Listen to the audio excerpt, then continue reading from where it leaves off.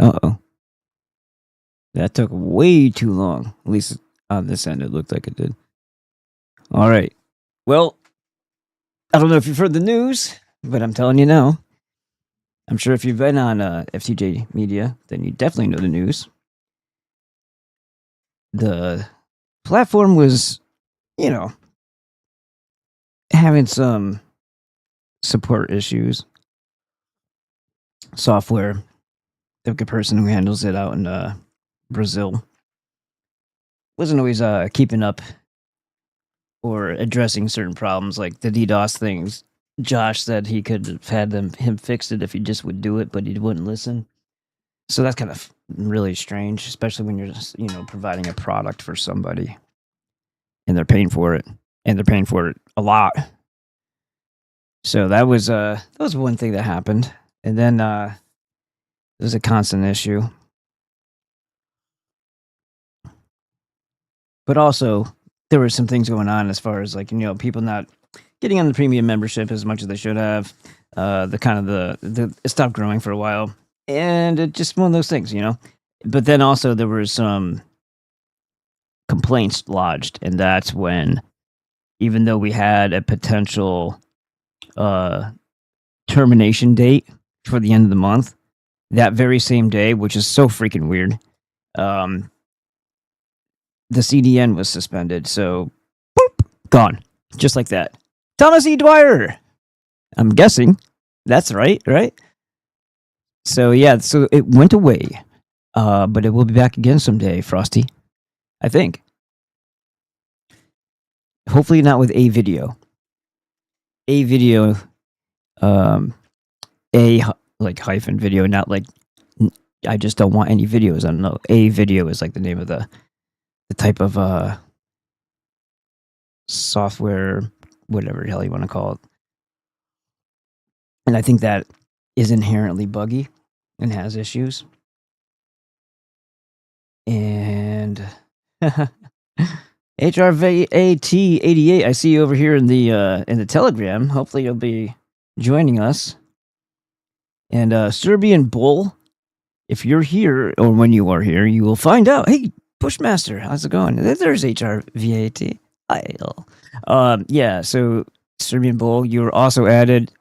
Edward Snowman, and when I get to it, I guess I can do it on here. It's a little bit different than FTJ. I don't have to do it while streaming, but I'll put Bushmaster on there. Karen is also a moderator. Pretty much everybody who's here is a regular ends up becoming a moderator. So, all right, now let's take a look at this. I don't like the way my brain works sometimes. I come up. Well, they just kind of they hit me out of nowhere at times, and I don't like sometimes the dots that are connected or the conclusions that are made from just like a bunch of what seemingly are random, unrelated pieces, or that they're related somehow, or better yet, they have different layers and multiple meanings and multiple applications, and they're all happening at the same time. And you're asking yourself, which thread or which trail or which path do I chase, because they're all valid and they're all doing something.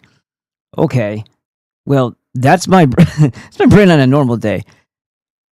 Think about what we've been experiencing for the last couple of 5, 6, 7 years in an accelerated pace. And we've touched upon some of this before, but not all of it. And it was after listening to what the effects are, the surface level, not superficial in the negative sense. Like I'm not. It's not a cut down. What I mean is like the surface layer of the cause and effect, and this is happening in our material world, conscious level. But what's the metaphysical meaning behind this? What's the spiritual meaning behind it?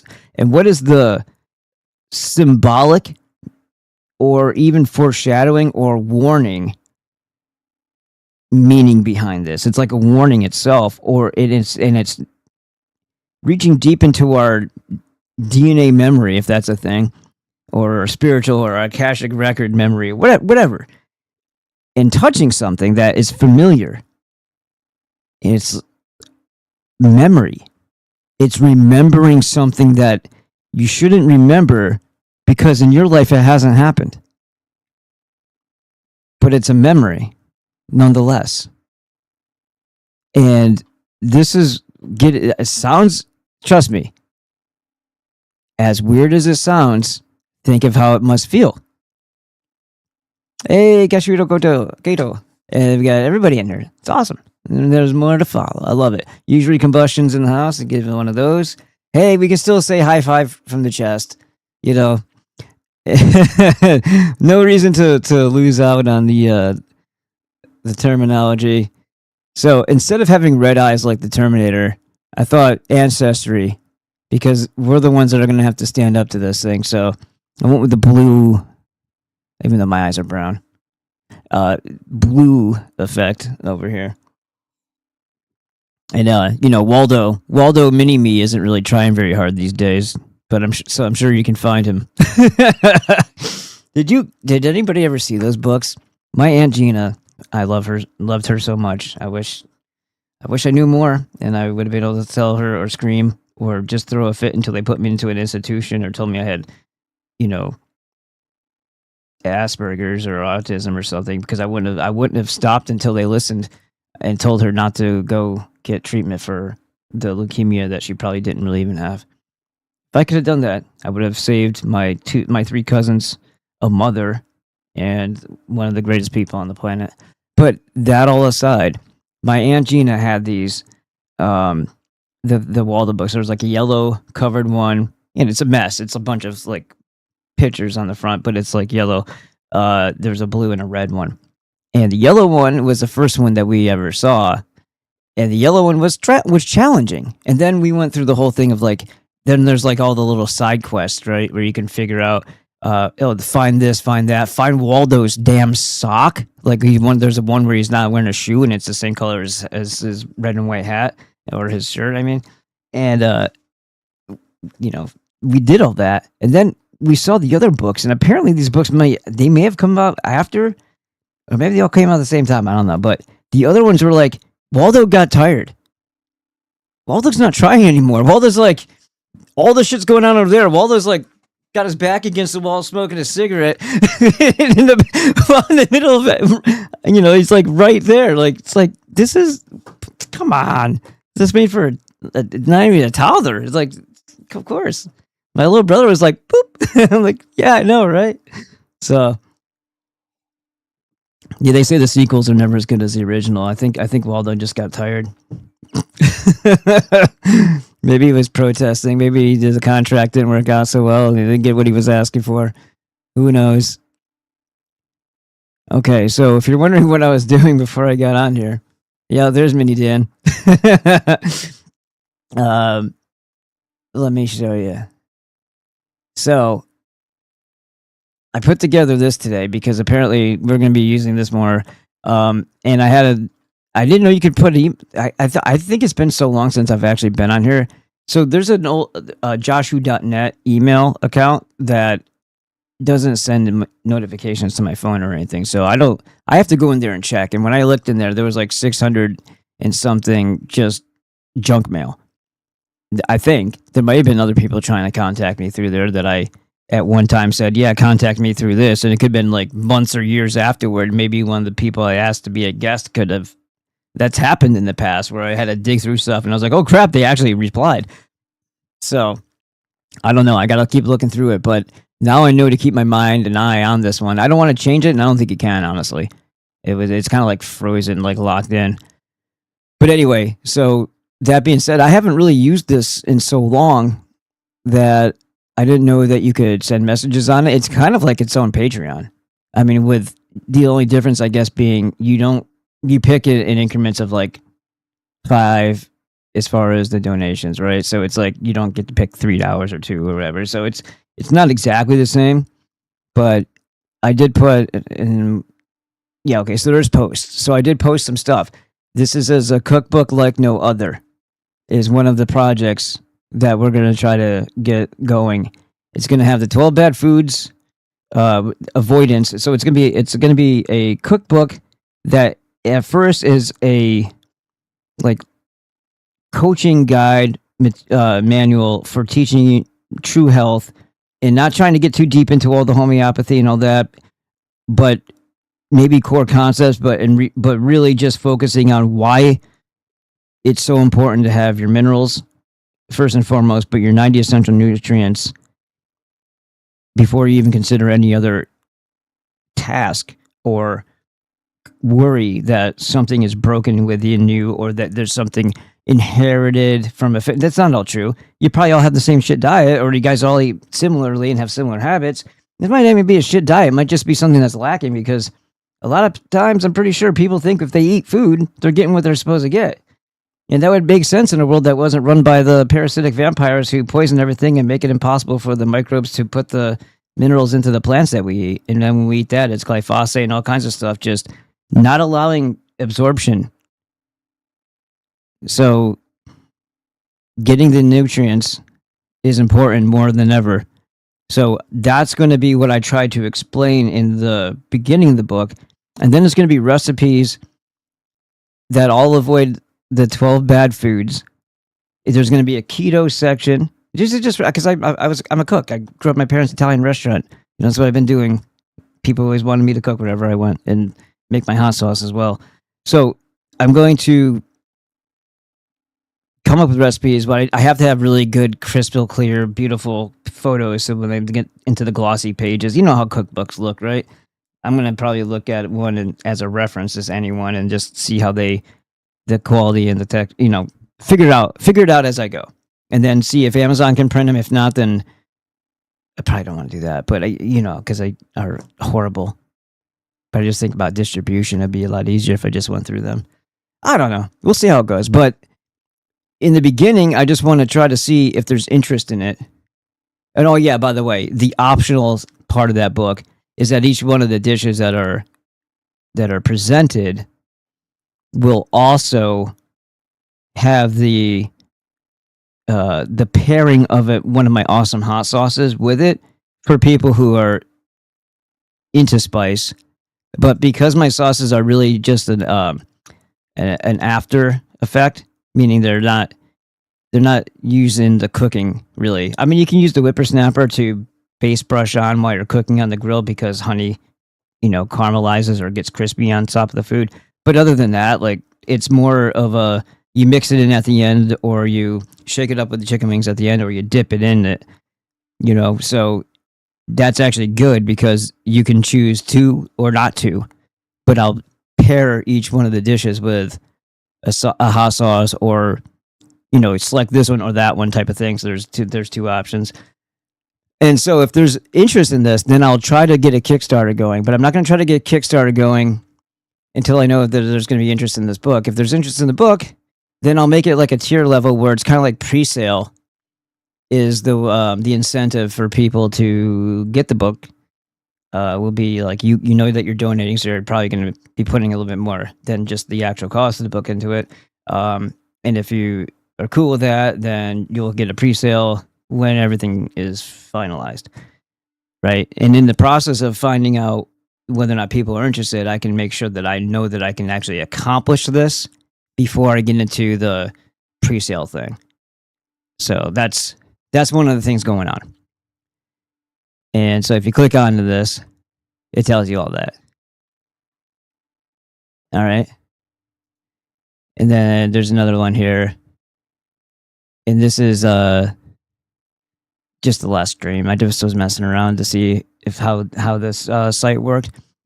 But now I know. And then there's, I see D-Bots in here, Doug, Puglord, it looks like, Edward Snowman, Smiles in Court. There's a lot of people in here. And then So Macomb was in here, Boiling Frog. So it's cool that you guys are I appreciate it that you guys already know about it. So I try to make it a little nicer for you, look a little cooler. This thing, I don't know. I'm gonna have to do something else with that. But and then in the other side, I have the Give Send Go set up, and this is the picture I was working on before we started. So that is obviously, I think that was Rio. Rio has a different name, I think, on different platforms. So I'm not sure, but Rio and Telegram set this up. So there was another photo that was used. I had them use a different photo for me, and then it was cool that this all worked out the way it did in Gemini. So yeah, and that's pretty good. It says, help us fund the mission to restore the Edda and our ancestry. Ballbusters, support our cause, defeat the darkness. That's just them hallucinating whatever the hell they wanted there. And then donate now on Give Send Go. Did they spell it right? Wow, I'm surprised they did. All right, cool. And I didn't even tell them to do all that. They just, I guess that's how creepy it is. They know everything about you. So that's kind of cool. It's a really enhanced version of the LA Vidal thing. I think they did a good job. Whatever. The demons. So this is what, so it's like Solomon, right? This is the 72 demons that he has under the sigil. That's what AI is until the sigil is no longer effective. There we go. Yeah, now we know what it's all about. So yeah, and I don't know if I wrote it. I didn't. So the idea here is also, and so it was on this one that I had mentioned. In the second part, it says, I'm also looking to do this for another historical forensics book, meaning Ballbusters Book 2. So in addition to the cookbook, also getting this done. I want to get these out of my mind because I constantly think about them all the time.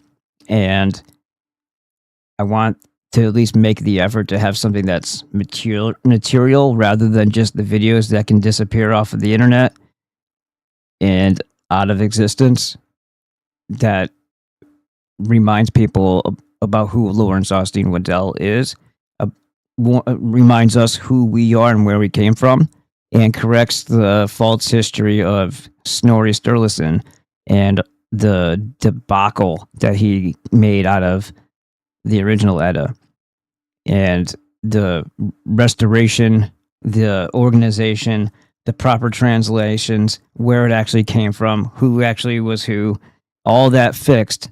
And it's a direct insight, not only into who we are, but who the enemy, who the consistent nemesis to us, not because of us, but because they won't let go. They won't. If tomorrow they decided to coexist, I'm sure that it would just happen. But because they are insistent upon murdering us all, or most, and maybe leaving the children around who will be too young to have memory of the previous world, because they're ushering in the new one. And that's why I find it very important to put this book out too. So it says, I'm also looking to do this for another historical forensic book with heavy emphasis on L.A. Waddell's The British Edda, Makers of Civilization, and how the moon, Saturn, it could be hyphen or, same thing, right? The moon cult is Saturn cult. It's the serpent cult. Same deal. Co-opted, corrupted, and is now exterminating our kind. Yes, they also did corrupt us. A lot of people adopted their ways because of the influence over time. It just whittles away at you, and temptation and all that good and all the vices. And, people are not thinking clearly when you have them, taking certain things and whatever. You get it. Tempting them with things. It will include, exterminating our kind off the planet. It will include the steps of destruction of the destruction of America on a timeline of tyranny and the global infiltration of the sciences and medical arts to create a genocidal eugenics program, says a BNS there, within healthcare. If we're not all in a data center hooked up to the metaverse and slowly eaten by them, maybe we'll even get a chance to see a third book. So there's that. So that explains the other picture over here. Bam. There you go. All right, so let's get into it. I'm going to have to read some stuff, though. Let me see who's doing well. I guess I don't have to jump around and see where everybody's at, though. Let's see. Is there anybody over here? Let me see. I can't tell anymore. Oh, no, hold on. My content. View your channel. I can't tell anymore. 2.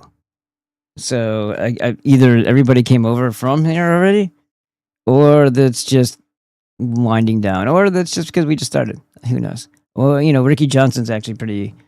I can't remember if it's Frank Slade. No, I think it's Frank Slade, who I had an interaction with. I think he's pretty decent. Yeah.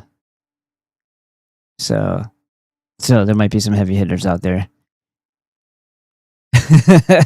Either way, it's up here. Who cares? Also gonna be making myself a tank top and a shirt with the information of my show, and maybe one for the Italian Unk here soon. So remember this, kids. Dr. Fauci returns to the spotlight to address Hanta, which means bullshit virus. It literally does. It literally does. I'm paraphrasing a little bit, but it literally means a scam or a scheme. It's the Jew virus. It's the merchant virus. Both parts are bullshit. It's the bullshit. To address the bullshit, or the bullshit unicorn, whichever you prefer. Again, I have a tendency to believe more in leprechauns than I do in unicorns, because unicorns are goats. They're not a horse with a horn. That was a mistranslation. See how that happens? There are unicorn goats. People just think that they're supposed to be a horse. And of course, Hollywood didn't help out with that with the movie Legend and other things. You guys remember Legend? That was a good one. For its time. I remember being freaked out seeing and imagining myself, because it's empathy, right? Like understanding like how you think you would feel in a position if you were in that position, and that's how you experience stuff that you see on the screen. It's really good it's really easy to traumatize people who have that capacity, right? If they don't have that capacity, it's harder to teach them what to be scared of. But if you have a way of putting yourself in other people's shoes and contemplating experiencing it like that, yeah, it's really easy to traumatize people. The ice, when he's trying to come back up from the water, and it's like ice, and he's pounding. I was like, holy shit, that's not cool. Address hantavirus concerns. It may be time to start wearing masks again, maintaining social distance. And to that we say, why are you still here? I mean, breathing. You Jesuit piece of shit. My friend Jack Anthony was feet away from him at one point. Him and was it Steve Kirsch? Is that his name? Oh, in Frisco, San Francisco. They went to someplace. I don't know if it was a demonstration for sure, but I don't think it was it wasn't like a meeting or a convention. I don't know what Fauci was doing there, but they confronted him and a couple other people a couple other times, and Jack got some recordings of that, and some of the things I said. Hey, you ask him this to see if it throws him off balance. And it was the Jesuit stuff, and he actually did. Apparently, he kind of paused there for a second, like, how did you know that type of thing? Pretty funny. So, Pat Buchanan, I forgot about this man. I mean, I didn't, but it's interesting to look back at some of the things he was saying, because if you listen again, I really see a lot of value in the old Hour of the Time broadcast, but he got a lot of things wrong. He got a lot of things wrong, maybe on purpose. I don't know. Like, I think he got quite a lot of things wrong, and some of them are minor. Some of them are just an attitude towards things, which I don't appreciate, and I don't follow. A lot of good information, great information, good places to get started. But instead of saying who the parasites are and what actually is the reason why Kabbalism even is here, I mean, he could have gone back. He could have called them some other thing. He could have called them the Chaldean Semites. He could have called them the serpent cult, or the Saturn cult, and that would have been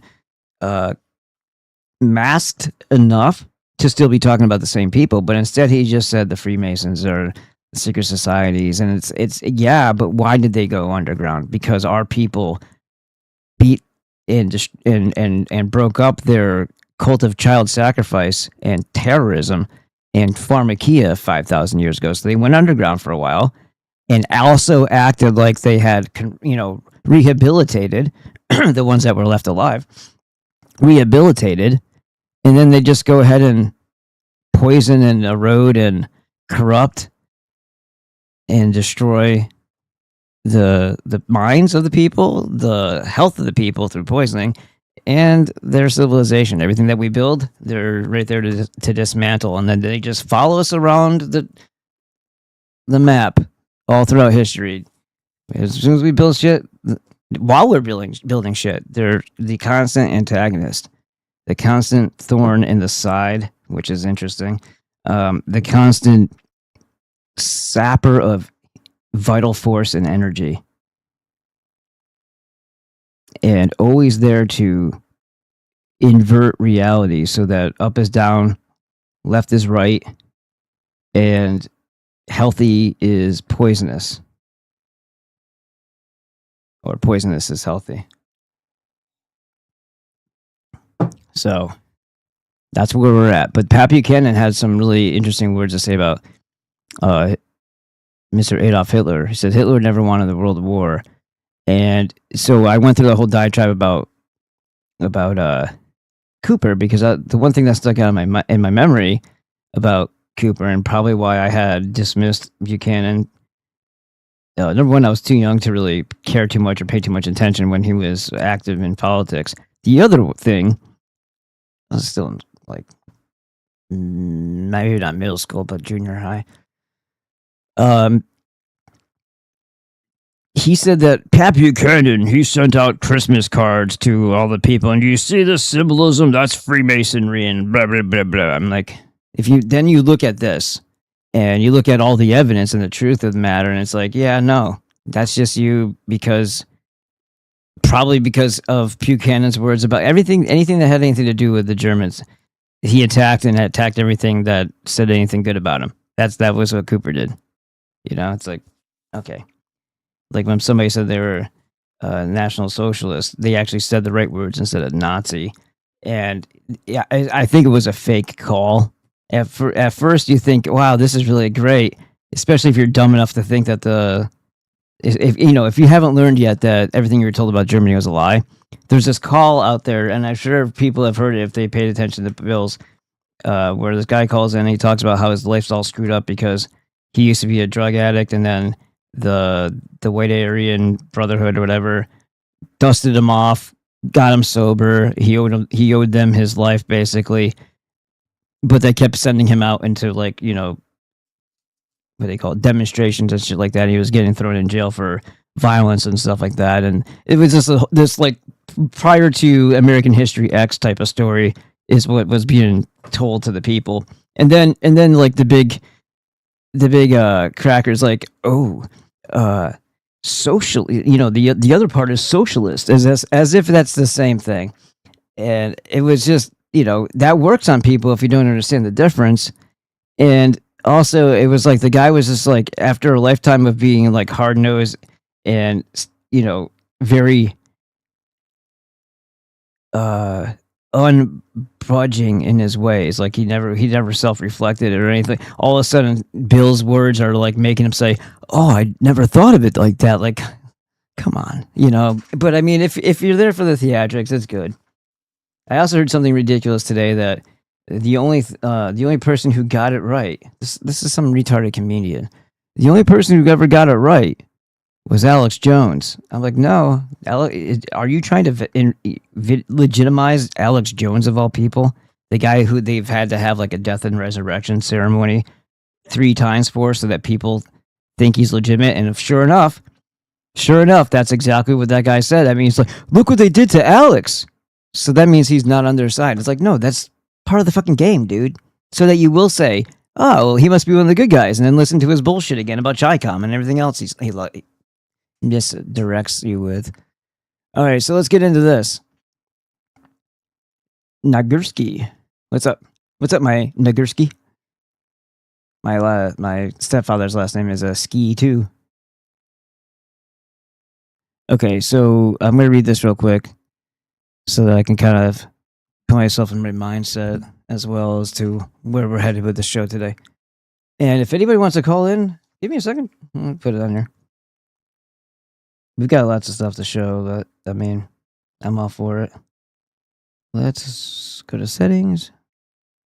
Hey, if you are from the FTJ crowd and you are here, or if you're from the Crusaders crowd and you're here in Rumble, will you please make that known? Connected devices. Let's go to Tink. I like saying hello in the chat or whatever, you know what I mean? And if your name's different, yeah, Frank Slade is a good guy, right? Yeah, I thought so too. HR Vat. Bushmaster 6A. Buchanan was? He was too? Like, are you talking about like RINO? Like Republican in name onlys? Or are you saying actual they were rhinos? Maybe you're talking about something else. Ex-Crusaders, don't forget to give a like on the video. Thank you, bud, for reminding people. T. Dwyer, a fellow refugee here. Nice. Nice, yeah. We got a good crowd in here. I'm glad. All right, and I'm glad that we continue on. Yeah, we don't let that stifle us too much. I mean, it's also sad, but especially the way it happened a little too soon.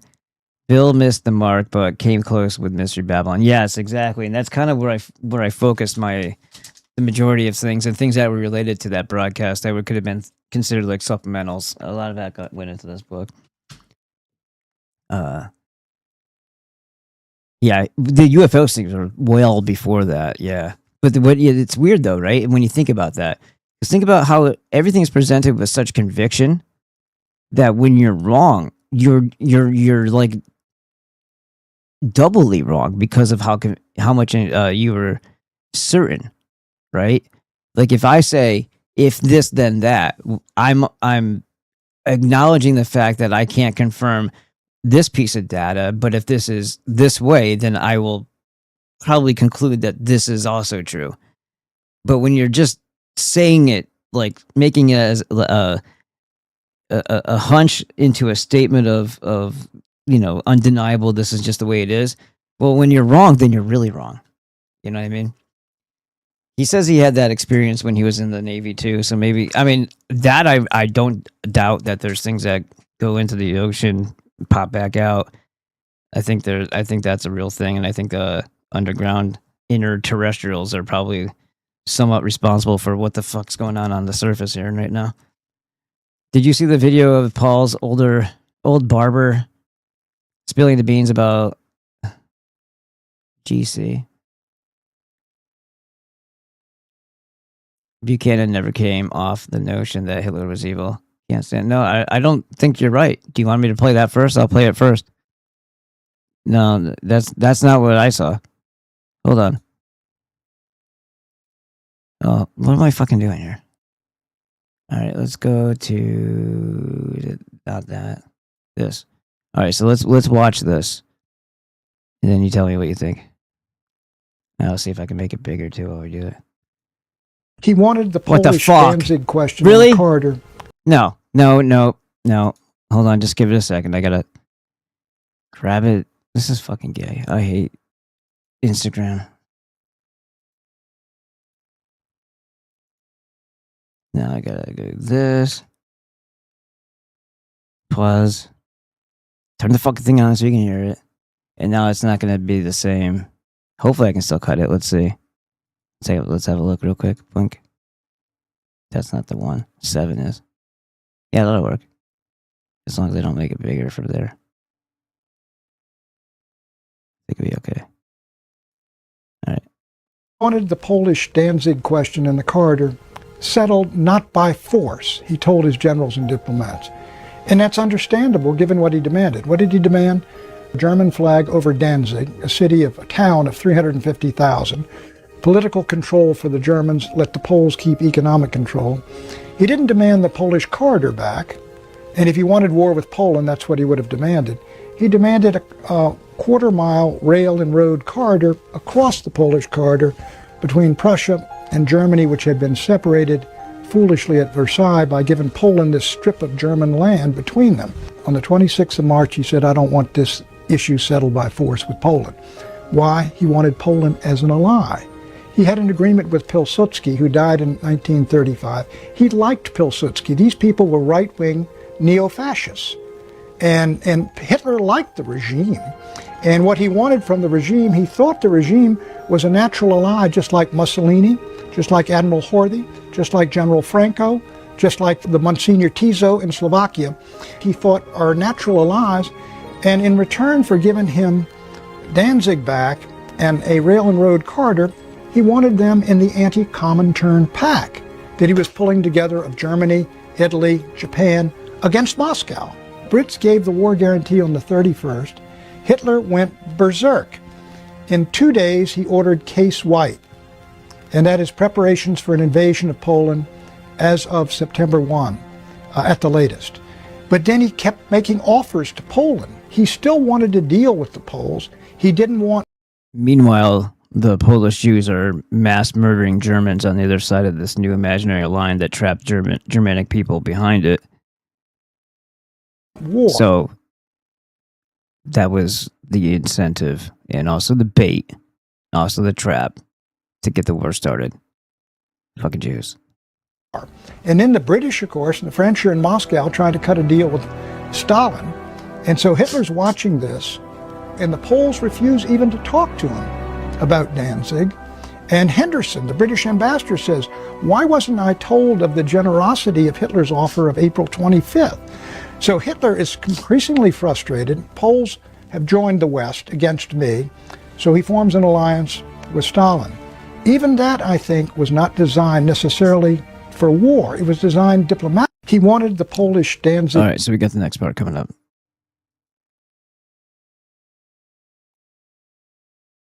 So I figured out my ass from my elbow here. There you go. It's too much going on. I may as well just do this. Oh, first do that. Come on, turn it the fuck open. It's gonna look better if I do it the other way. Yeah. Copy. Here's that one.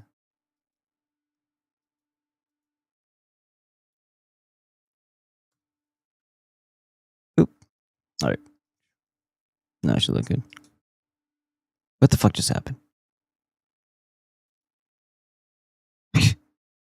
I hit play. To get the Brits out. And what he did, that was on the 23rd or 24th of August. And so Neville Chamberlain's still prime minister. So Chamberlain, what does he do? When Hitler announces this Hitler-Stalin pact, Hitler thinks that this brilliant pact, we got the Soviets on our side and we're there, and clearly Poland's going to be divided again and the Brits can't do anything about it. They're not going to stand up behind their guarantee. The 24th, Chamberlain reissues the guarantee to Poland and forms a military alliance with Poland. What did Hitler do? He backed down. He called off the invasion for the 25th. And he tried to find a way, all during that week, that period, to get some kind of deal with the Poles, which would at least, or some kind of offer to the Poles, which would convince the British to say, look, Poland, you got to deal with Germany or we're not going to stand by the guarantee. So ultimately, when you see Hitler in his own interpreter, when the British hand the ultimatum in, and Henderson takes... I just find it sad that people didn't understand and recognize that the component here wasn't that you were talking to men that were rational, or that you think that you would be able to influence Britain to put a little pressure on Poland to, you know, not get into a conflict when the Bank of England is running your actual country and the parasitic vampires, right? Those guys, they're the ones calling all the shots and making all the moves in politics. Now, Neville Chamberlain may have had moments of respectability and all that, but the machine moves irregardless. The way that, you know, the majority of the influence is going to come from the moneyed hands. Moneyed, not muddied. They don't get dirty. They make other people do their work.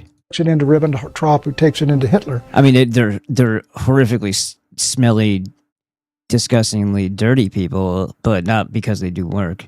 Hitler is, they just say his face was a mask of rage. He looked at Ribbentrop and he said, "What now?" And what he meant, I think, was our diplomacy. Was that rage or was that disappointment and frustration? Because logical, reasonable people wouldn't behave this way. And he was a real honest, logical, and reasonable human being. And they just wouldn't listen to him. They didn't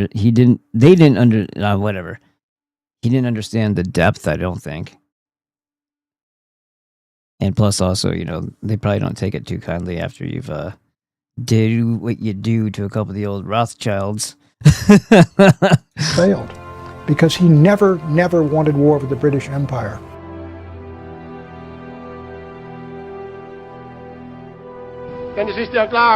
For it is clear the German people harbored no hatred against England nor France. Das deutsche Volk empfand keinen Hass, weder gegen Engländer noch gegen Franzosen.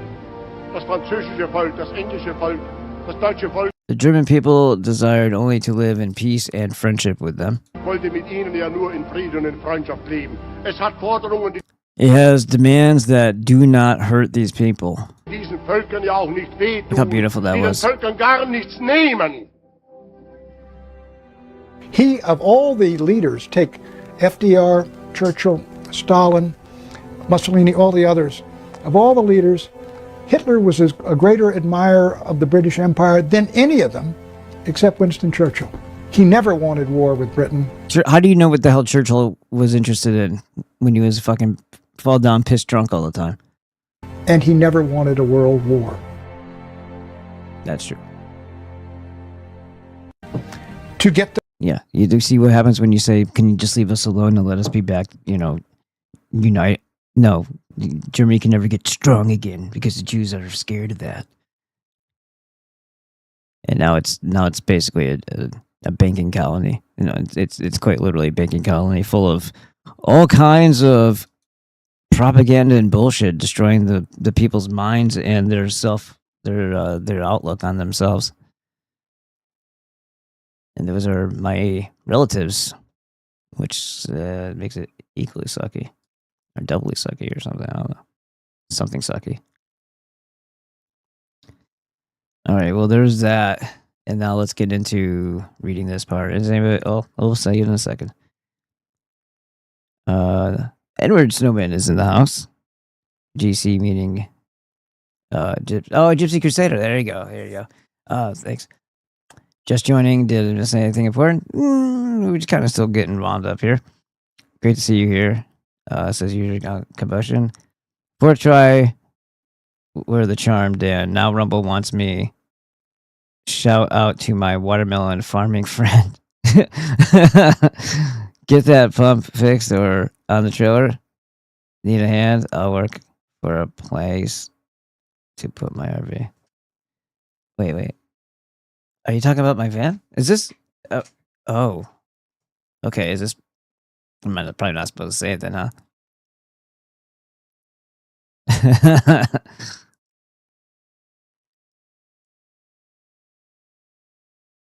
No, shout out to my one. I'd say get that pump fixed on the trailer. I don't know what that is. You're talking about the van? The van has a vacuum issue, most likely.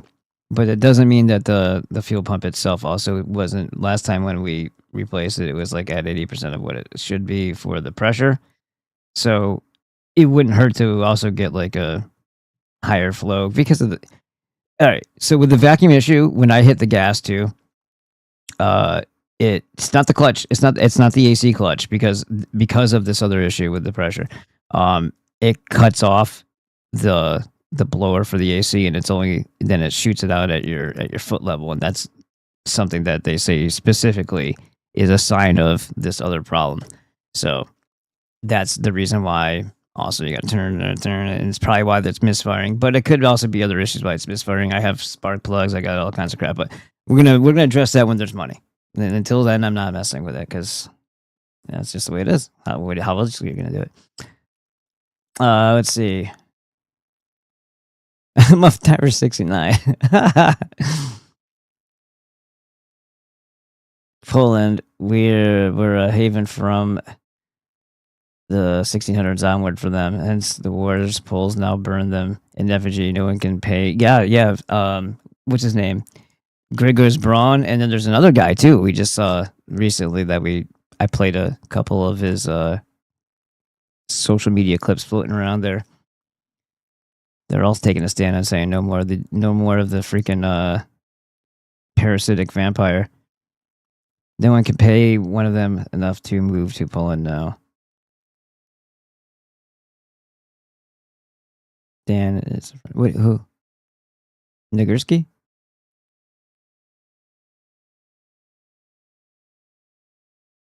I thought that was D-Bot. I just was trying to say his name in case he was trying to keep it quiet with this new name. That's what I thought you were talking about. Because you're talking about your trailer. You guys are talking to each other. Oh, I get what you're saying now. Because that's exactly the same freaking conversation D-Bot and I had before on the phone. So that's why I was like, I thought, okay, all right. Fair enough. I just answered the question no one was asking. More of that will follow, I'm sure. Let's see. Yeah. Anyway, so you guys know the new ways. And just as a fair warning to everybody, the reason why I brought up and showed also this Give Send Go, which is in the chat, and also this, which I should probably go back to there, is because we found through D-Bot's contributions that apparently Rumble and I don't know when they decided to start doing it, but now they're taking more than even YouTube would take. So it's quite a lot. It's like 50%. So if you don't want to pay YouTube, Canadian Jew, and Peter Thiel and whoever else, who was the other big funder? I forgot somebody else recently that I was like, wow, that's weird. And just means that this is just as volatile. This will all disappear someday too. That's why I got to write the books. It says, let's get a full handle on the situation we face. Should we not liberate ourselves? So if we do not liberate ourselves, here's what we can expect. There's a deeper layer to what's going on, and it provides insight into hidden events of the past, the cycle of inversion, the ever-tumbling hourglass of Chronos, meaning it hits, it inverts, and then it keeps going. It's like we're right about full 180 turn to right about to land on its the other side again.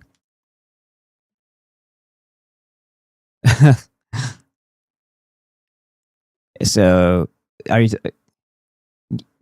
guys are talking about? Okay.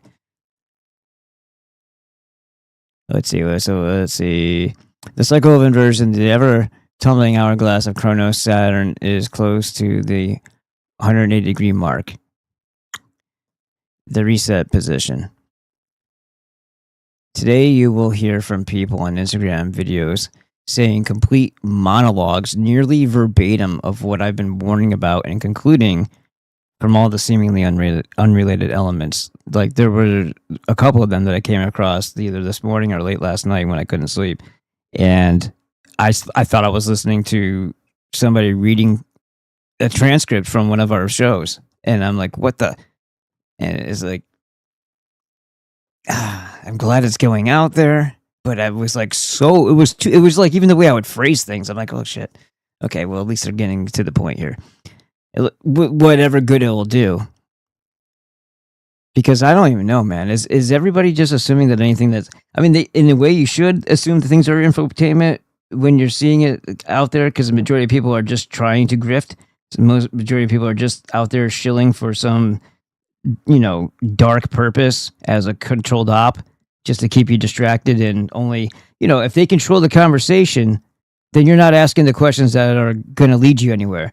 As long as you're fighting back, but you're not actually doing anything. The real poignant matters don't ever come to the surface. So in a way, it should be kind of considered that, but also it's almost like, does it get delegitimized when you hear somebody? I guess it all depends on how the person carries themselves, right? So if you carry yourself with dignity and respect, and you're not all blah, blah, blah, when you're doing your stream, when you're doing your little videos, then I guess you'll be perceived differently than somebody who's a goofball like Alex Jones, who turned everything into clown world the moment it came out of his mouth, and everybody's like, yeah, okay, here's that crazy old man who talks to himself and swings his fist in the air on the street corner.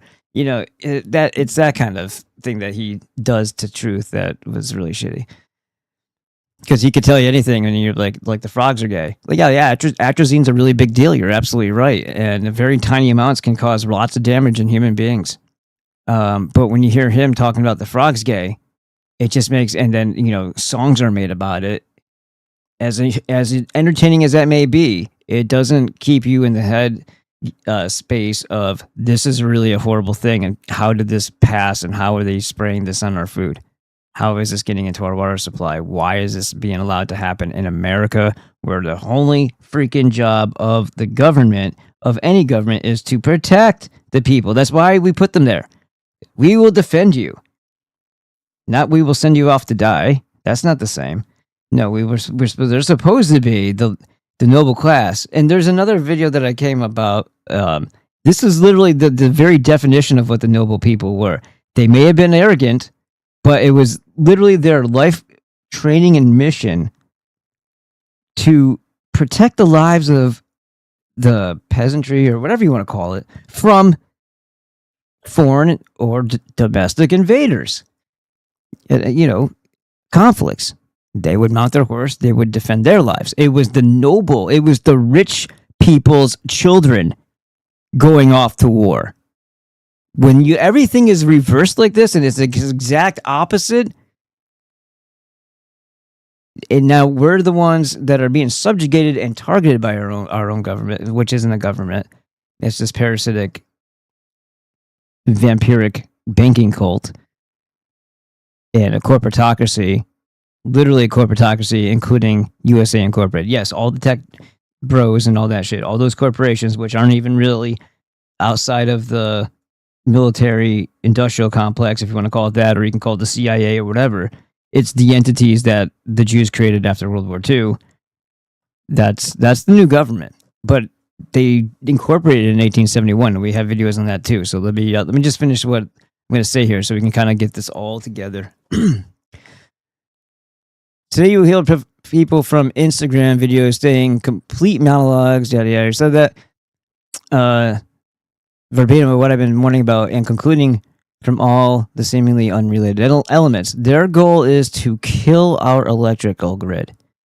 Okay, so that's kind of maybe not where other people are going with it, but it's a deliberate attempt to kill the electrical grid that provides for us little peasants out here, right? Not their system. They have a parallel system, and we'll find that out soon enough. They have a parallel system for their internet, for their Wi-Fi, for communicating with the drones, so they can still kill you just fine. They can still track you just fine. They can still videotape you with Flock just fine. But you won't even be able to, unless they want you to have a phone, which I don't even think will be necessary anymore. Phone was the old way of tracing you. Now they can do it with all the other eyes they have, so the phone won't even be necessary unless they want you to have a little piece of Israel that can explode in your face. I don't think there's anything other than that they would. I don't think they need it anymore. So that's part of where this is going. Not only are you not going to be able to get homeowners insurance, or not live in a house that will, of course, be condemned and your children be taken from you if you decide to stay. And if you do decide to stay, how much of the radiation, the noise, the poison water, the lack of water pressure, the astronomical electrical bill, if you are still paying it, how much of that are you going to endure? And is it going to be worth it? And do we even think that they're going to let you have a choice? Other things are going to be going on at the same time. And this is kind of where I've been thinking about this and trying to wrap my head around all the things that I've seen. But obviously starvation and famine are definitely on the list. The hantavirus will be an unclever but at least a developed excuse on the back burner when people start getting deathly ill because of the poisonings that are coming from the PFAS and everything else from these data centers. It's going to screw up their brains. It's going to mess them up all bad. Even just the emissions of the EMR, or the electromagnetic pulses, frequencies. You want to call them EMF, you want to call them EMR, if you want to call them ELF, extra low frequencies, ULF, ultra low frequency, whatever you want to call it. Like the things you can't hear, but your dog's probably like, those things affect you even if you can't hear them badly. They affect what goes on in between your cells in your body and how your functions are, which means they're influencing, as I had mentioned before, your pleomorphic microzyma. And this is what's going to cause illness, but it's also going to cause probably a kind of a common pattern of illness. And of course, if the TV in every other direction is blaring these symptoms cause cause for alarm, this is likely hantavirus, well, then everybody's going to believe it because, look, I am sick. And they told us it's this magical flying unicorn, so therefore it must be true. Dude, who's going to do it? HR VAT? You? These motherfuckers are going to do this here? Anybody doing this or am I doing it? All right, I'm doing it. Peace out. Fag. The guy's not even here, and you're still talking dumb shit. Anyhow, this is going to be a good ready-made excuse, just right there, and there'll probably be more, depending on when the illnesses start to take effect. So that's one of the things, right? It's just going to be another way to steer the cattle. Here's the stimulus, the stimulate. I don't know if you've ever seen this, like the way the dogs do it. If you look at the overhead view of a big herd of sheep, there's I got you, buddy. If there's not two dogs, there's one that will run from one end to the other, and he'll just keep on going from one end to the other and barking so that they keep kind of just guiding them in a specific path. That's what this is going to be like. If you're getting sick, they're going to tell you what it is. They're going to tell you it's an invisible flying unicorn, biting unicorn that kills. Certainly not the poisons. And this has been the same old story ever since smallpox and the tanneries. It's the same thing over and over again. They pollute the environment during the Industrial Revolution when, for some reason, and this is something to ask, why were people coming off of their farms? Thanks, Karen. Why were people suddenly deciding to leave prospect land and stuff like that to come and work in grimy, unsanitary conditions along with their children? What caused that? Why was that really a choice, or was that a forced because something else happened? Like what made people all of a sudden eager to be workers rather than independent? And that's something that kind of goes into, I think, the railroads and other horrific things that were occurring post-Civil War that have been erased from our history books. Now, I'm not going to go so far as to say there was a mud flood, Tartaria, blah, blah, blah, but there could have been some sort of dramatic reduction in adult males and maybe adult females, people who would remember shit. The World's Fairs start kicking off, and then all of a sudden all this architecture that somehow was not at all like the architecture that came during the time that they allegedly said that those were built. There was already a loss of understanding and knowledge. So something. Now, either it was us in in that much of our memory has been erased because of killing off all the adults, or it literally was like a Gothic Aryan community here, and not just Native Americans, and they did build a whole fucking place, and that's the changing of history from when Hernan Cortez and all these other assholes come around, these crypto Jews, and start mass murdering all these people who were, waiting for Quetzalcoatl, the big tall white guy, to come back,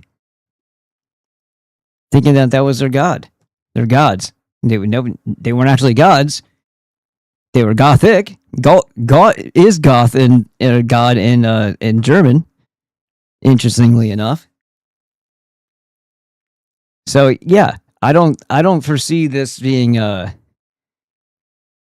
anything short of something just like that coming our way. So moving on now. Why did it get all weird? Oh, because I was scrolling here and it made this one scroll.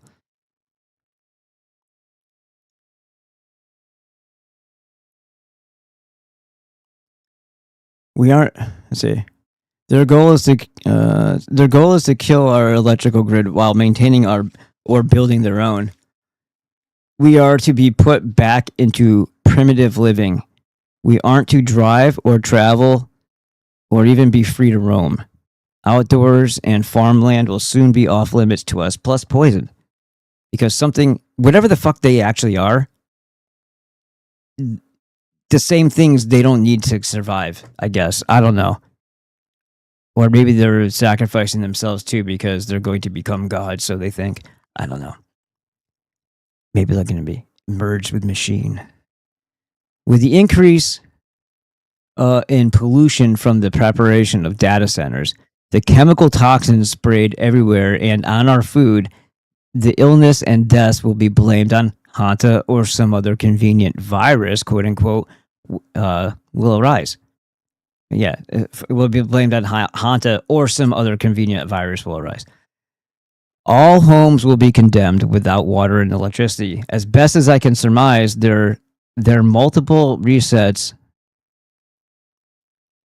and a complete shift in the energy and rhythm of this realm each time. Okay, there is. I guess there's something wrong with the fucking type. This keyboard needs to be thrown out or something.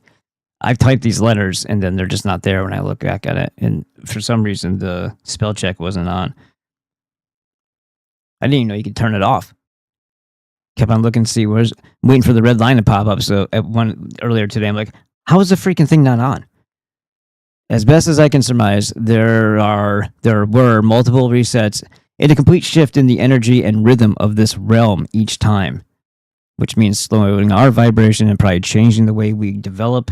Even if we were taller once, it wasn't just all breeding that made it like diminish, but it had probably a lot to do with the lack of nutrients, the reduction in nutrients that we were receiving. Because if you just look at a plant, if they don't get their nutrients, if they fruit at all, if they have any fruiting, like if they have flowering, and then they have like a little, let's say they're peppers, they'll get dwarfed because the plant won't kill itself trying to give resources to something that's superfluous. It's going to try to maintain the life of the plant itself, not its reproductive organs, basically, which are the seeds.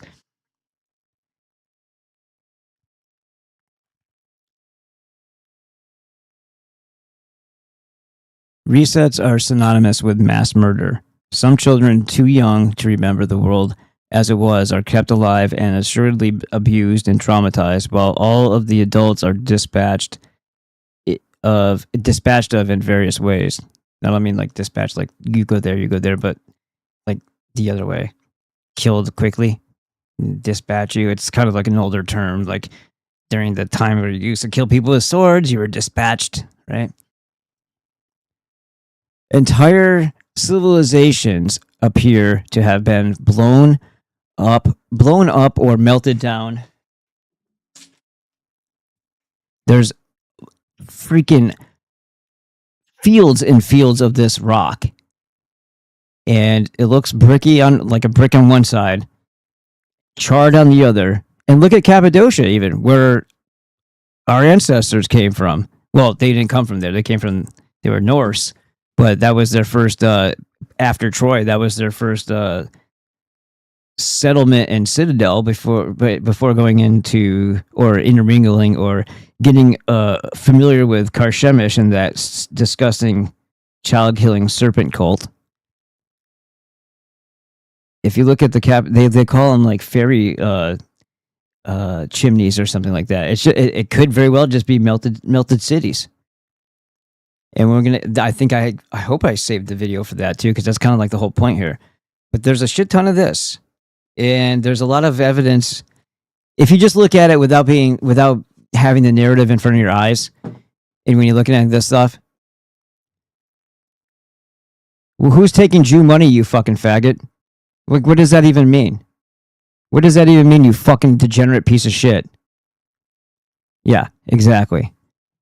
No, I'm curious though. What does that mean?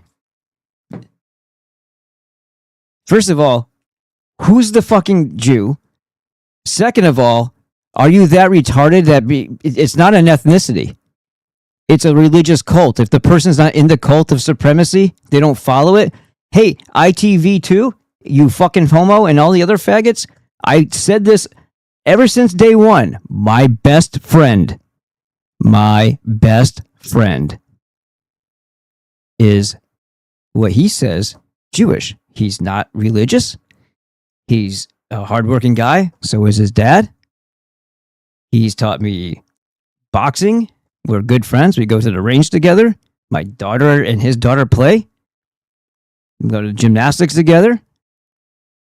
He's an all-around amazing human being. And he's not anything. He thinks it's like an ethnicity, but he's never once one day in his life had anything to do with the religion, and he's not into the supremacy shit. He eats bacon. He has a fucking wife that's not Jewish.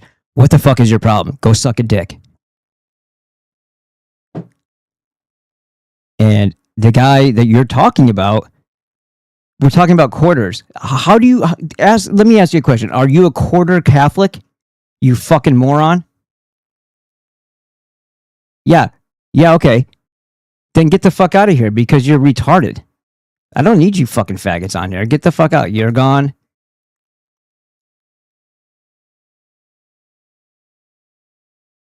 Yeah. I'm going to get fucking killed. What is this? I love pugs. Good for you. Stop being disruptive, you fucking homos. All right, anyway. Your problem with D-Bot is this. This is how sick and fucking twisted these fucking losers are. These fucking losers who have no discernment. They don't treat people based on their actions and their character. They base it on some bullshit that they just learned about fucking 5 minutes ago, and now all of a sudden that's their fucking way of life. Yeah. You just learned something, and you don't know how to process it because your comprehension level is so fucking low. Yeah, good for you, you fucking fat fuck. And that's, by the way, a picture of Nick. And you guys are fucking faggots to him too. This is what you pieces of shit do. I love that that Nick isn't on right now. He must not be, because if he was, you guys would be over there fucking doing the same bullshit to him. Why are you sweeping? I talked to the guy.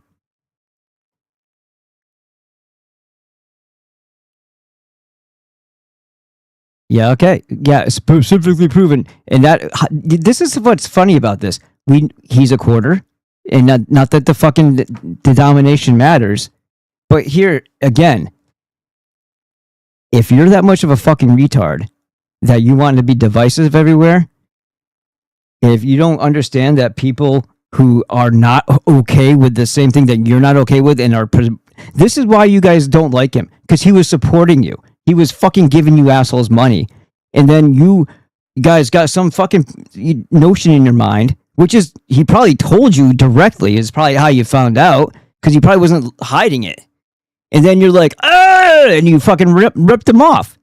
And who's the Jew? You're the fucking pieces of shit that ripped him off. We're not appreciative, had no gratitude. Go fuck yourselves. You guys are the degenerate niggers on welfare, and you're talking about him. Yeah, way to deflect on your own horrible, pathetic, disgusting lives and your horrific behavior. You pieces of shit, if you actually had an issue, I'm sure one of you faggots lives somewhere around here. Let me beat the fuck out of that one, and then you can take that message back to the rest of your little fucking rats. Fuck off. And Flood's gay. All right, let's see. Where were we at? Resets are synonymous.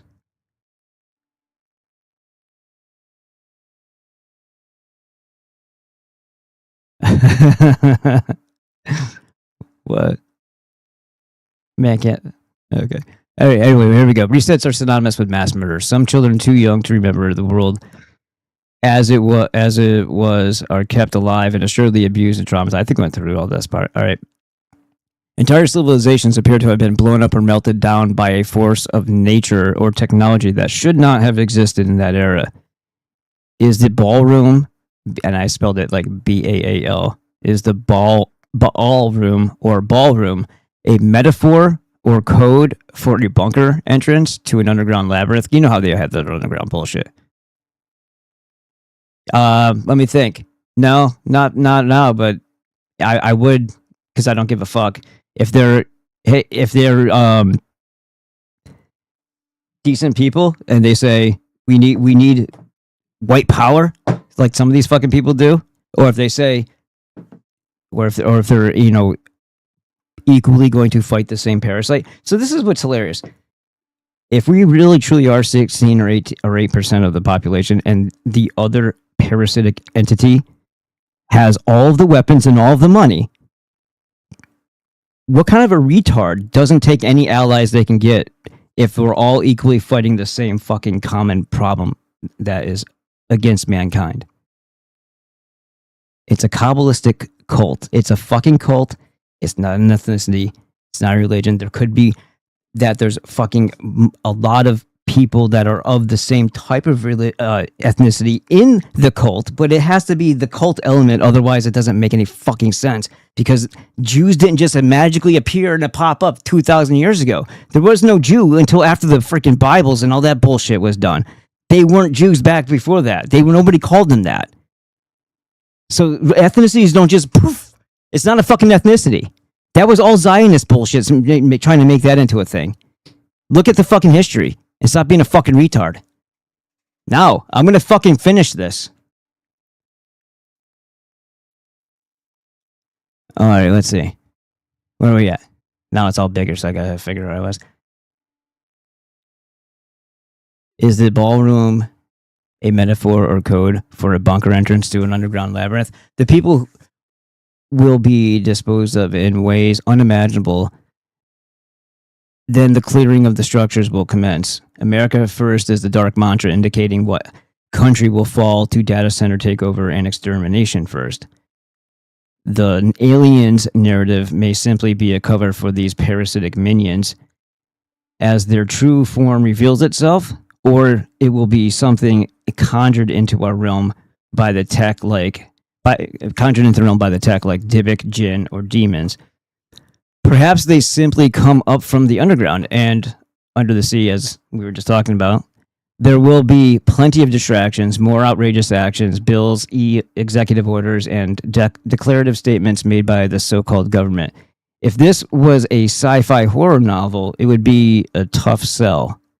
The fact that we can point to this happening in reality, quote unquote, says something about how short they intend our future to be. We're not supposed to be around to witness most of the changes they're discussing. And that's the point that I kind of really want to drive home, is they keep talking about 2030 and all these other... We're not supposed to get that far. There's not going to be, it's going to be livable up until then. There's none of that. That's not how... If you can see how quickly everything's going right now, you should know that they never let up. They never let off the gas. They're always fucking full throttle on us. And with all these people, they're like, terms have limits. And if you think that they're not going to try to squeeze in as much of what they're doing while they have psycho fucking Trump out in front, And what are we talking about? They're going to. Can you imagine how stupid you would have to be to believe? Like, I'm just saying, if you're still big into the whole voting thing, like, how manipulated should you feel if somebody says after everything that Trump does? Because obviously it's deliberate. Obviously he's playing his part. Obviously he's destroying his own legacy, but also the Republican Party on purpose, just so that people who are so fucking stupid, and they're gonna get, if votes even matter, it doesn't.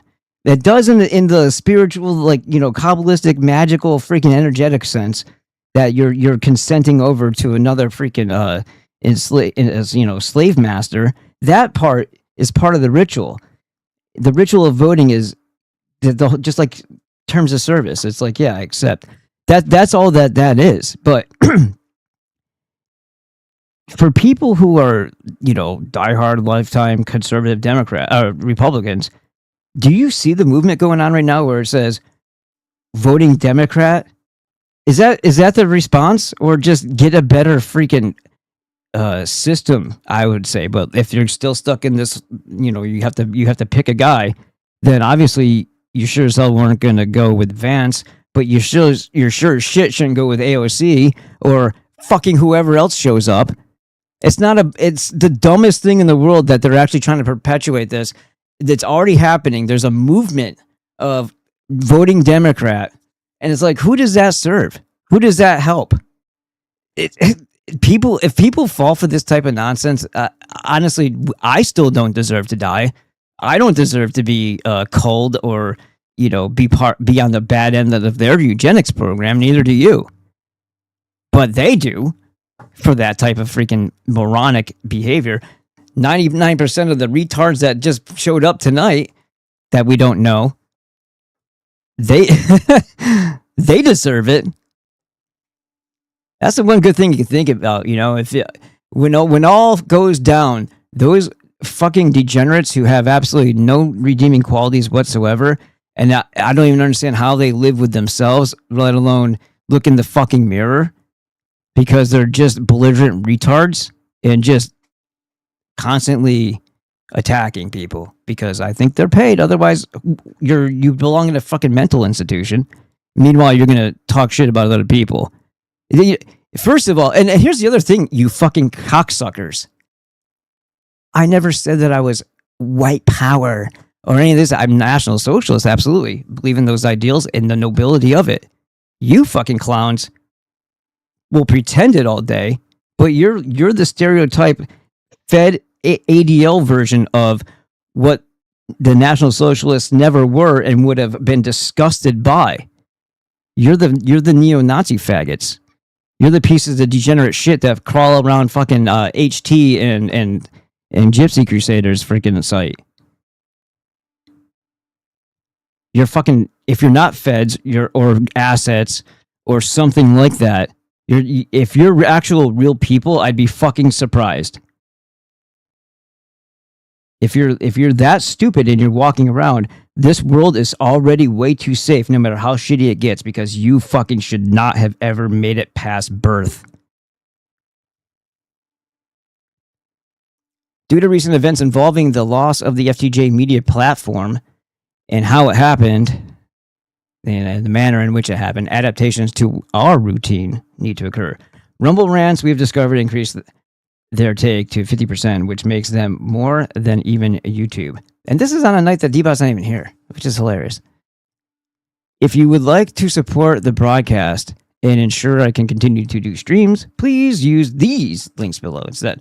Give us a go, buy me coffee, PayPal. Boom. And then if you want to be on the Patreon, it's there. And there, all of the links. All right, so there we go. Now let's get back into. Let's see how many other suckers of cock are out there. No, let's see. Got 8 people over here. All right. Let's scroll down. What do I want to start with? That one's a decent one. I pulled out a bunch of these just so I could more easily go through them. I think this is a smarter way of doing it.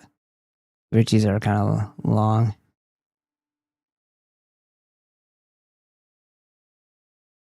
All right, so let's get into this one real quick. Fucking A. Oh, yeah, that guy responded. That's funny. Let's get it 7. Nah, I don't like that. Nah, there you go. In 1871, the banks incorporated the United States and called the United States a corporation. And when they created the District of Columbia, what they did was they put that corporation in the District of Columbia. And they said that the members of Congress were actually managers of that corporation. And they said the President of the United States was actually the president of that corporation. So we're not living in the... You remember how I keep saying it's a corporatocracy? It's a mercantilistic corporatocracy because there's a permit. You have to have a permit to do something that should be legal anyway. All this came about after the fact. You didn't even have to have... What did you need to do in order to go and stake out land? How much paperwork was involved back then? Zero. A zero. So what the hell happened? Why is there paperwork for goddamn everything? Why did something that should have been your right provided cause no harm, right? That's the law. Cause no harm. And just one more note. Do you guys feel good about harassing people who are doing good? What does that make you? There's nothing that I say or do that could be considered offensive.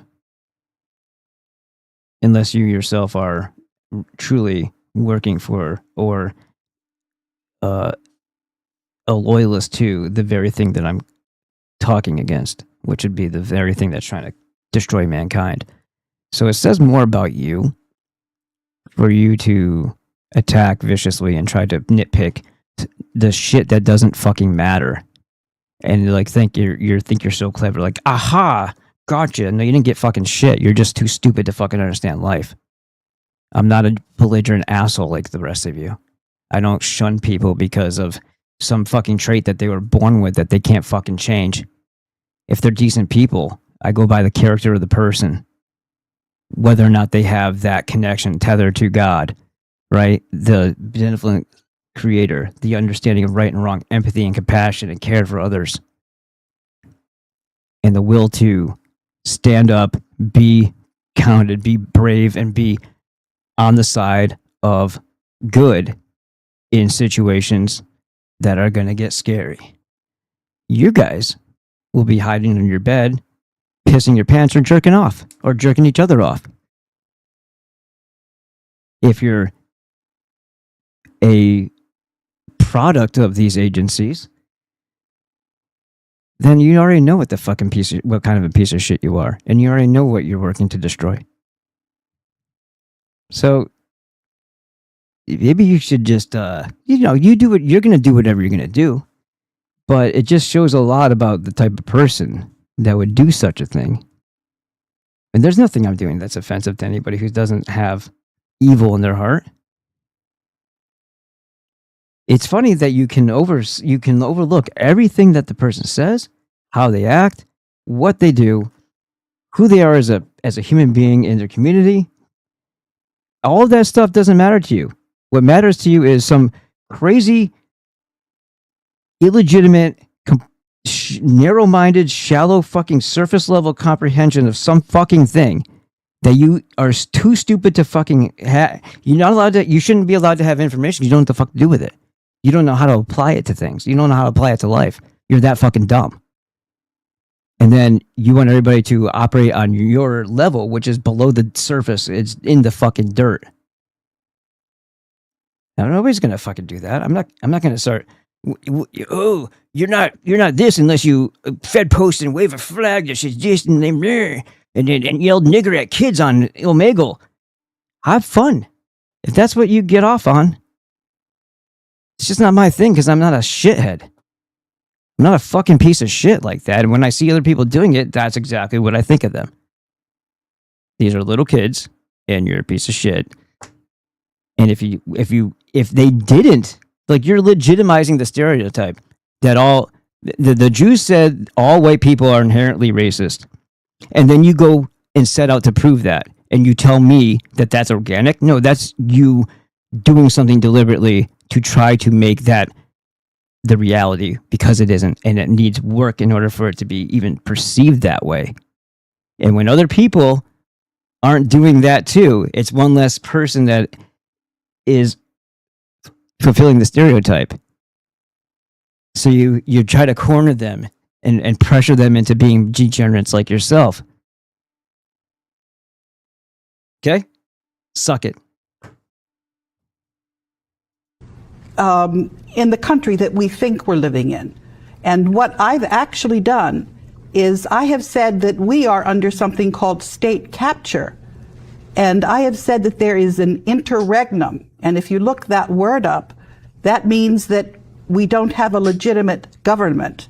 And yes, corporatocracy, mercantilistic. They choose who's going to be the heads of these corporations, who's going to have all of the money that is necessary to undercut the competition to build the empires that they control, because it's just an extension of government doing things that the government itself has its alleged hands tied, because if they did too much, then it would arouse too much suspicion in the people that, hey, it's almost as if our Constitution doesn't exist anymore. Well, good. Funny you should say that, because under the incorporated United States, it doesn't. You're not even in the right type of law. You're in commerce law. You're in maritime, which is commercial commerce law. And what does that mean? It means that you actually represent a fictitious entity, because commerce law isn't even intended for natural living beings in the first place. So they had to change your status without your knowledge. This is all part of the legalese Jewish bullshit. When the founding fathers wrote this Constitution, they realized that the bankers were trying to pull a fast one on She means Jews. us and to try to take over our governance. And so they put in a safety mechanism, and there's something called Article 5. So where she goes with this, I don't agree.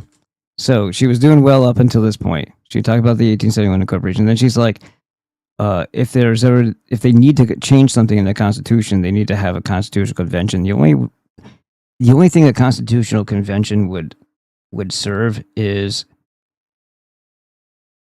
them, because the system doesn't have any politicians that are going to vote for any, or make changes that are going to be beneficial to the people.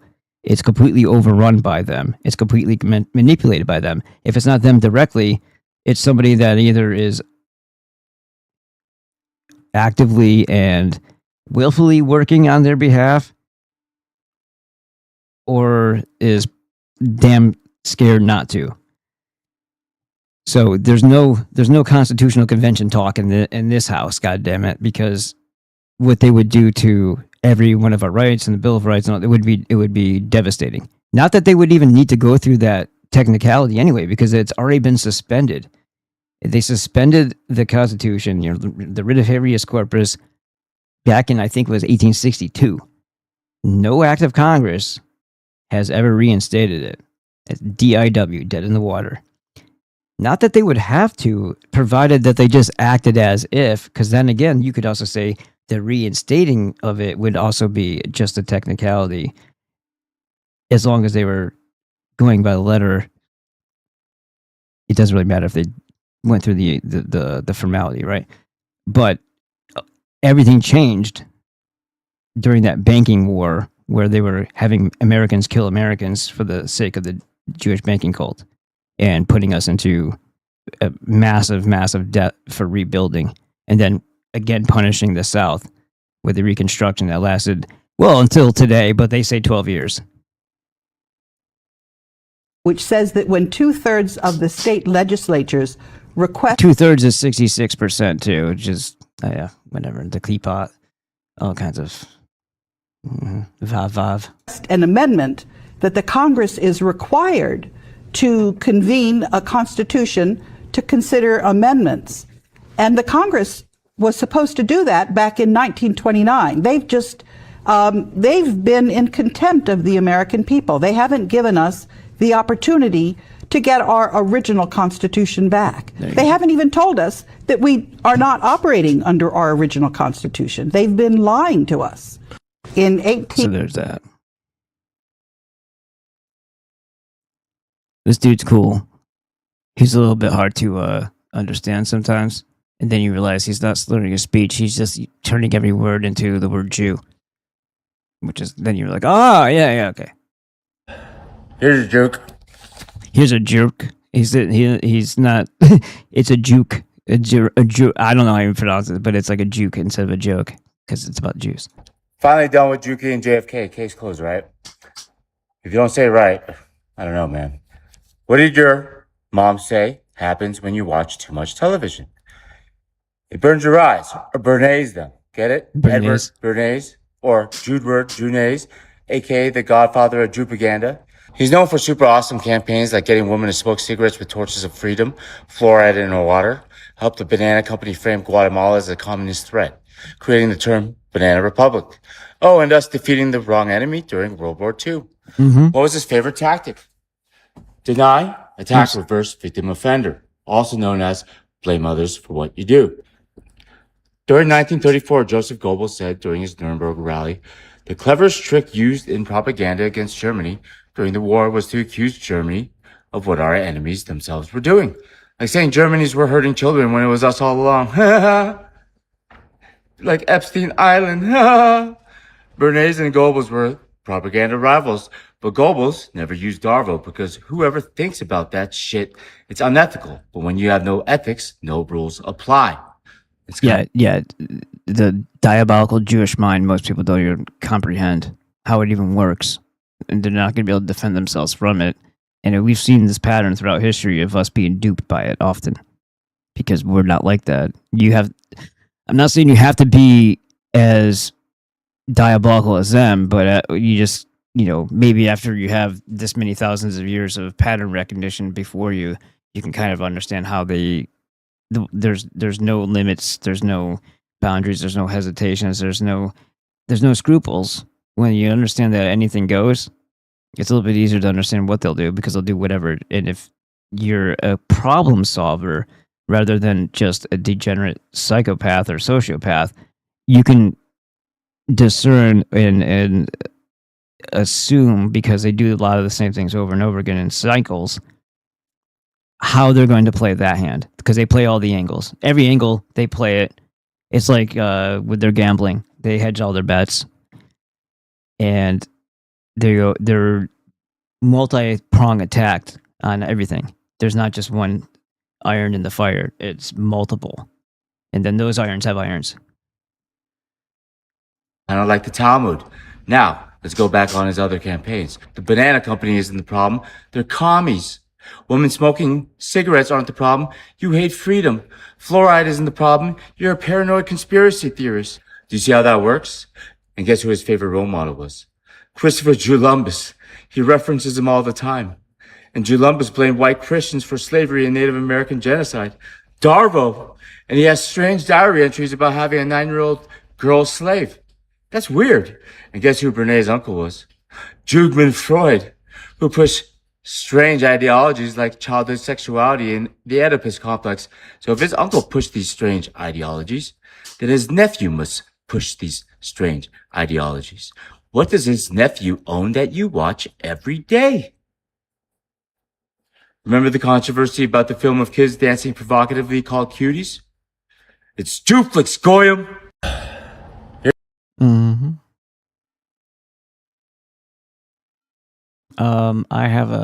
I just realized I have a screaming cat. It's going, "Rawr, rawr, rawr, rawr." So we'll listen to Charlie for a little bit. Let's see, where's Charlie at? It's getting scary now. The freak is building something ridiculous. Okay, yeah, which one we want? Let's go with it's getting scary now. Yeah, this is a good one. Let me get my head out of the way. I hear you, rascal. Give me a second, please. Yes, I know. He's on the other side of the door. He won't shut up. So I will be back. Until then, enjoy. No, it can't be. I was reassured that AI data centers were good for people, good for all of us, the future of mankind.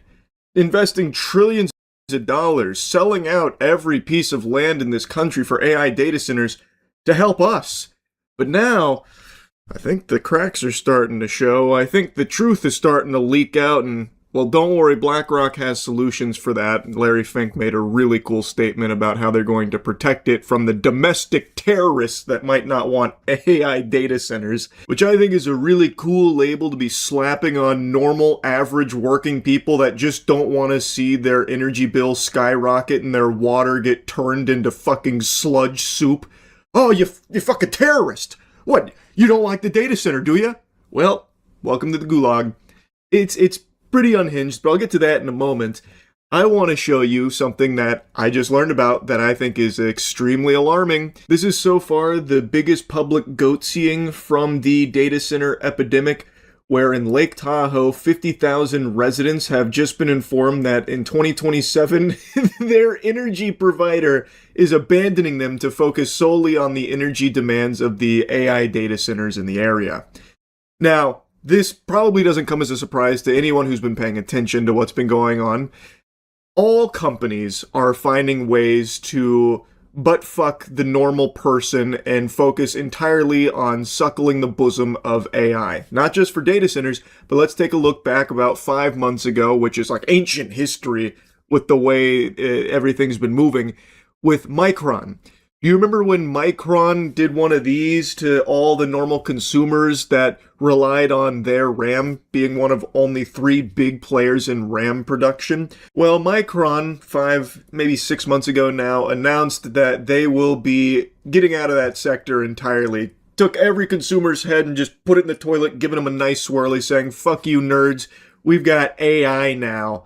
Then threw on their sunglasses and never looked back.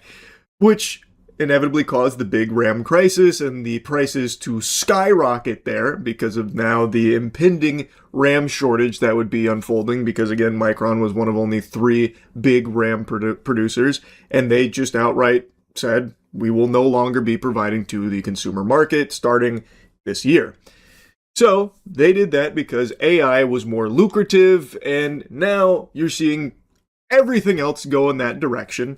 And this is the first big example of just an energy company that 50,000 people rely on to live, just hitting that Harry Houdini vibe and vanishing on them, saying, don't really care about you plebeians, flesh and blood is cringe, AI is the future, we gotta go take care of AI. I mean, good luck out there though, maybe you'll find other power suppliers, but it won't be us. Bye-bye. NV Energy, the Nevada utility that has supplied the bulk of Lake Tahoe's electricity for decades, told Liberty Utilities, the small California company that services the region, that it will stop providing power after May 2027. The reason? NV Energy needs the capacity for data centers, as in, the energy supplier for the Lake Tahoe region is telling the utility company that it has less than a year to find another power source. Which shouldn't be a problem. They maybe just need to dig a few feet underground to find the fucking Tesseract, and maybe they can install that. Surely that won't be a huge issue. I imagine that'll be without hiccups. Doesn't this paint the most beautiful picture?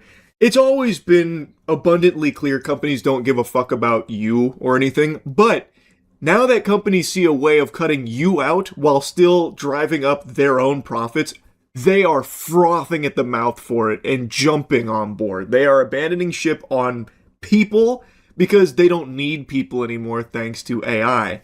So these data centers in this area are now the entire focus of NV Energy, and they are just saying, these 50,000 people, they can go kick rocks, pussy, good luck. And I imagine this will not be an isolated incident. This is something I've yapped about a lot. It's something that is very well known about data centers in particular for the energy demands.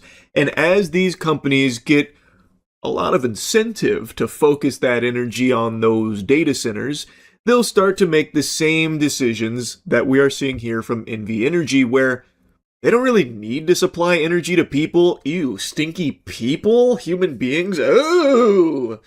No, they can instead just focus entirely on AI data centers and making a fucking killing in the clams department through it. So they'll abandon people without a second thought. It doesn't matter to them. And I think we're going to continue to see this trend happening in places that are having this big push for AI data centers. Northern Nevada has become one of the fastest growing data center corridors in the country. Google, Apple, and Microsoft have either built or are planning facilities around the Tahoe Reno Industrial Center east of Reno. The Desert Research Institute, using data from NV Energy's 2024 Integrated Resource Plan, found that the 12 data center projects located overwhelmingly in northern Nevada could drive 5,900 megawatts of new demand by 2033. At a regional business event last fall, NV Energy's director of business development called the moment unprecedented, saying the company was eager to serve the new industrial load, but that it would not impact our existing customer base. Are you telling me he lied? He was too focused The inverted name, Liberty Utilities.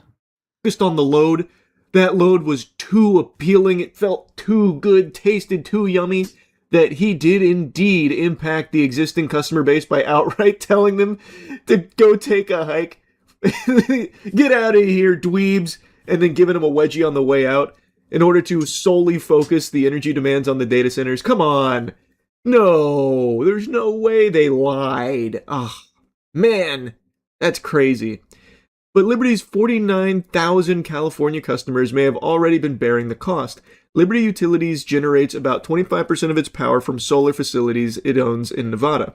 The other 75% comes from the solar facilities that will be doing so well when they dim the damn sun.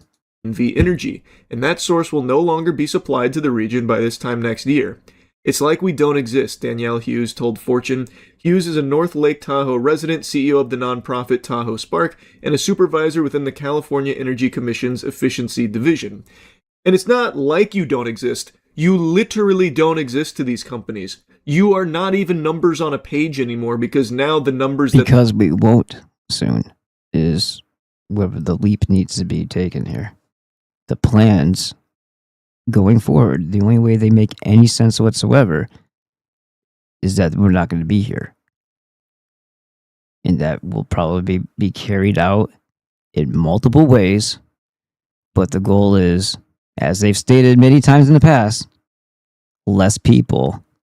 Zero carbon, unless it's spewing the hell out of these freaking data centers. Then of course, it's fine. But you better have electric cars if you're in California. they actually care about are whatever the AI data center numbers that they find are. This article also goes into how messy this kind of thing is and why it's an extremely tricky problem to solve, especially considering that their grid sits inside of NV Energy's balancing authority and they rely on their transmission lines, which they are no longer going to be having access to for these 50,000 residents that are being abandoned here. So the whole thing is extremely difficult to try and navigate. So even finding another power supplier isn't exactly easy and would also cost tons and tons of money. Building a direct connection to California's grid would require a new transmission line west over the Sierra, a project Liberty President Eric Schwartzrock said would cost hundreds of millions of dollars with significant land impacts, and also would lead to higher costs to these residents that have been abandoned. It's going to be passed down to them. So no matter what happens next, them being completely, thrown to the dirt by NV Energy in favor of them supplying the power to data centers, no matter what happens next, if they do get an alternate power source player to come in to help them, it will most likely lead to a significant increase in their cost. Their bills are going to go up. So they're getting fucked no matter what happens. I recommend you read the entire article from Fortune if you're at all interested in the nuance and the inner workings of how this garbage is unfolding. There's like a back and forth here where NV Energy's like, oh, they knew this was coming and it's their fault for not being able to secure a new independent power supply, that kind of thing. What is the government for? Right. Does it seem like they're doing what they're supposed to be doing? Well, why are we not doing anything about that? For a while, we've always said it's temporary. We've just extended our agreements for a while, and they've been dragging their feet on replacing us, that kind of thing. There's really a lot to unpack here, and there is no like regulatory oversight that can come in and help fix this, even though there are arguments being made that there should be something out there and like protesting how this is even allowed to happen, how the power provider could just be like, actually, we're just going to focus on AI. The 50,000 residents that rely on our power to live, they're, who are they? I already forgot about them. Mm-hmm. Like, there's been a lot of arguments, there's a lot to it, so the article goes pretty in-depth on it. As for what's next in the region, Liberty told customers that NV Energy will remain the transmission provider. The wires aren't going anywhere, so that's nice. They didn't just dig up the wires and throw them in a fucking landfill or something. So the question is, who's going to supply That'd be good copper. You can't do that. Electricity that flows over them, and what that cost will be, and whether the regulators can protect customers, who's upstream. Oh, and by the way, the infrastructure is always paid for by the people anyway. So if they did gut it, that'd be quite the offense against the people who laid down the infrastructure. It sits outside California's usual planning structure, and they are right now shopping the bid replacement contract to anyone and everyone. They are really trying to find this next energy provider. Schwarzrock, huh? Gee, I wonder where that came from. A tad bit of optimism when it came to a short-term. Oh, look, PG&E, the company that lights fires in places like Paradise, California, and murders people. Yeah. Solution, but long-term is a lot more unstable and unknowable. And they close with this statement saying, "We have no representation. It's resource extraction." It is 1,000% resource extraction, and representation has proven in other regions across the country to not matter at all when it comes to these data centers. They put them in rural areas most of the time, which drives people off their land and into what? If we even have a place, if those people, even have a place in some geo-fenced 15-minute city or whatever, I don't even think that there's going to be... not everybody's going there. Very few, if any. They're going to go somewhere else, all right. Look at Utah. A landfill. The Kevin O'Leary clown show, his fucking circus, who, by the way, likes to continue LARPing as an American. He's not. He is a bald Canadian bitch ass. And yet he still comes over here and tries to preach about American values and why the data center is like the most patriotic thing you can do. Cringe, pathetic, worm demon. Anyway, in Utah, all of the people... I think O'Leary is actually in Wayfay. Were voicing how much they didn't want it, the disdain. They would not support it. Please don't. Begging, groveling, do not let this data center project be approved. A 40,000 acre data center. The largest imaginable. Like genuinely, I cannot even fathom something that big. A 40,000 acre data center is fucking diabolical. And the geriatric fossils... And they're not all going to be for servers and cooling. There's going to be something else going on in those buildings. And it could be, for all we know, a detention center. Or something even more sinister. Involving us. That were... Integration, perhaps. Integration with AI. Approving this project, who are supposed to be representing the... Or just food. Food for whatever the hell's coming their way that they're conjuring into this place. Or for them, we already know they eat babies. People in the community outright said, one of them verbatim said, "For hell's sake, grow up." A crazy statement, and I do believe they are fighting for hell. They are demons on the side of Satan. So, these fucking octogenarians, in the face of all the community that went out there, and there was a huge number of people yelling, screaming, begging, "Stop, don't do it, don't, no data centers." In front of all of them, they insulted the people, berated them, and then went into their own private room to get away from all the riffraff, all the hustle and bustle and hoopla, so that way they could unanimously push it through to greenlight the 40,000 acre data center. That goes in the face of all of the people that they are supposed to be representing the interests of.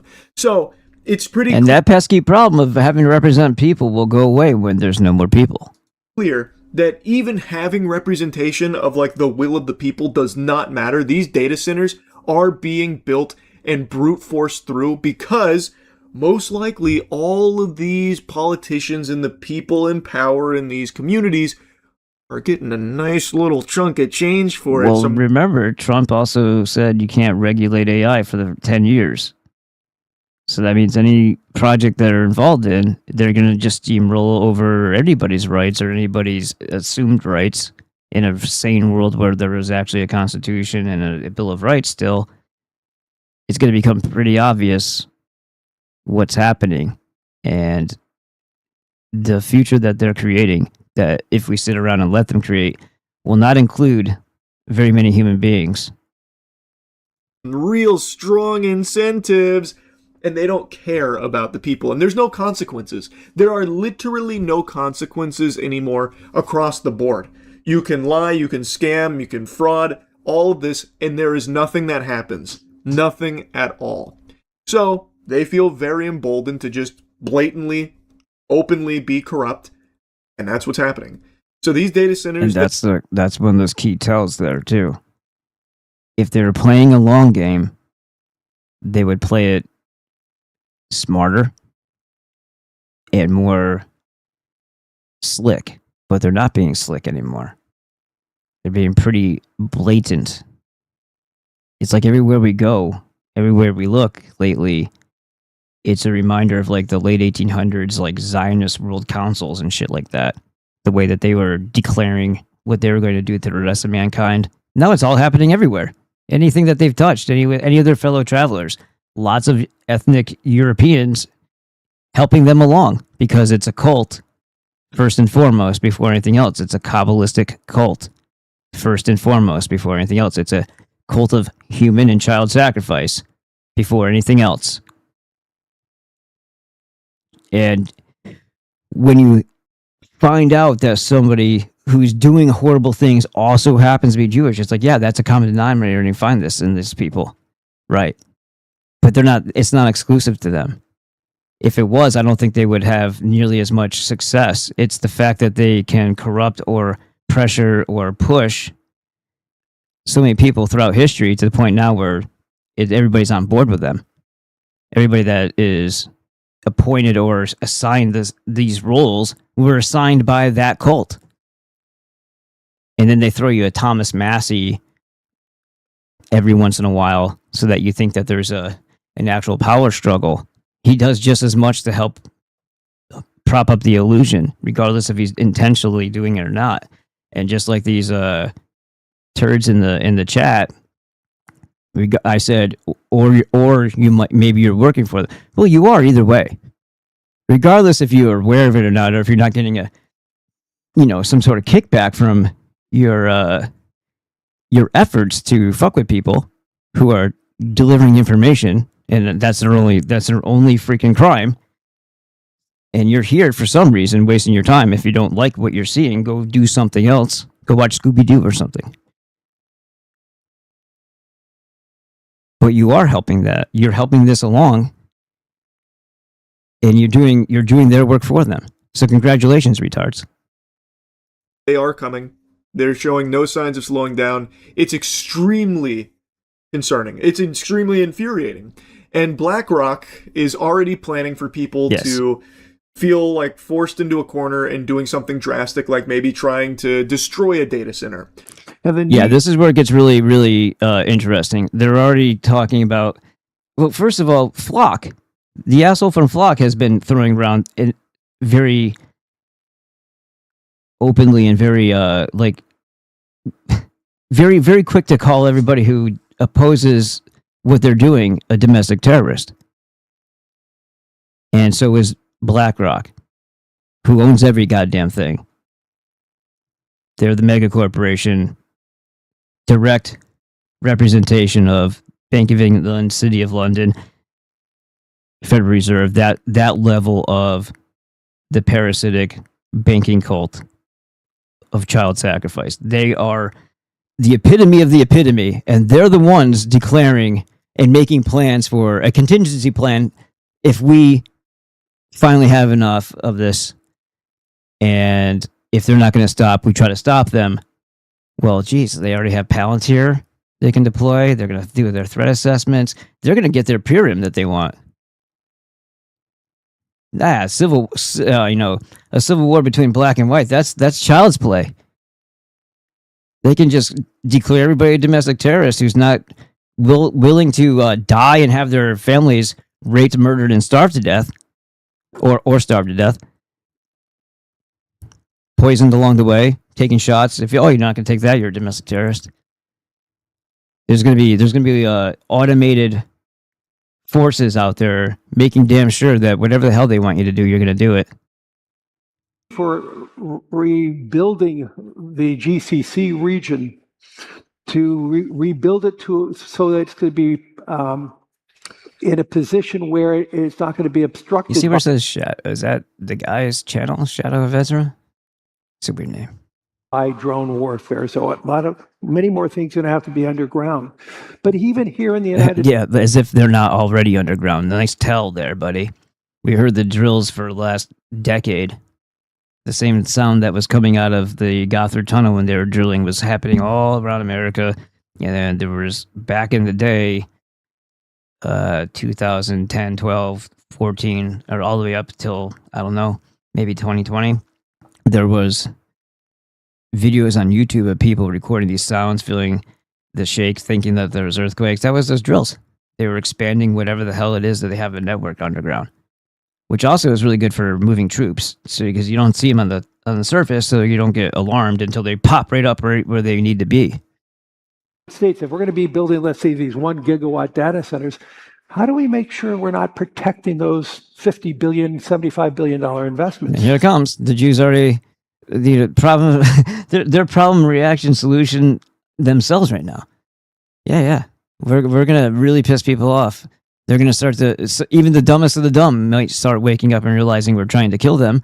So it's a good idea to quickly declare them the enemy. Projection. Call them the terrorists, even though you guys are the creators of terrorism. And start handling it. Start getting rid of them. We have to relook. They've declared us the enemy of state as far back as 1933, but that's inconsequential. They've always been at our throats for the last 5,000 years and want us all dead. So, just a formality with the Emergency Banking Act. Everything because of the role of drone warfare. Right now, we're looking at it internationally, but one of my concerns is, could it be a domestic terrorism using a $3,000 drone? These slimy husks, these zombies, are getting so comfortable calling anyone that goes against the corporations selling out of this country and their land terrorists. Oh, you don't support the companies coming in here with 3,100 data centers springing up in your communities, driving up your energy bills, ruining your water, polluting your community? Oh, that must make you a domestic terrorist, Buster. Or at the very least, you might have some ideas that are adjacent to domestic terrorism. A little bit of thought crime, perhaps? You don't like the data centers? Well, let's go ahead and check the surveillance data we've gathered on you through these data centers and see what we've got. This is Larry Fink of BlackRock. BlackRock is a huge player in the data center boom, and now he's openly talking about, well, how do we protect these multi-billion-dollar investments and the trillions of dollars that might need to be spent in order to secure them? Because what if a domestic terrorist starts using drone warfare on them? So it seems like there's a recognition from people like Larry Fink, these fucking zombies at the top of the food chain, that people are feeling backed into a corner. Everything in their life is getting more expensive, and data centers are only continuing to accelerate that issue.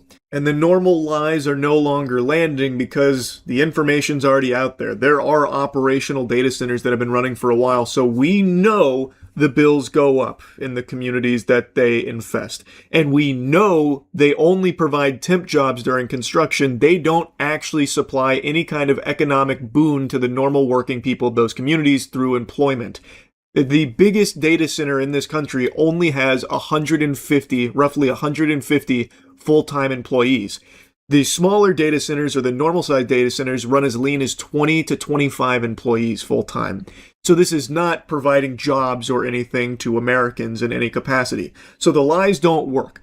People are getting face fucked by this. These corporations are fully selling out everyone and everything in this country, and they're realizing that they don't actually even need people to make money anymore. So they're even getting rid of people, like NV Energy abandoning 50,000 of the residents that rely on their power to live.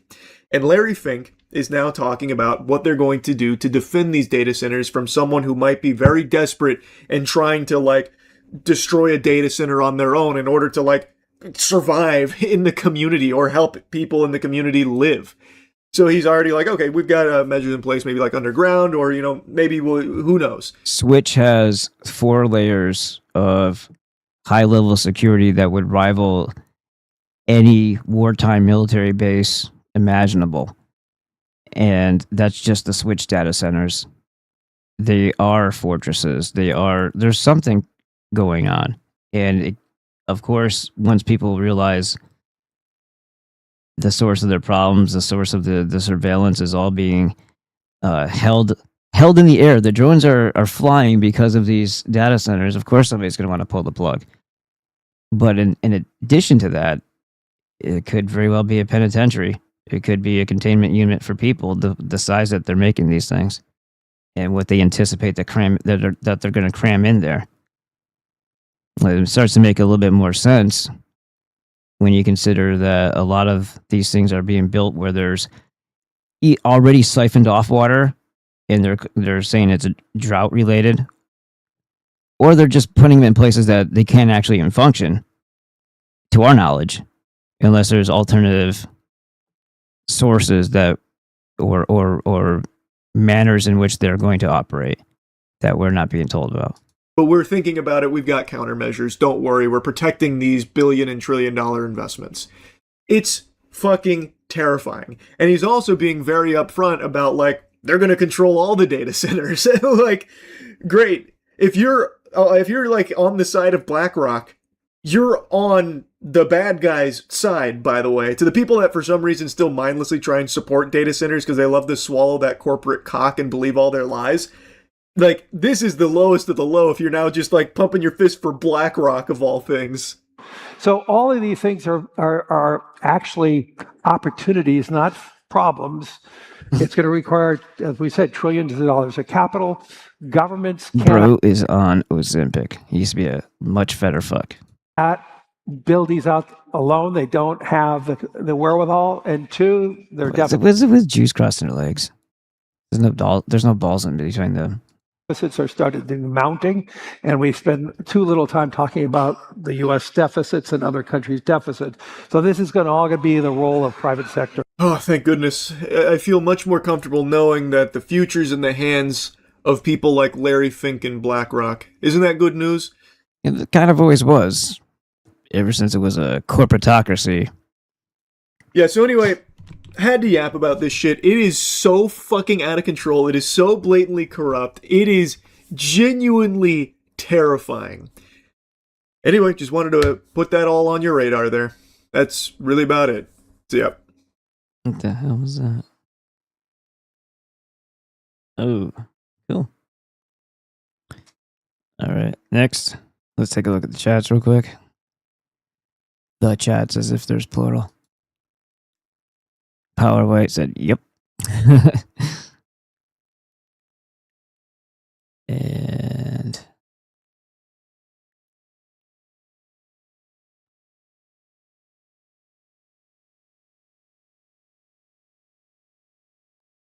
okay. That's a Dana with a side of way in the 6-foot hole. Rumble chats can be interesting. Tonight has been the most active for the hammering in a long time. Yeah.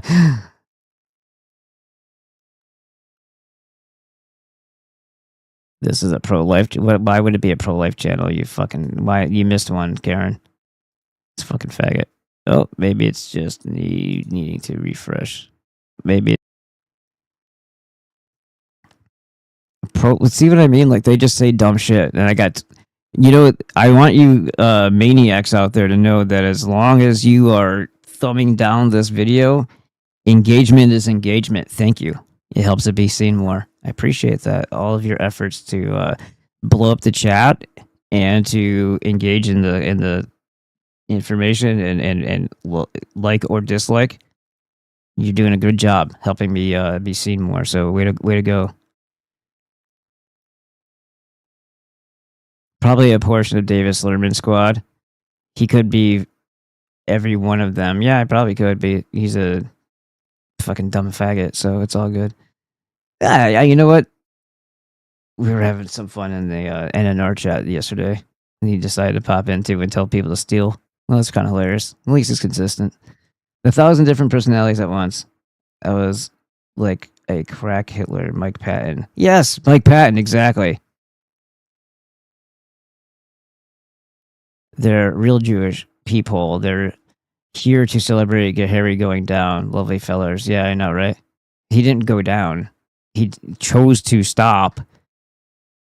And then, of course, some dick brain, probably one of those fags, probably Lerman himself being, or someone else, who cares, really, cried about one particular image of a swastika when there's billions of them all throughout the history of it. But that was the one, huh? And that was enough to take someone down. That's just seeing the emblem of the sun wheel of our ancestors apparently is promoting violence.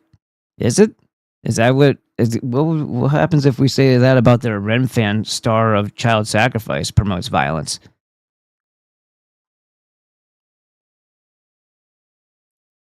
Let's see. Thomas E. Dwyer, you may need a bigger cup of coffee, Karen.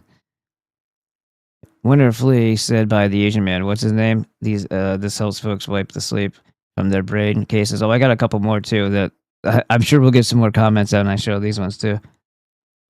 Let's see. Oh, and I'm gonna try this with it while you guys are on to see if it's actually a real thing. Let's go to FTJ real quick. Now, there's something. I don't know how he said to get in there. It's not that. Nope. Yeah, see, somebody supported the show that way. So there's a way to get in there, and then you can go still to the thing. So if people are actually wanting to still use that, it's still open. It's just there's not going to be anything else going on down there. So that's that. You can still get to this stuff. Main menu. Yeah, not really. So yeah, I guess it does work. I guess you just have to hit the little. Was it the unlock button? I pressed a couple things. So I'm not sure which one did it. Did you see the interview where Tucker had with Kevin O'Leary? That guy looks hatched to lizard people. Yeah. I'm not sure if somebody did this with like AI or something, but there's one where I think it's Borla, and he's just like sitting there being interviewed, and somebody else is talking at the moment. And his neck like stretches out, and then it's like goes like this like a couple times. Maybe it was done, it was doctored or something, but it looked really lizard-like. And this is this freak is building something ridiculous. This is the O'Leary one with Charlie, but I want to make sure I have time to get some of these other things in here too. And I think this one might be, no, it's probably this one.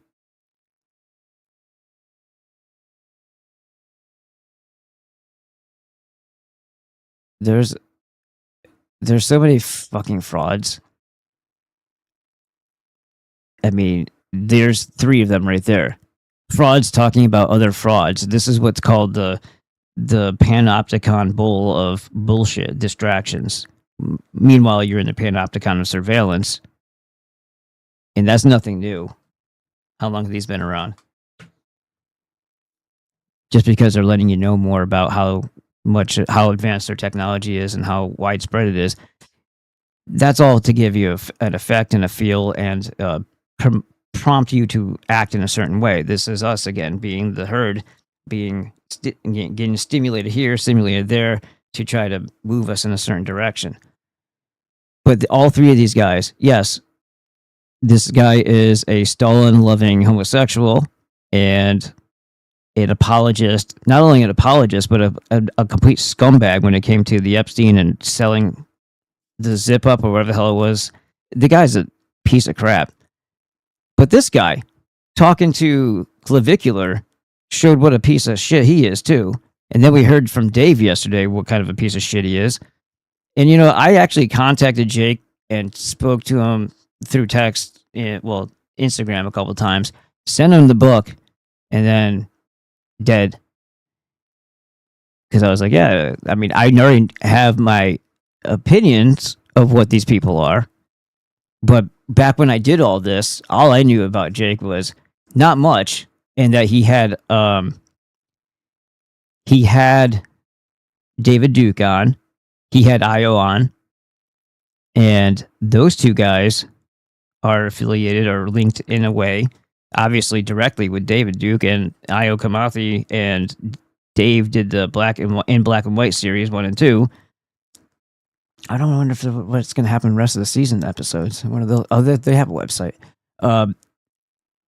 So I just was like, yeah, maybe he's legit because these people are going over there, even though I don't think he's a good orator. Was my only issue with him, as he seems like he was kind of still on the uptake from being hit in the head so many times or whatever. But yeah, I mean all this stuff is a distraction.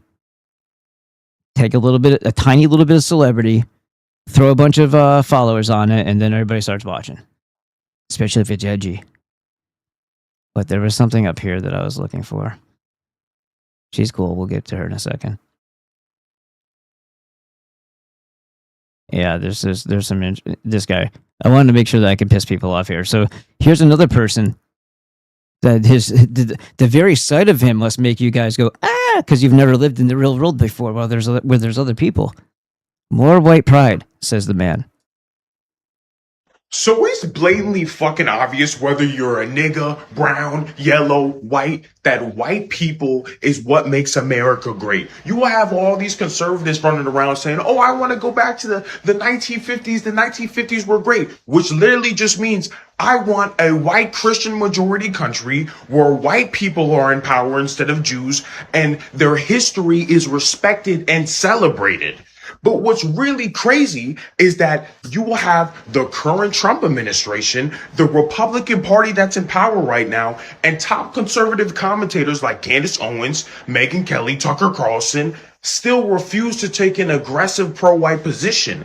And it's like, well, what the fuck is going on then?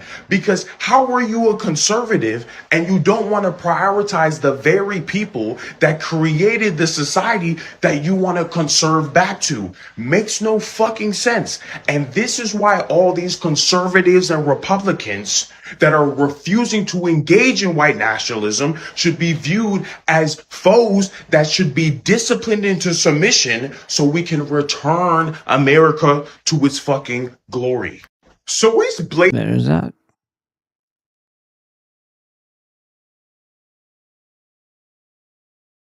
Okay, so this girl, I finally figured out what she is. She's that comedian that popped up out of nowhere, and instead of being a comedian, decides to be political. And they're doing this thing with Nick. Again, it's just all distraction. So what are you doing when you delegitimize one person, you legitimize another? Both of them are the same. It's the same Hydra.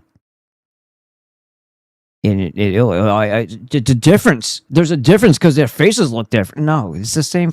Why are they here in the first place? Why are they being promoted all around? Why are you seeing these clips? Why do they have a show? If any of us had that type of reach, we would have been fucking knocked off the fucking platform. The fact that we're small is the reason why we're still here. For now. I got kicked off. I got deleted off of YouTube again. A week ago or so. I don't care. Posted that he thinks Nick is a Fed and he doesn't trust him and he won't have anything to do. Oh, Dan says so. Well, he's definitely a gay homosexual. He's definitely a Stalin-loving, mass murder-loving piece of shit. All those are true. And I wouldn't doubt it, but that's like saying, yeah, that's and who exactly is this guy? Does that exonerate him from any suspicion? Do you see what's going on here? So if you point, if you project, if you accuse, guess what you're guilty of? With him anymore. And Nick didn't really have anything to say. He tried to tell Dan, you don't They have really think we're fucking stupid, giving us the stupid bitch who has too much to say, and this fucking ass clown in the first place, and then Dan, I don't know what the hell that haircut is. I thought he had money. That looks like something that a homeless person does when they don't have money to get a haircut. army, you don't have anything. He was flailing like a narcissist. And then he decided that he was going to come up with this story about how he went to Dan Bilzerian's house with you, and Dan basically asked him if he knows how to assassinate Israeli officials. 128 pounds. And even if that was true, is anybody going to be sad if that happened? Number one. Number two, it might have, but it might also have been bait, because none of these guys worked for someone else. And what did go back to the NNR talk with? I think it was NNR. It could have been with Giuseppe. Maybe it was the day before that. I can't remember. It was either the Giuseppe talk. I'm pretty sure though. I think it was the NNR yesterday. Go take a look at that. The link I'll put in the description in a second here. I think I have it. It's on my Patreon. So let me just grab it real quick. Yep, there it is. I don't want to open a new tab. I want to copy it. All right, there we go. Now you too may have it, but don't look at it until after we're done. I've been sheltered and only recently have learned about the Kaik ethnicity.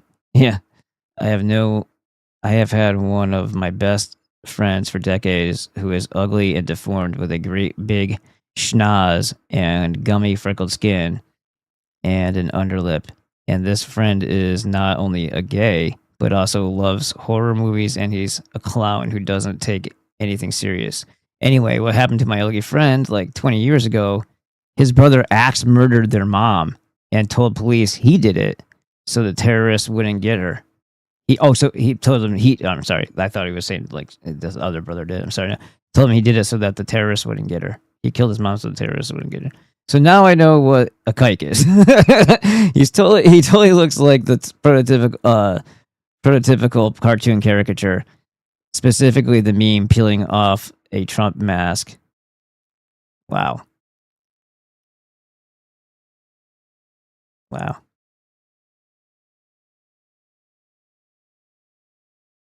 My friend's brother admitted to killing their mom. Jesus. Yeah, it sounds like it. Yeah, wow. Where was I? Oh, yeah, so there's the thing. But yeah, there's more insights as to why Dave wouldn't be surprised if Dan did say something like that. He's kind of a whack job and very full of himself. Yeah.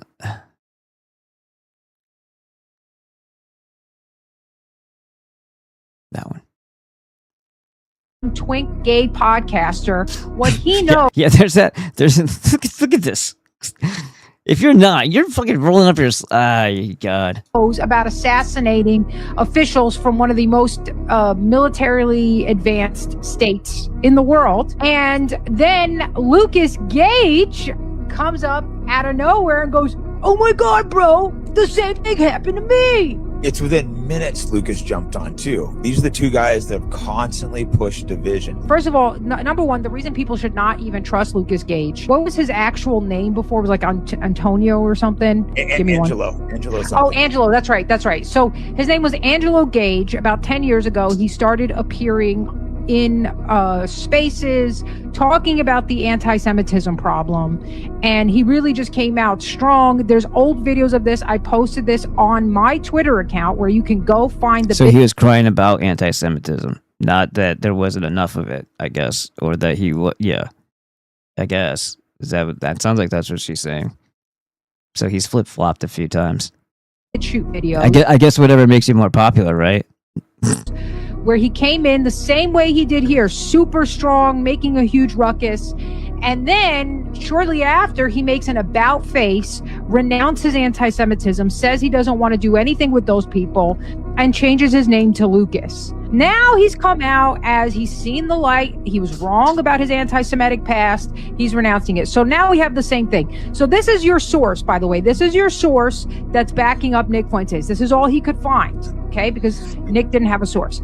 Now, that's damning evidence number one. Damning evidence number two. Another person who was at the meeting posted video, a short video showing Nick in the room, Dan in the room, you in the room, everybody in the room, and the phones are in the room. Dan said, yeah. And oh yeah, there's this other thing too. Remember that time when some woman, apparently looks so staged, like they just so happen to have a camera at the right angle to capture all this and all this other nonsense, but somebody apparently came to Nick's house because he was doxxed or something like that. This is the same guy who was enticing and exciting people in J6 to do stupid shit with his bullhorn, right? Who else has a bullhorn? Stewie has a bullhorn. Guess what both of those are? Agent provocateurs. You got it. Yay. Yeah. This is more of a testament to his homosexuality. He pepper sprayed the woman who knocked on his door and then pushed her down. That's not how a man would handle that situation. And I think there was one more over here. Did we pass? I thought there was one more from the Bilzerian collection. Yeah, here's this one. Is this the same one? Let's go look at the tweet that Dan sent. It said, I think Nick Fuentes is a Fed. Constant division, endless infighting, defending Epstein, been attacking a Christian man, only jumping all over Tyler Robinson and saying that he did it. And if anybody thinks it's Israel, you're a fucking idiot and you're a fucking loser and you're retarded and all this other stuff. Remember that? To endorse a Jewish Democrat woman after saying the left wants us dead. The contradictions never end. Obviously, that caused just a complete shitstorm. Then all of a sudden, I've seen video of him saying how hot he thought Larry Loomer was, which makes more sense now that we know that's a Larry. When she had blonde hair a while back, and he wasn't joking. He was like acting like he was, fantasizing about her when he was talking about it, like. He was getting a little, He posted something just insane. Once I saw this, I just said, wow, Nick, and I'll never have any association with him again. This is so deranged that it could never be forgiven. The first time I met Dan Bilzerian at his house, he had us put our phones in another room. Then he asked me how difficult it would be to assassinate Israeli government ministries. Then he invited me. I told you, he's been hitting the head a lot. Ministries. Yeah, because of the band. That's why he did that. Ministers. To Dubai and Qatar, which I declined. On his way there, he was ambushed by the FBI. Gee, I wonder how that happened. Maybe because of Nick?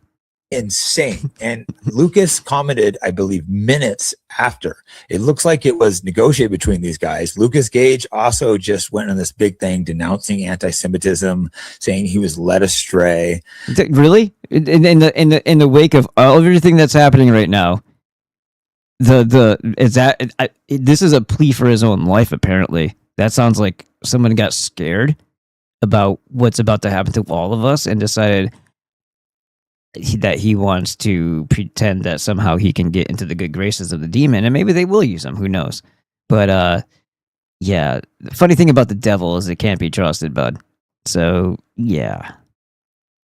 This guy is the biggest grifter. Like, Dan flew him out here, put him up in a suite. I gave him money. Look how lame he is. Watch how lame he is on this freaking trampoline. My daughter is a freaking gymnast. Maybe I just look at this and see a sloppy, fat, stupid man, but I don't know. And all he did was like bug and pester, always wanted more. The guy adds nothing of value. And I also picked Nick up from the airport and took him to Dan's. So I could say with 100% certainty, these are flat out insane lies. Like Dan is a multimillionaire, famous guy. You think he's trying to assassinate Ben Shapiro? And Ben Shapiro, of all people, who's like not even that important. It's just such a level of insanity that I had to start attacking Nick. This is basically the day we were there. This is us all hanging out. Does that look like we're planning some kind of crazy coup attempt? It's just laughable. Is that paintball? Dan Blazarian. It's actually crazy how subversive and fake this little queer is, calling men fat for wanting to get married and have kids. Yeah, calling men faggots for wanting to have kids. That's another. These are all talking points of the Jew. Understand when just because it's coming out of somebody else's mouth and you already have a this is the trust thing that they use, right? They build somebody up and then they leverage their reputation. It doesn't matter if that reputation is destroyed. Hello, Trump. It doesn't matter if the reputation is destroyed in the process. There's still enough people who are going to continue to give these people passes because they're so involved. First of all, any male who nicknames themselves to be a follower of another male, especially one that's 4'8" and homosexual, you got some issues. Maybe your dad didn't hug you enough or whatever. I don't know what the problem is, but you got some issues. Maybe you should sort them out. I wouldn't go around calling myself a groiper. I wouldn't take any group label upon myself because most people I don't like, and I agree with very little with a lot of people, to the point where I couldn't imagine a whole room full of people that I'm like completely on the level with, and they're on the level with me and all that. Just bring up the British Edda. Watch me walk away. Anyway, because they're not going to understand it, and then they're going to tell me how I'm wrong, that everything was Semitic in the past, and I'm like, okay, well, that's exactly what they would want you to think. But to tell people that they're gay, that's almost like getting to Sigmund Freud homosexual Frank, and he was actually a Frankist, and so was Louis Brandeis. Not Bernays. I don't know about Bernays, but Louis Brandeis, also coming from a Frankist home, where they most certainly do weird things with their children. That's what Zionism is these days, but it used to be called Frankism in a day, right? It was both at the same time, too. But it's literally the same thing. It's the same Kabbalistic, Lyrian Kabbalah bullshit. I mean, everyone knows Nick's gay. We kind of all just pretended like he wasn't because he's... Like when he was with his alpha male universe with Clavicular and Myron, who's still a Fed, by the way.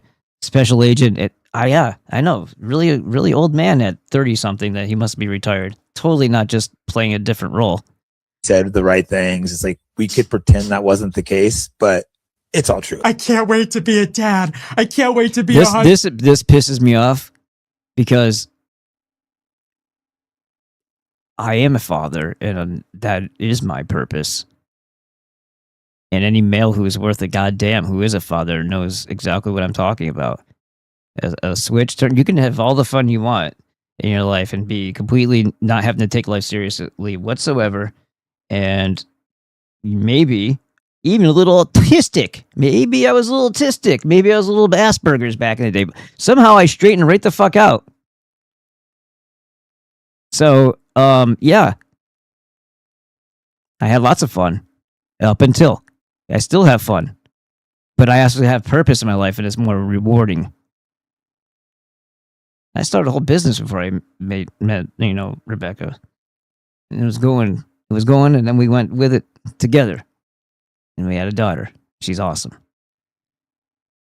Freaking impresses me every day. She played the piano. She can write her own music. She is just amazing. So this guy doesn't know anything about that. He's too young to comment, and he's definitely too young and immature to be mocking and putting other people down for doing what humans are supposed to do. Procreate and protect. Procreate and protect. Protect your clan, protect your family, protect your community. This is such a Jewish thing that he does, but he has $7.5 million that we know at least from one Zio. That do you think? Look at where I'm at. Is there money in telling the truth at all, whatsoever? So how do these people get so big? I mean, I could see a bunch of spoiled rich kids just doing it for a hobby, and then they get big because they can spend a lot of money on production and buy things that make them look like they're more popular until the flock comes because they see all of that, all the engagement or whatever, even if it's fake. But why would they do that? And then sponsors after that. But what's the point if they're already rich? Only for hobbies. But otherwise, they're manufactured from the same cult who wants, hey, if we're going to have opposition, which we naturally will in the natural world, well, then we're going to be the opposition. That's one of their, that's like remedial from the playbook. They have got lots of these little fags out there, and they rotate through them. So it's easy for them to burn a lifetime actor after they've used his reputation. This is the same thing as the Fabian, right? The Fabian Society. What was it? A wolf in sheep's clothing. What did they do to our country? Did they tell anybody that the constitutional republic ended during the Civil War? Maybe people at that time kind of got the idea, but nobody knew about the incorporation. Nobody knew about what happened to our country because they're riding and operating under the reputation and the trust that was already built, and then they drive it into the ground. And they influence and manipulate and deceive. Wolf in sheep's clothing, the carcass of the freaking republic. It just goes on and on. It's the same exact attitude and approach to everything. A parasite is just like that, right? Because a parasite is inside, and what you see on the outside, you see the person you know, the person you can kind of, yeah, Keith Ford actually responded to this. I know that guy. He follows me. You can kind of assume what people are going to say and do in certain situations because you've gotten to know them, but you wouldn't know if a parasite or a demon has entered their body because they still look the same. If they start acting differently, you're not going to expect it, and they're going to be able to get away with some shit until you figure it out that they're not the same anymore. This is exactly how this parasitic vampiric cult of child killers operates in every facet of what they do. They are reputation co-opting, stealing infiltrators through and through. I can't wait to go to my kid's graduation. It's like, that shit is boring. That shit Yeah. It's like, that shit is boring. Who are you talking to, bud? is fucking boring, and you should feel bored. It should feel like an obligation. I just want to see my kid's recital because it's so meaningful. Like, men have become so sentimental. Sentimentality is not a masculine virtue. If you get mad when you find out that the guy that you're interested in, Nick, is actually straight and, it isn't going to bend for you no matter how much money you have. That is for You're back. Let's go look at the tweet that Dan sent. There you go. I think this is... It said, I think... Yeah, it sort of cycled around.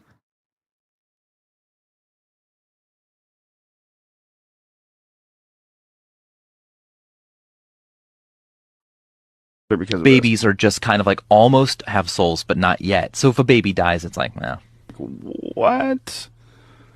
Yeah. Or if you have too many kids, you can just kill them because they're just like what animals. What the fuck are you talking about? Because babies are just kind of like almost have souls. Yeah, that was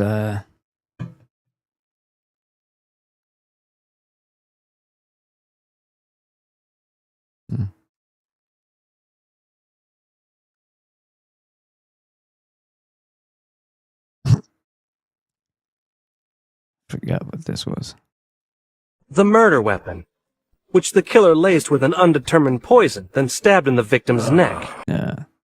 I'm sure there was a reason why I clicked that one, but... Danny Castellero was an investigative journalist who discovered a global shadow government by investigating a network of intelligence officials and criminals who were involved in a stolen spy software called Promise. He claimed that they were trying to research how to tap into Saturnian frequency with NASA. He told his family if an accident happens, don't believe it. Literally 48 hours before he was discovered in his hotel room in a horrific site with all of his notes missing or ransacked through. So obviously there is no global shadow government. It was probably all just a hoax. That's something a conspiracy theorist would come up with. But anyways, this is my driver. Right? That's definitely not what's happening at all. Danny Castellero.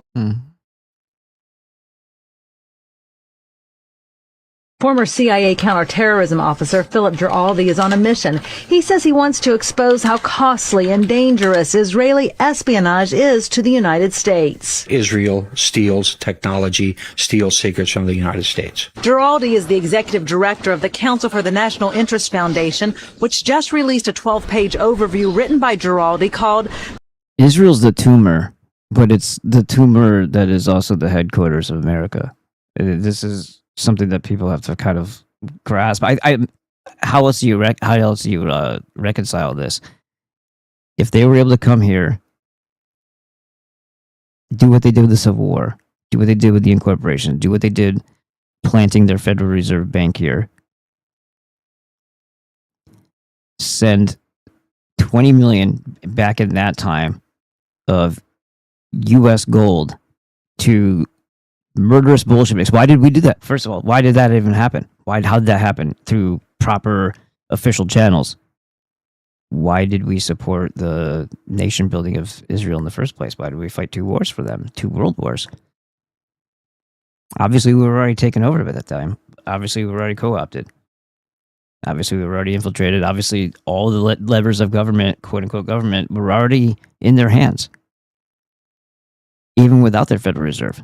Yet. But when it came in, lots of things happened really quickly. Creating the Israel state just gave them a satellite headquarters. But to think that they're different, or that what controls us and them, there's no difference. It's the same body. It's the same Hydra. It's the same everything. Bank of England, the stupid freaking, I guess William of Orange really wanted that, to raise that army so that he could show his dominance to James II. Guess he didn't really understand when the Swassos and the Dutch East India Company, the Jews, said, yeah, but, we have to have collateral for the blah, blah, blah, but that's okay. The people will be paying the interest on this indefinitely forever. And, so that's what was the beginning of the formation of the Bank of England, City of London. And then it just grew from there. And by the time the Rothschilds came into the picture later on, the Oppenheims were there, the Kuhn and Loeb and Company, all this to say they're just the Jewish banking cult, the Kabbalists, the child killers, the old cult from 5,000 years ago, just in suits. And that is what conquered us in the Civil War. Look at Belmont. Look at some other things that are going on the same time frame. And there's a potential that there were some other things going on too that wiped even more people out. And then you go to what happened with the Bolshevik Revolution. If there's any question that we weren't the necessary primary driver, with our wealth being siphoned from us, with our armies fighting what should have been allies ever since, destroying nationalism wherever it crops up, Libya, Germany, where the hell else it crops up, where they're killing our cousins. And why?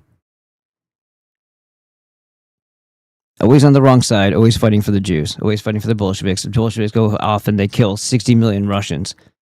And then the Jews go into China and they groom Mao, and he potentially starved and murdered like 100 million.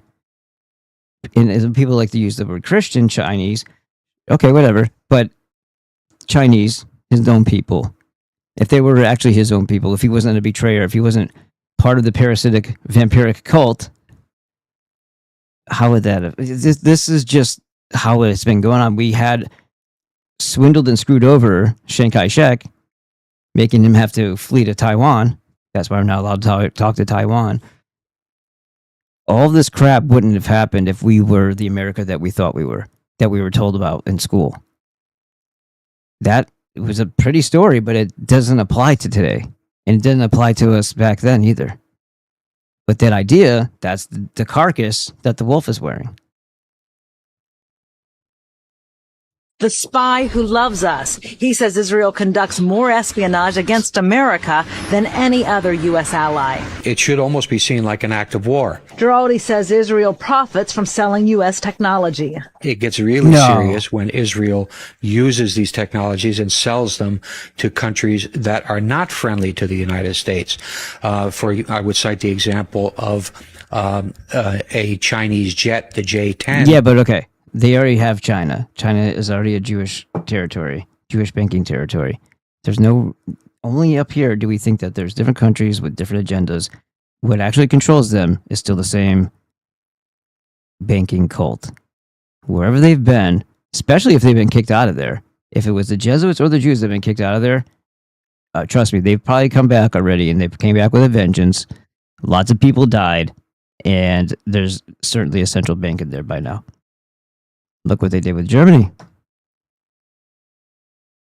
The Tsar was giving them Germany had hundreds of years of on the record of trying to give these assholes something, anything to make them happy, and they weren't. They had the monopoly on alcohol. They always had the monopoly on vices. Anything that's a deterrent to a successful life for the goy, anything that they can poison them with, anything that they can ruin their lives with, like gambling, they own the industry. And so it goes. It literally is, even if it's not a thing, but it is a thing, at least metaphorically, that these guys are minions.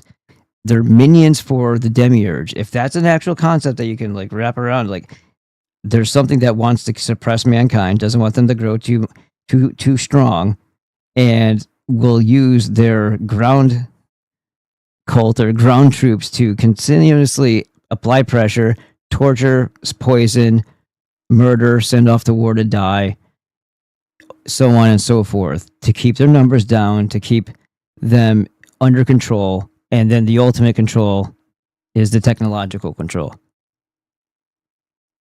And what else is driving them? They're even talking about how they're communicating with something on the other side of whatever realm, dimension, bringing it in here with their technology, and how that is informing to build the tech and the AI to do it. They've said that. They said that with D-Wave. They said that with the CERN thing. They're telling us all this. Which was built with a lot of technology that came originally from the United States. Giraldi says Israeli spying has bankrupted some American companies. I'll get phone calls from people actually who worked for companies that went out of business because Israel had stolen their technology and done that sort of thing, and the company goes bankrupt. According to his report, virtually all U.S. government bodies, including the FBI and General Accountability Office, have confirmed that Israeli espionage takes place, and while collecting intelligence is part of the function of government, Israel crosses the line. Giraldi says the intensity and persistency of Israel's spying is particularly disturbing, considering how dependent Israel is on America's political and military. Yeah, parasites are usually typically dependent on something else, some other vital force, some other life force, in order to suck the energy out of. Terry support. Well, it will only change when the politics change. And the politics have to change in a way that the United States, for one reason or another, begins to see Israel just like we see every other country, Italy, Germany, France, and treat them the same way. But as long as Israel has a special relationship, which is backed up by Congress and backed up by the media, it won't change. Giraldi says Israeli lobbies have too much power in Washington. Giraldi has written about Israeli espionage for the American Conservative. He also has a regular column in the magazine called Deep Background. Rhonda Pence, Press TV, Washington. R.I.P. Girardi. You're waiting for that, right? And he was killed. Lord Justice Clark, white. Every High Court judge, white. The Lord Advocate, white. The Solicitor General, yeah, it's a white fucking Chief country. Constable, white. Every Deputy Chief Constable, white. Some spiteful packy was allowed into Scotland, then he was allowed to run ridiculous racial racket to acquire political power over native white Scots. Then he stood up and spat the word white at his host 17 times. He should be gagged and sent to the slowest cargo ship back home. That's a nice way of putting it. When he arrives, they can ask him, who does Scotland belong to? 17 times. When he gets the answer right, he can be kicked backwards off the ship. Every assistant chief constable, white. The head of the law society. It's a fucking white country, dumb fuck. White. The head of the faculty of advocates, white. Every prison governor, white. And not just justice. The chief medical officer, white. The chief nursing officer, white. The chief veterinary officer, white. Right, whatever. Every chief executive of... And this is, don't forget this spiteful little mutant either. Make sure his gag is extra tight for that impertinent little question. Every council and every government department, white. Every director of a department... Gee, it's almost as if the Jews prop these fucking sand niggers up there to say these very things. It's a little, it's like a beacon. It's a signal of what's to come. Scotland, white. Every principal of a college or university in Scotland, white. Every head... Hey, you got the accent down though. That's kind of weird coming out of your brown face. In Scotland, white. Every chair of a public sector body in Scotland, white. Every high court judge in Scotland. Well, you're here. How the hell did you get here? Somebody let you in. That was their mistake, because this is what you do as soon as you get in. White. Every prison governor in Scotland, white. Every editor of a news organisation in Scotland. Good! This sounds like a great fucking place. Where do I sign up? I don't want to be cold, though. Is it? There's no tropical Scotlands. White. Why? Why? Because you're apparently you skipped history class.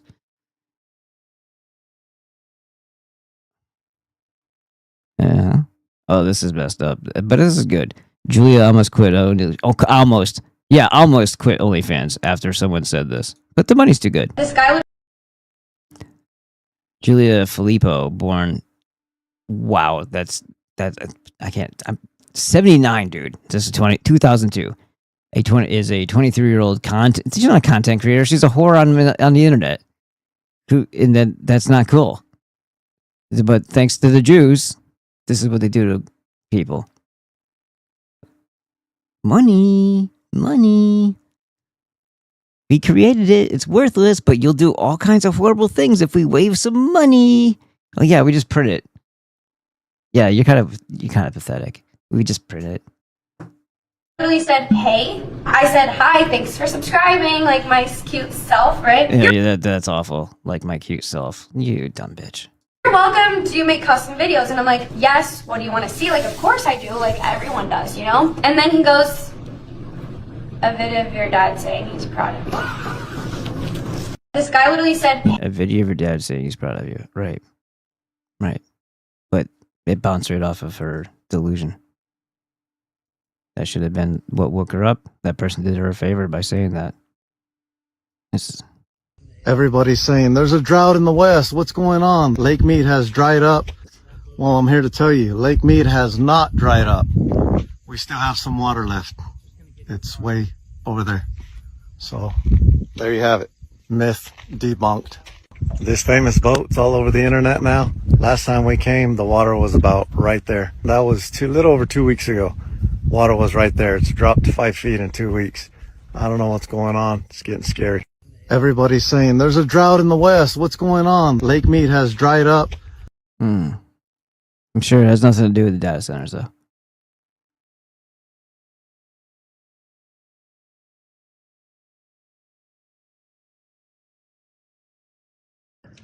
Our country has selective empathy for everybody but working class, particularly white males.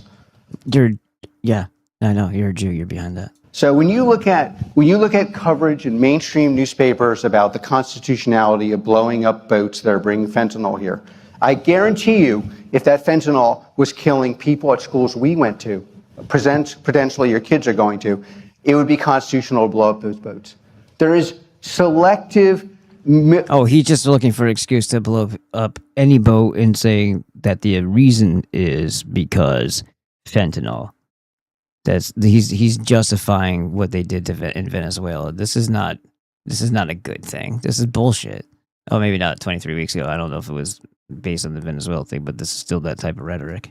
Instrumental use of empathy that somehow is only applied at the So point. he's talking about empathy is it should have been okay to blow up boats without questioning my Palantir ways. That's empathy.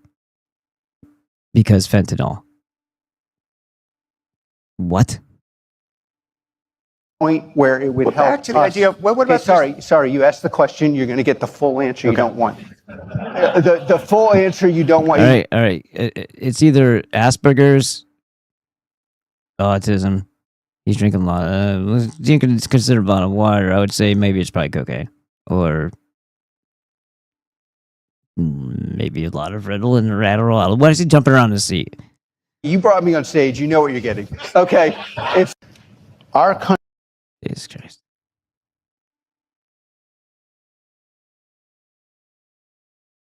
Hey, we want to open a library with a big vegetable garden on the outside. That'll take about 2.5 to 4 decades. For approval? No, to review. Hey, we want to chop down the city's last remaining forest and put up 50,000 acres worth of data centers that will use more than twice the energy of the entire state while selling its citizens information to people who view you and me as nothing more than useful cattle. How does tomorrow sound? Hey, we want to open a library.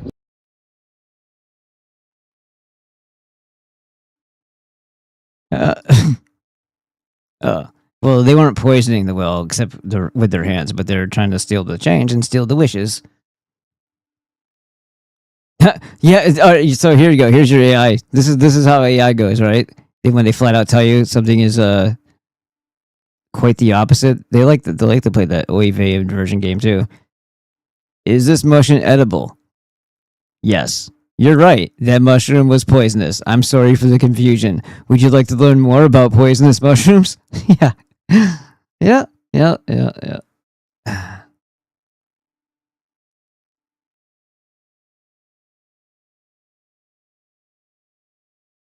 Dude was attacked by a bear. The bear was scared away by Justin Bieber's music. He's a Russian guy. His phone rang with Justin Bieber's Baby on. First of all, why was this guy, this Russian dude, why did he have Justin Bieber's song on his phone as a ringtone in the first place? Welcome to Schools will be like, drugs are bad, and then prescribe an 8-year-old amphetamine for not wanting to sit still in the same spot for 6 hours and learn retarded shit. hard time and feeling low. Do you like sinning? What? There's something here that I was looking for that. Oh.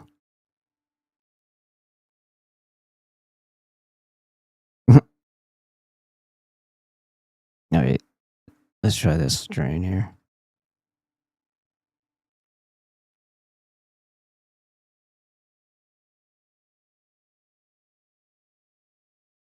Okay. Well, I'm going to have to get up again and say goodnight to my daughter. So here, let's get a little bit of Richie's. Oh, that's not the one I wanted. This is one. Let's get a little bit of the O'Leary thing in here, and then I'll be back. Oh, look at you, big shot. Oh, wow. Enjoying all that air and clean water. Oh, makes me sick. You're an entitled freak, and I can't wait. I'm salivating for the day the data centers move into your community, and make no mistake, they will. The days of clean water and good air and reasonable pricing on energy in your local communities, I hope you're ready to wipe your ass with it, because the data centers, they are a-coming. We are experiencing a boom unlike anything else. They're putting data centers everywhere in this country. They'll probably start installing data centers in your fucking dreams to make use of that too. Every little piece of land is going to be ravaged, destroyed, raped for data centers, so that way they can continue to farm off the AI bubble. Now, data centers aren't used exclusively for AI, as you know, but that is the impetus, that is the catalyst for this major boom we're seeing in data center installments, and there is nothing good. you do not benefit from a data center. You can look at all of the available information from the data centers that are already up and running. The local communities do not see any kind of benefits at all, despite all of the hoopla that they try and feed you and all the shit they try and shove down your throat. You eventually choke on it when the truth is revealed that it doesn't bring jobs to the community. In fact, one of the biggest data centers in the country only employs roughly 150 full-time employees. Let that sink in, put that in your fucking pipe and smoke it. And the construction of it does bring a temporary boon of some temporary jobs, but that's behind you pretty soon, because once they're up and operational, most of these data centers are running so lean, some of them only have 25 full-time employees. There is nothing good about it. The actual community that falls victim to this plague that they come through and infest with their data centers doesn't see any of the upside. They only absorb all of the downside. The upside goes to the extraordinarily wealthy corporations that brute force these projects through. There is no benefits to the communities, and that's based on available data. From everything I've seen, like the most recent information on data centers and their effects on the communities that they impact, like directly, I haven't seen anything that's flourishing as a result of it in that community. The upside only goes out to everywhere else and like the corporations that utilize it. Now, for the pathetic, slimy cucks that love to slurp for multi-billion-dollar corporations, this is a great thing. This is great news. They're pumping their fists celebrating. Yeah, keep installing data centers, more surveillance. We need more AI. This is all really good stuff. Woohoo, yeehaw. I hope your profits are through the roof. Yeah, good news. Even though there's no benefit to you, the average person, and certainly not to the communities that these data centers get built in. Fucking poison your community and ruin your bills by making you pay significantly more for your energy, your air quality, your water quality tanks. It's just terrible. It's actually awful. And the reason why I'm yapping about it now, as opposed to just the numerous times I've yapped about it on stream, is because the Kevin O'Leary-backed Utah data center that also is being called Stratos, Project Stratos, is a 40,000 acre data center unlike anything I've ever even imagined. I can't fathom that, and you can't either. You can try convincing yourself. You know what 40,000 acres looks like. You don't. A 40,000 acre data center. That's like the fucking spaceship from Independence Day swooping in over top of us. Yeah, the data center that everyone's talking about is the Kevin O'Leary one. 40,000 acres. Here.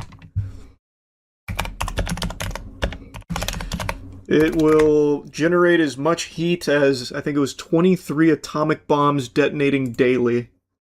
The community did everything they could to voice how much they don't want it, but then they decided, fuck that, we're doing it anyway. So the fossils in power over there were like, yeah, it's alright. We'll unanimously vote it through. 40,000 acres, by the way, is whatever you're picturing, triple it. I feel like most people here can't even fathom what 40,000 acres actually looks like. It is an unbelievable scale. NBC did a great video covering it, did they? There, let me check it out. I saw a couple clips from it. They were, like, people were screaming, like, no, no, no, none of us want this, no, no, no. And then one of the guys like, for hell's sake, calm down. Which I thought was very telling. Actual demons. And then they ended up going to another room to avoid all of the riffraff so they could unanimously pass it in peace and quiet. Concern and outrage in Utah. Concern and outrage in Utah. For hell's sake, grow up. There it is, yeah, for hell's sake, grow up. What an interesting expression there, brother. Usually it's for heaven's sake, but this must be one of hell's finest warriors. Where hundreds of protesters this week flooded this meeting of Box Elder County Commissioners. Can you be quiet and let our citizens hear what needs to be said, please? That dude holding the microphone, the little stick, little lighter microphone, that dude's a flaming homosexual. No wonder you said for hell's sake. As they voted to move forward with a controversial data center proposal backed by celebrity Canadian businessmen kept... Fucking worm, man. He's such a worm. Oh my god. Hold on.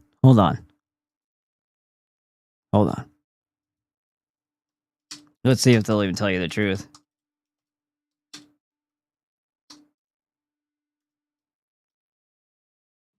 No, he's not.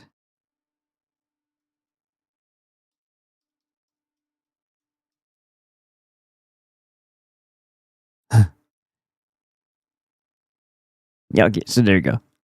So some people were in the cult in his family. Surprise, surprise. Anybody surprised? Nobody's surprised. Born to a Lebanese mother and an Irish Catholic father, O'Leary states that he grew up enmeshed in a Jewish environment in Montreal. What the fuck does that even mean? An honorary Jew? Is that something you want to be proud of? I'm an honorary Jew. It's like being an honorary Somalian, except it's worse. Oops. Oh yeah, since I did that, feed the machine. I don't... Oh, okay, you guys are talking to each other. Climate change, climate change, climate change. Oh, never mind. Data centers, data centers. Exactly. Yeah, but no, the restrictions are still going out on you and I as they steal away all your vehicles and force you into something that's supposed to fail, electric. And how do you get people to do that? Well, make it impossible for them not to do that. Make the war thing, the war theater, isn't actually the reason, because the refineries have been pumping out actually a little bit more. The production hasn't slowed. They showed this last quarter, this quarter, whatever, and there was no difference. It was actually a little bit higher. Oh, Edward did? Let's see. Where's I see Edward says, I don't know. Oh, I've heard something like the kikes have an idiom for defending oneself to death. Defending them? Made me think of like their joke. Well, they said it like it was real because they must have done this to other people probably throughout the years. The masturbation machines that they were masturbated to death by those Nazis. Because that happens, Why not? I don't know. I don't know that one. Anybody else can chime in on that? Defending oneself to death. That sounds too noble and chivalrous to be something that they would have an actual word for. I mean, with an 8, they're still pretending that Hebrew's theirs, and that they actually know what the ancient Hebrew was even pronounced like, because no, they don't. That was all remanufactured in the 1850s by that skinny, scrawny fuck with the weird facial hair. Ashkenazi. So yeah, Ashkenazi or the Turkish Ashkenazi. That is definitely a type of ethnicity, but it's not exclusive to just that. And I'm sure Khazarians were like, they decided to become Jews. So do you include those or do you not include those? This is why it's not an ethnicity, right? I can't adopt. I'm Latino tomorrow because I said so. I'm going to become ordained a Latino. What the fuck? Yes, and I'm 15% Catholic. See how that works? It doesn't. They're the only people that can play this. One foot. The other foot.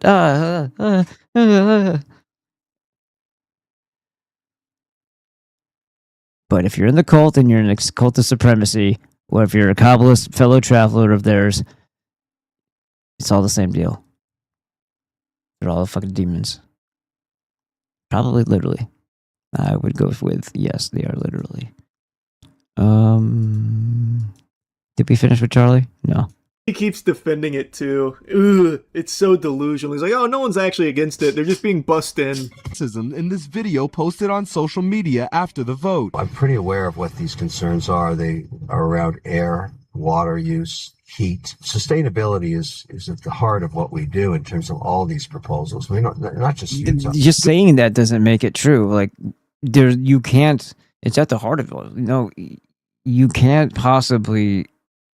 This guy is creating a prison, and it's going to have some data centers in it. It's going to have some servers in it, some servers in a giant prison, and then everybody's going to like, how are you going to keep it going? Well, it's because we lied about what it's going to be used for. We lied about what all these big ass warehouses with this massive amount of security is going to be used for. And people, oh no, we got to put this razor wire up and all these super tall fences and these guard posts and all these drones because we don't want anybody to harm the precious data. You see? Oh yeah. Oh, do you want to go on a tour? Oh, they're going to be busting you in anyway, or there's going to be a railroad bringing you right to it, or whatever the fuck that you travel. Come on in. Just like I'm sure it's it makes perfect sense that you would need to have facial recognition software cameras in something like a grocery store. Like, why wouldn't you want that? Why would you not? How did grocery stores even operate 30 years ago when you were a kid without them? Or maybe 35, 40 years ago when you were a kid. How did grocery stores, how did Price Chopper, yeah, Hannaford, how did they ever get around and go about their business without having facial recognition software at the door?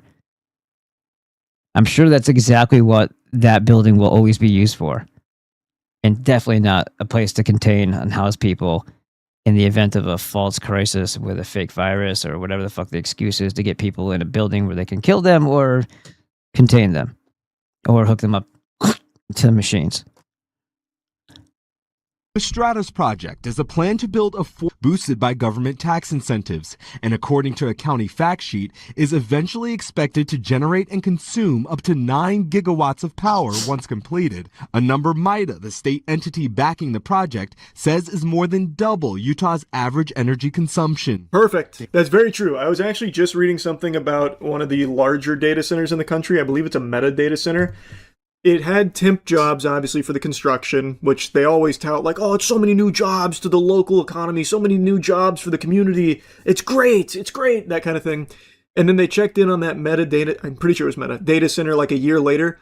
I think they had 150 actual employees for a massive data center. And then some of the other ones that are on the smaller side had 25.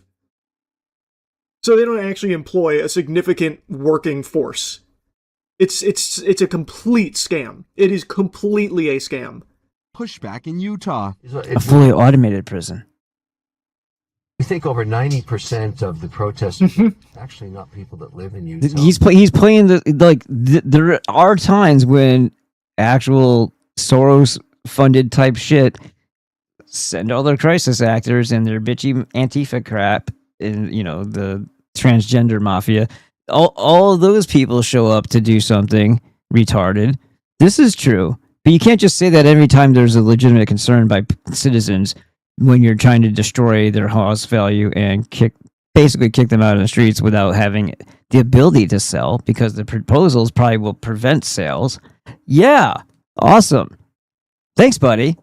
That's legitimate. That would be reason for locals to show up, because it's happening and affecting locals. It's another thing when it's a political, conceptualized political fucking position that has absolutely nothing to do with anything. That's a whole other thing. But yeah, you can't just continue to roll that one out and say it's because of that. Our Box Elder County, they're being bussed in. By who? Who would bust them in?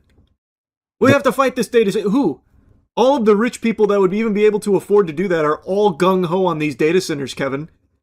It is solely for fucking goober demons like you to profit off of. So who the fuck would even be bussing them in?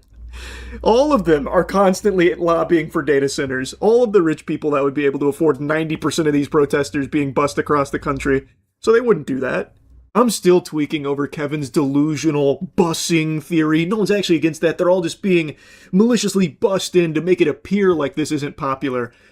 The reality is the only person being bussed in is Kevin's Canadian bitch ass. He's not from here. And this is something that's not exclusive to just Utah. Average, ordinary, working people don't want data centers in their community because it's bad for them. Everything goes up. Their cost of living goes up because of everything that has to get diverted to this data center. It is a bad fucking deal for the local communities that just get ravaged by it.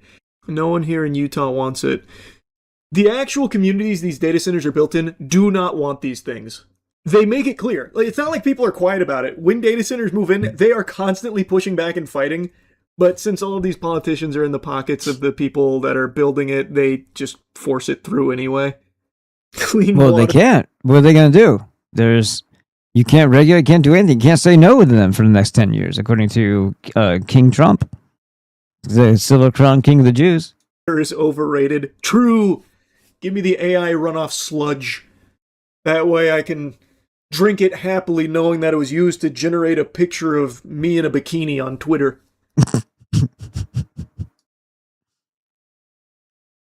Thanks for the visual, Charlie, you son of a bitch. Okay, this is good. Let's check the chat real quick. Again.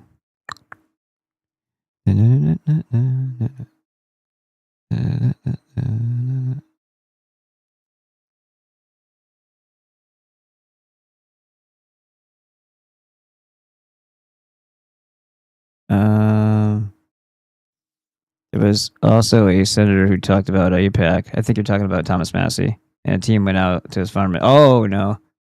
Oh, no, I don't know about that one.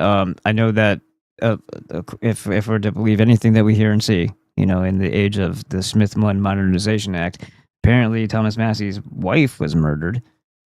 They didn't say it like that. There was that guy who sounded like, was his last name like Stern? Was it Howard K? No, that was a different day. There was a guy who was a Clinton supporter, I think. Some fucking doctor. He lived in Escondido. I just let him in. How did he get outside again? They must be home. Escondido, and I found his wife was murdered too after he spoke out against Clinton or something like that. I forgot how it went down. It's kind of a foggy memory, but Escondido, because I used to live very close to that, is what stuck in my mind. I was already living back over here in this state, but like I knew that well, that area. Anyone know an alternative to Grok AI that's also uncensored and not politically biased? Oh, I didn't know all that about Grok, but I don't pay for it, so I just Gemini it and get to be told that I can't do stuff. Case in point, did you notice that there's no child in this bull's hands anymore? They said, we're not doing that. We can't depict that. I'm like, you did though. Okay, I showed you the picture that you generated when you missed it the first time, but then you saw it in the second, like, oh, we can't do that. You did already, but it's okay. I'm glad. It's better that way. Maybe he escaped. Good for him. And this one was done with also Gemini. Somebody else did this. It was Rio. I don't know what his name is on the other platforms, but Rio and Telegram. Yeah, started off with a picture. He'll be able to see that there's a lot of changes that were made as far as like the background's kind of the same, but the me is in a different everything. So, yep. Help us fund the mission to restore the areas. I wouldn't be able to make this without his initial one, though. I think it was Rio. Was it? Maybe am I getting that wrong? This is long. They finally are home now, though. So let's get this going and check the time. 3:12. All right, let's keep going a little bit. Do.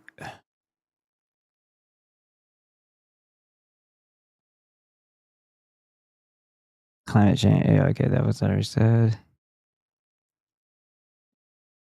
Yeah. I don't think he cares about human life, that's for sure. O'Leary. GW, stop the BS.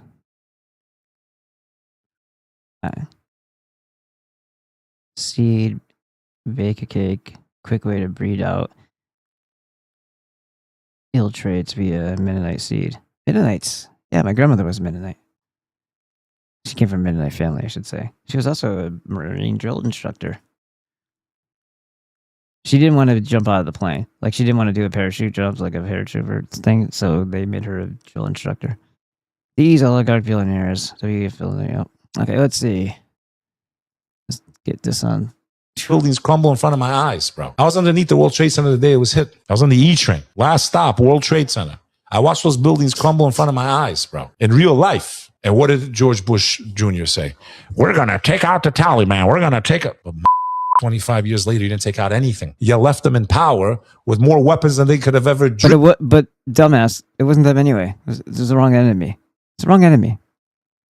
Dreamed of. So what did that, we... And that wasn't Bush who left the shit there. That was Biden. It's all the same. It's all the same mind and mind virus, hive mind. But I mean, you're kind of all over the place right now, bro. What did me and you win as Americans, bro? 40 trillion in debt, an eroded dollar, inflate. What the fuck did we win? I think we're in the end of this empire, brother. I think there's a transfer of power happening right in front of our eyes, and most Americans are too stupid to realize it. I think this country has been used like a hitman is used by the mafia. America and our goodwill was used to create the global system around the world, put all the pieces in place. And now that they don't need us anymore, because now we're in the way, our freedom is in the way of that global agenda. So what does the mafia do when they're done with the hitman? They get rid of the hitman. That's the phase we're in right now. If you believe in a global conspiracy, I do. I don't think there's anyone at the top that cares about us. I think we're fucked.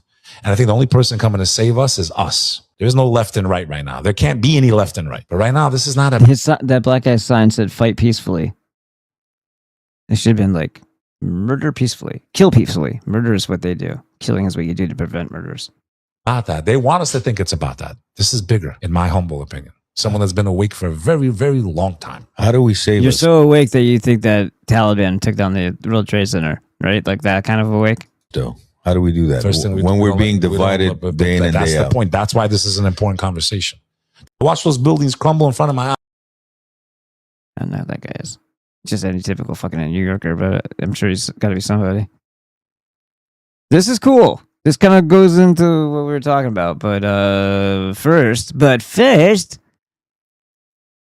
quite literally, I gotta take a whiz. No, I gotta go see who's home. All these are too long. Jesus Christ, Richie, the fuck.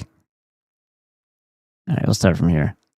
I'm just gonna cut it when I come back, so hopefully it won't be in the middle of something important. I'd love to pull it up right now, but I can't. But you know, he's talking about his penis. As soon as we get on here, he'd love to pull it out right now, but he can't.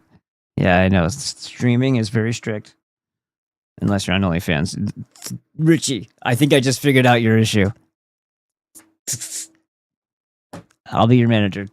I don't want to see anything, but I want 20%, 30%, 30%. Talking about The Economist magazine. Shows the 250th anniversary birthday cake getting shot.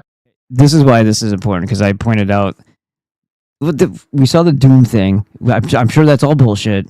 It doesn't make a whole lot of sense. I'm sure they're taking a lot of liberties into what the impulses of the fake brain matter in the dish is actually signaling, if it's signaling at all, to the chip.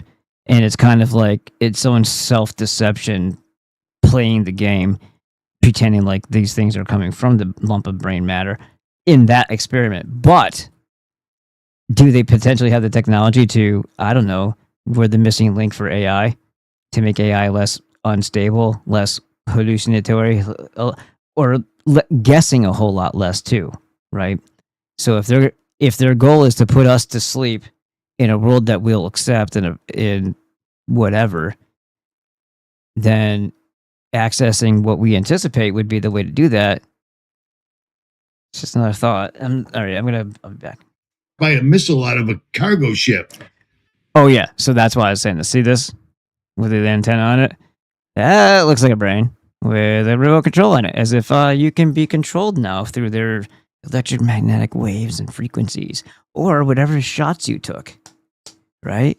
And what if they just decided they're going to make you stand up, grab a kitchen knife, and kill your family? Would you be able to stop yourself? Would you be able to turn the knife on yourself in time to kill yourself so you didn't hurt them? That's what I think hell on earth would look like, and I know the Jews had probably thought about that. They never showed us that before. You know what I mean? And they literally are pulling this Hanta virus. Hanta, in Hebrew means lie, deception. Okay, it's not the 250th anniversary of America. You can't have a 250th anniversary of a place that already ended. Just because nobody told us doesn't mean it's the 250th anniversary of shit. Okay? It ended in 1865. There's a drone right there. It ended in 1865.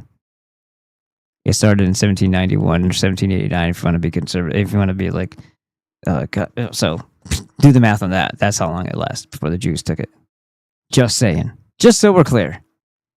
Yeah, we got to pretend a little bit, but what have we been doing ever since? Their errands, dying, getting poisoned even further, sending penises into space. Falsehood, not true. Who are these guys? This is ridiculous. Who are these guys? The World Health Organization literally came out and said, you can't get hantavirus human to human. You have to get bit by a rodent. Fuck Richie. Not coronavirus. Fuck Richie. You can't get a virus, period. If it's a bacteria, if it's a parasite out of the mouth, the saliva, protein, maybe, whatever. It's not a virus, though. So don't get a shot. Because the shot's only intended for antibodies for the virus that doesn't fucking exist.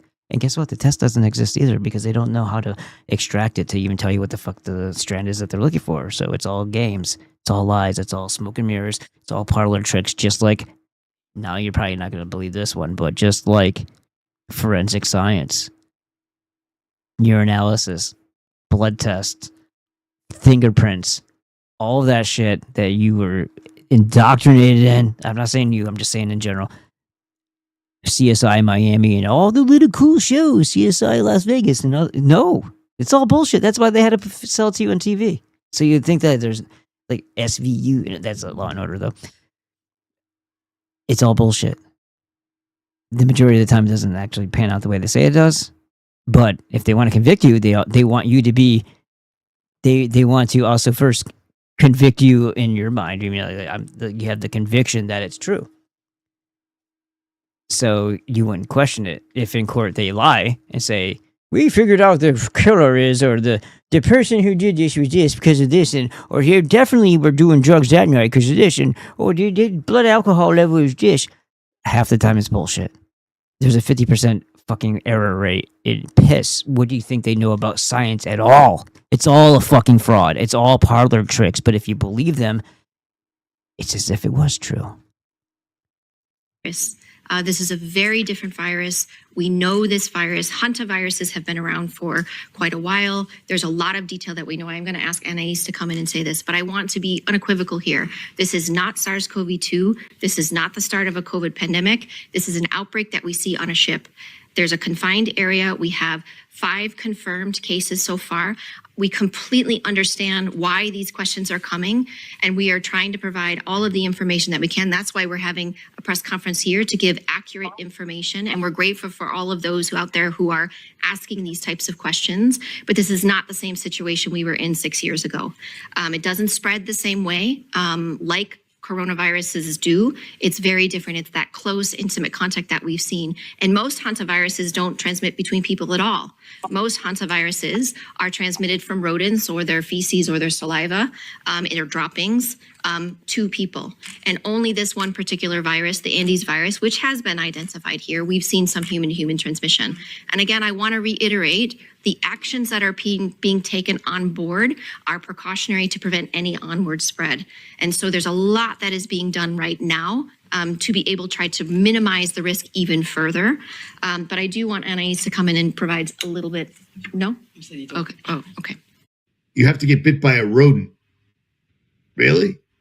And yet people are getting quarantined. Australia did it again. Just like in COVID, people that came back from this cruise ship. Because I don't even believe any of this is real at all. I don't believe there was a boat. I don't believe there was people. They don't need it. They just make it up. I believe I can fly. I can't fly. At any rate, Australia is doing exactly what they did during COVID. They're taking their people. These 42 people just returned from this mystery boat with the secret mouse that apparently attacked everybody because it can't be transmitted human to human. It's not real, but this is their words. World Health Organization, you have to get infected by a rodent. It doesn't go human to human. And yet, Australia has taken their own citizens that got off this mystery boat with all these rats running around, just biting everybody apparently and pooping in all their food, and they're quarantining them for 42 days. Flights are still in the process of being finalised. This is a complex operation that often is likely to involve a couple of different countries, and we'll be in a position to provide further updates once those flights are finalised. Now, my very strong view and the view of our government is that quarantine and return arrangements should be the subject of a national decision rather than separate state government decisions. I've had a long-standing view that quarantine, particularly for the entry of citizens returning or non-citizens into Australia, should always be governed by federal arrangements. This will require us to list the hantavirus as a listed human disease under the Biosecurity Act, which is an act that effectively replaced the old Quarantine Act that's been in place for about 120 years. An order will then be made. That listing will happen over the next 24 hours before the return of those Australians and that New Zealander. And an order will then be made for those passengers to be subject to quarantine arrangements at the Bullsbrook Centre for National Resilience, which is just northeast of Perth, next door to RAF Base Pearce. We've taken a precautionary approach here and put in place, at least initially, a 3-week quarantine order at this centre. Obviously, we will be monitoring advice about what should happen beyond those 3 weeks. Remember when that happened last time? And then another country did it. And then another country did it. And then another country did it. And they did every other country on Earth, so we could see it happening. Like, so there was a protocol, like there was a procedure. You had it in the back of your mind. It's coming. It's coming. They're going to pull out all the stops this time. Remember people getting dragged by their feet off of a bus through the doors onto the ground for their own safety? Well, I didn't have a mask on, but now you just dragged me down the stairs. You shot me with rubber bullets, remember? Fire! Oh, I'm sorry. He didn't say, the National Guard didn't say fire. They said, light them up. Get inside! Get in your house now! Let's go! Light them up! Go inside now! Get in the house!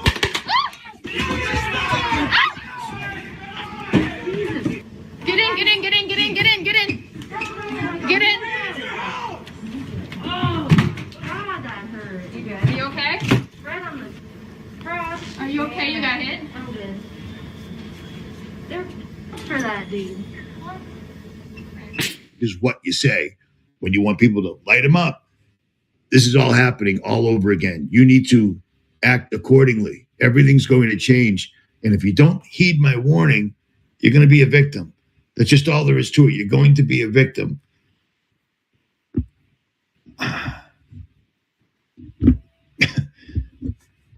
don't even know what else to say. It's staggering to me that they have the balls to blow up a refinery in Louisiana and then blow up another one right down the street in Oklahoma. It's not like it's not like we have a shortage of fuel where they have to overwork the facilities, the refineries, in order to produce more oil. That's not the thing. So don't let them tell you that. All they're doing is jacking up the price. And the government's acting like the big oil and the government are two separate entities. And there's nothing our government could stop all of this. But our government isn't our. Right. Because there isn't a government. Because it's a corporatocracy. It's what that lady said about 1871. But what I've been saying. Government. They're the landlord of this earth. These are Satan's minions, literally. Yeah, or you could say demiurge. You could say, but definitely minions. But except when you watch the movie Minions, they're actually making fun of you and I. Because who do you think goes to Walmart and eats bananas? Bananas are the biggest seller of Walmart is bananas. So why do you think the minions eat bananas? Just because they're colored the same way? No, because they're making fun of people who are blindly following evil and doing evil and looking for a master. It's a mockery because Gru is a Jew. Yeah, right. And his minions aren't just other oives because they don't look anything like him, right? That's his 2,800. What is the stupid Talmudic or whatever bullshit thing? They all each get 2,700 slaves, right? Serving an evil master. They're more than aware that they're the evil master, but that we're so unwittingly that we participate in evil, unwitting that we participate in evil. It's all a mockery. But yes, they are also minions. They are also minions, but the movie itself is a direct. They're stupid, right? They're deformed. the very things that always are. It's always projection with them. I not to say that, but they are. It's very hard for people to like look at it and just be like, oh, yeah, I've seen one of those things before. Like, it's pretty. You kill children, don't you? I'm just gonna ask because you everybody in here probably does, but you definitely do. Pretty usually a visceral reaction to it.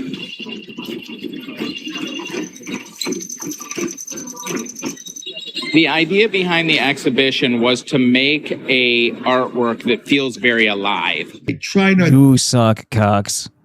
to say that, but they are. Think about it. What will Satan give you? Absolutely anything.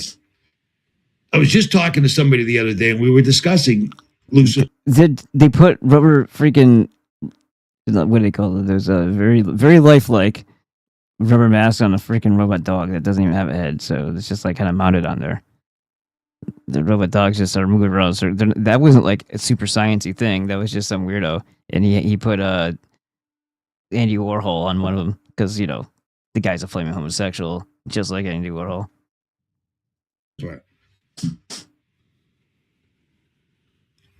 I read someplace, and I can't find it, that he was actually constructed with musical instruments embedded in his body, and he was the most beautiful angel, and so forth and so on. Because it's all bullshit, and that's why we're gonna leave now. Because I'm not getting into that mistranslation bullshit. Lucifer was Loki from the British Edda. That's where it comes from.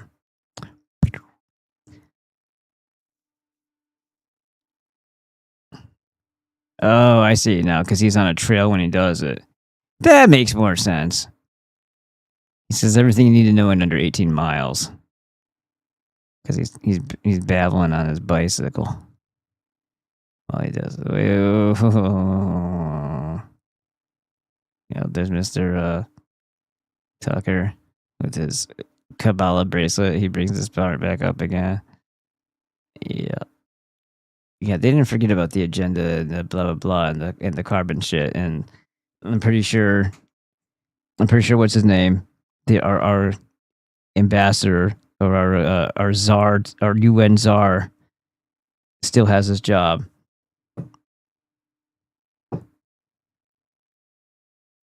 Not the. I'm trying to think of his name now. All right, let's get into this. There's a reset in the 1600s. Let's examine it. All across the realm, we see evidence of infrastructure covered in dirt, ash, and pulverized buildings. I'm not saying 100% buy everything that he's saying, but there is definitely another way of looking at the shit that you see. And I'm sure some of it is actual truth. But I'm not going to go into, and the Tatar in the movie. It's like you're just taking leaps and you're making statements that you can't possibly prove. Because if you could, then it would be known, right? There are melted structures throughout the realm, but this is just That's Cappadocia. That is where our ancestors' stomping ground was, and that's probably likely why it looks like that now. It probably didn't look like that when they were there. Yeah. But this is in the British Edda. Talks about Cappadocia, and then goes to Karshemish with the Saturn cult. The cult of child killers, the serpent wolf cult. Also known as the Chaldee Semites or the Edenites. Nothing good was going on in Eden until we got there. It was a fucking grove, some caves where they used to kill people and torture them and poison them with freaking adder's venom and drugs. And Hecate, the Three Fates witch, that was part of the harem of freaking El or Elu, Jaime, who was the head sorceress. It's always been a matriarchal cult. The Shekinah, That's supposed to be Sophia. So they're basically raping Sophia. Surface. Much of what we call mountains are actually melted metropolis At the Wailing Wall, at the Humping Wall. and much of what we call caves. Yeah, Turkey. Yeah, underground city tunnels in Turkey's Cappadocia. That's where our ancestors are from. That's where we came down from. The Norsemen came down, and this is where they first started developing shit, and then they got into a nice big battle, and then Sumer was created, and Sumeria was their first kingdom. And then we also created all of Persia. Everywhere there's heritage, anywhere there was civilization. Guess who did it? Your ancestors. We had a huge role in Palestine, by the way, way before there was any Wave fucking claims. Obviously Turkey, obviously Iran, Iraq, because that's Persia, in the Indus Valley, so India, and or the Ganges area, and also Mohenjo-Daro, the other place that got fucking nuked. That was one of our stomping grounds. So what the fuck happened? Because that shit is like nuclear level stuff that was melting sand into glass. What the hell happened at Mohenjo-Daro, which is obviously wasn't called it back then because that means like the city of the dead. So that's usually a name you get after the fact, right? What else? Obviously we did, Egypt, but we didn't build the pyramids. Those are there. Just trying to think who else. Where else were we? Oh yeah, Greece, Crete, Troy. That was also that was all in the same. Well, Thor was he had textile and cloth making spinsters going on in what would have been considered Troy and Crete and all that crap. And then he also had the Cappadocia Citadel before Sumeria was established. And that happened after we destroyed the cult of child sacrifice for at least a little while. We killed Balder, Woden. Woden is not Odin. Odin is Thor. Same fucking name. Same fucking guy. Different title. And Elu or Hemi. If anybody thinks that this sounds weird, you're brand new here, go check out my British Edda series. Just when you go to my site, there should be a little thing where you can search the page itself and just type in British Edda. Look for the newer videos because I did some of them in the past. I did the same series and I didn't do. What was I say? I'm trying to say here. I didn't start right away with it. I did some Instagram shit. So I timestamped them all on YouTube, but they deleted that channel. You can't really timestamp in Rumble. So find the newer ones because I just start reading from the beginning of the show. And it's a better read, I think, this time. Every time you read something and you comment, I think the comments get better just because it's awakening different things that you missed before. You know how you're thinking about something about that you're reading, but you're missing the other stuff. So other stuff is passing. Just like when you watch a movie, you catch more and more details because once you're anticipating the details you did catch, you're open and free to catch more details. So it's always good to read more than once too. These are actually components of those metropolises. There are underground cities throughout the realm, but Darren Kuyu. Yes, anybody who's been a fan of, and it was fun to watch, even if it was bullshit, Ancient Aliens. Because I just, in my mind now, looking back, I'm like, no, it's just Ancient Aryans. It's Ancient Aryans, not Ancient Aliens. They just got, anytime there's proof of an advanced civilization building group of people, i.e. your ancestors, that's when the Semites jump in and say, no, it was aliens. And then they pump that through your bullshit brains. They pump that bullshit through your brains is what I was trying to say. But if you just change it to Aryans, the Anunnaki Aryans, were they always underground? These are extremely elaborate. When you see a so-called mountain, this is what you're actually seeing. And if they were doing that, how back when? What the hell's under here? I think it goes a little bit further than just the Denver airport. If this is Darren Kuyu, and this is not just Darren Kuyu though, there's other places, and it's all over the place. And then when you get to Karen Tepe, so there's a Göbekli Tepe that's just like, they're saying that it was about 10,000 years old, but then it was deliberately buried.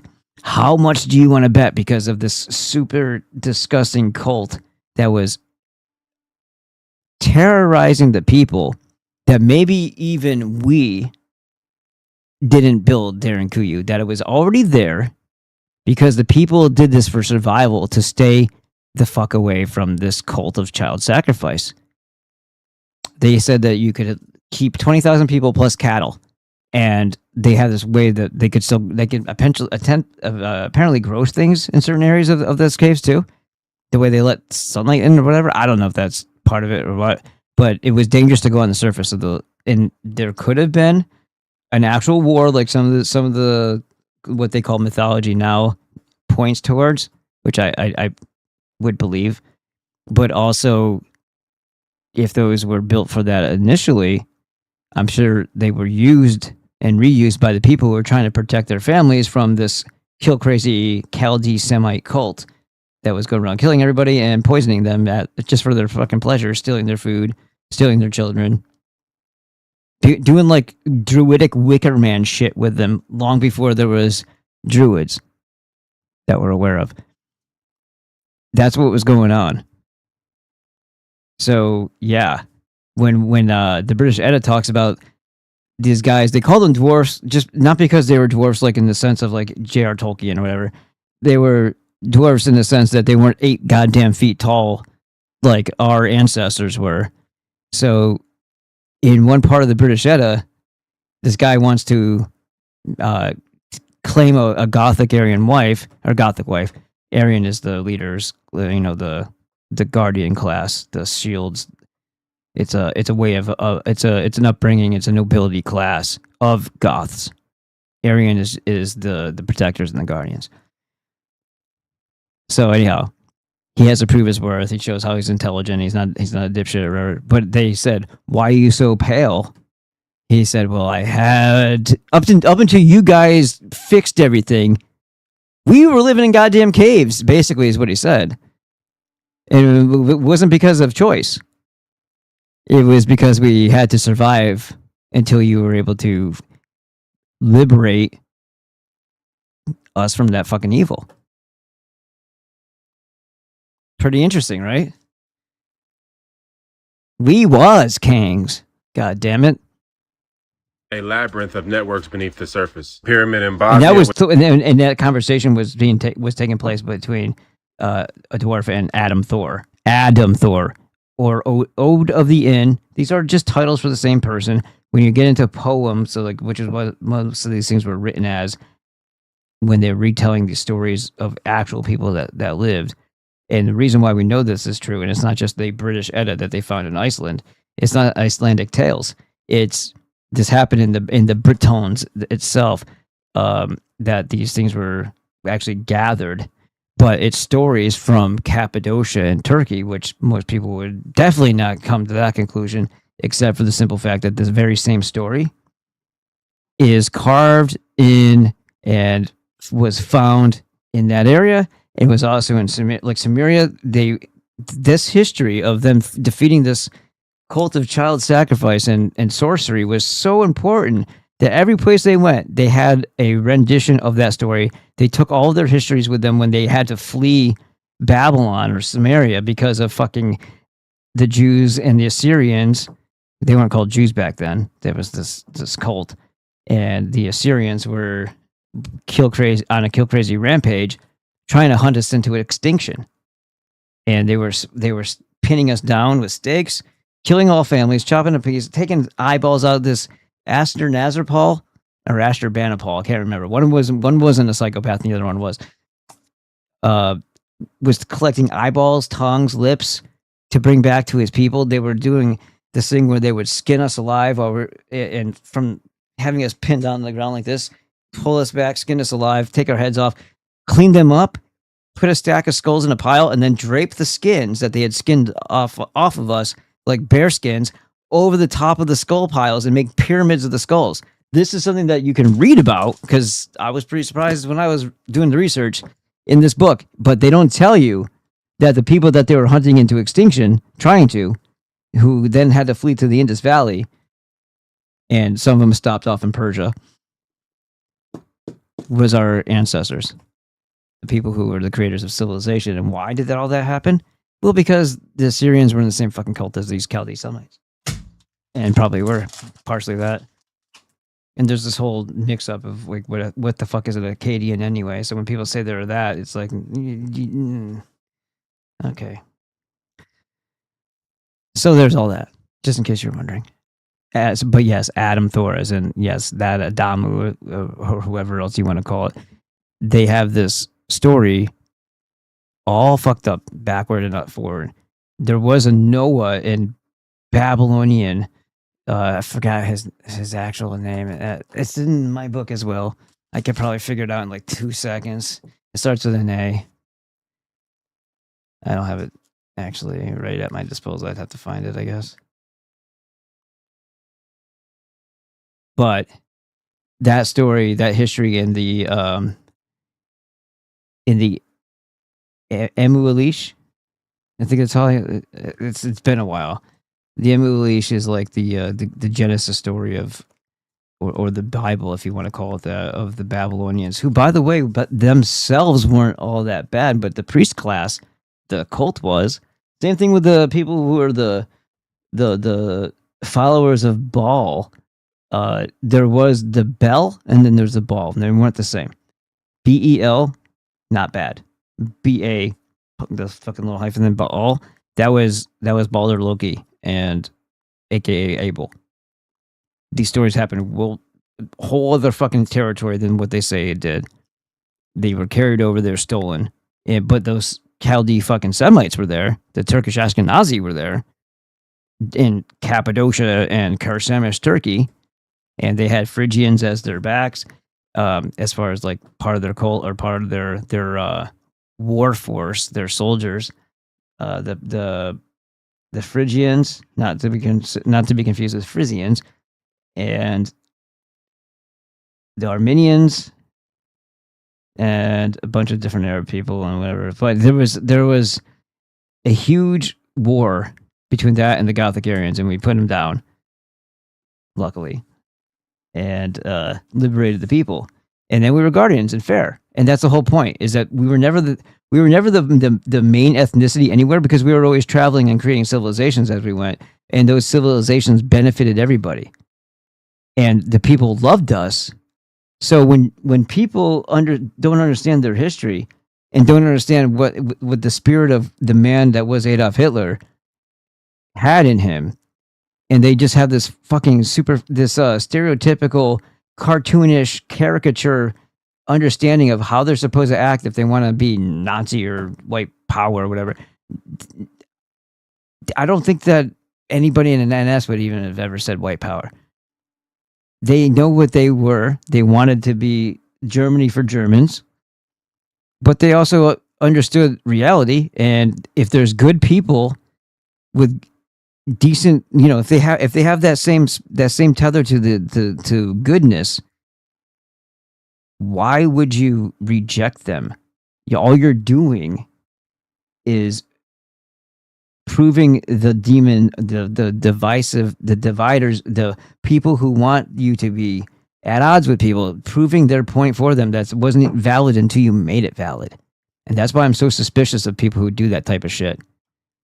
Yes, there's niggers. You're right. There most certainly are. And I'm sure there's more of them than actual blacks. There's not very many decent black people left. I would totally agree with that. And I don't go searching for them. I don't go picking through shit to find the fucking corn either. Just not my thing. I'll just get if I actually want corn, I'll just go get corn. I'm not going to pick through the shit to see if I can save a piece of corn. Not my thing. But that's not to say that I can't recognize if I happen to come across or they cross my path somebody who has like character and is decent versus someone who isn't. We know people in this town, come to think of it, they're younger. They're really good to my daughter. And it's like a mixed family. Before I knew that you were supposed to hate people over that, I didn't give a fuck. Still don't. Because you don't dictate how I treat other people. Otherwise, I would just be another carbon copy of you. That'd be horrible. You should be you, and I should be me. That way we can keep the variety going, right? And I'm kind of talking to the freaking weird trogs here, mostly here. It's just so stupid to be like divisive about that. Like when you don't know your history, you don't know that people. The reason, just like when good old Uncle Adolf, came into different territories and liberated them, they truly were fucking ecstatic and happy that he showed up and made their lives better, right? That's what we were doing. Everywhere we created civilization, people benefited from the innovation, people benefited from the agriculture, and people benefited from us putting down the freaking dangers and the threats to building a civilization, because the incessant attacks that were going on by these Edomites, these Chaldees Semites, these demonic pieces of shit, sorceresses and sorcerers. You could say warlock, but it's whatever. Druidic, maybe even early. They were relentless. They were just like they do now, killing innocent people for no fucking reason. And we had finally had seen enough, and we did something about it. And the rest of this history, and that history was written everywhere that we created a civilization. Same story. Was that important? It's a good reminder too. The message of the past is the message. The message of the future. What does it say? A message for the future is the message of the past. That's actually written in the British Edda. It's either in the British Edda or it's in the British Edda. A message for the future, which would be now for us, is a message from the past. What are we supposed to do? Supposed to be the stewards, the guardians, and protectors. Not everybody deserves that. You kick them the fuck out. You don't make a welfare state. You don't fucking drag dead weight around with you. You get rid of all the shitheads, all the light bulb head fucking Somalians, everything that they've... Look, this is the funniest part, right? We wouldn't even have these thoughts in our heads or have anybody to point at and say, they don't belong here if it wasn't for the Jews putting there in the first place.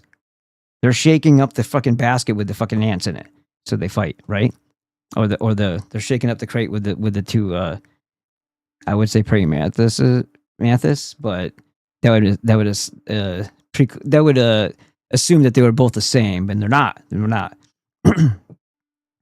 These are unnatural states, because these people who don't know how to fucking do anything would have never been able to figure out how to even get to another country unless they were scooped up like they're still scooping them out of the fucking jungle, or you know what I mean? They haven't stopped. The Dutch East India Company, British East, they're still doing it, and they're dumping all that shit. It's a bioweapon. I 100% agree with all that, 100%, and it's all deliberate. And if your country is letting it happen, and they're not just mowing them down with guns, then they're part of it. Highest exists without being shut down, right? So why is that? Humanitarian? Fuck them. Boom. You don't care about your own. You don't care about the people that live here, obviously, because you're trying to replace them. And why are they trying to replace them? Because they have plans for us. The best of the goy kill them, yeah, or hook them up to a machine. You know? Which is bigger than the biggest one in Egypt, also has an underground labyrinth. Look, the longest so-called cave system is in America, though. Look at the subtropolis of Canada. This is just what we know about what's built, and then there's whatever the fuck they also have built up into present day. Oh, and this also points back to some of the videos that we were looking at from Mind Unveiled a long time ago about the tunnel rat freaking Oddfellows and Freemasons. Kansas City. This is from the so-called construction of the New York subway. You can see those bricks are way older. This is an excavation project, not a construction project. The Cheyenne Mountain complex wasn't built, it was discovered. Similar to the Iowa State Capitol in all its glory back there while they make these roofs. That looks awful. I mean, we would consider that like mosque-like, right? Those domes, but that's probably more like sonic resonance type shit. That was probably Gothic Aryan. Just saying. Especially the way you see all these megalithic stones and things like that.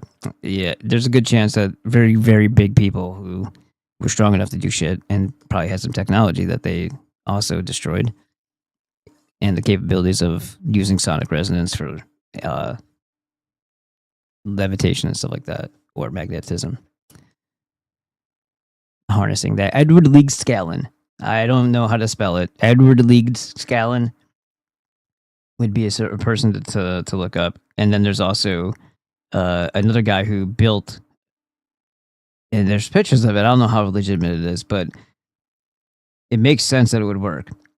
He took a bunch of, you could probably make it a synthetic now, but I guess the point to be proven was that you could use the wings of insects because they're basically like a bunch of little antennas on there. They have the hairs, and the vibratory force, like when you send some sort of electricity, harmonic vibration through it, it causes lift.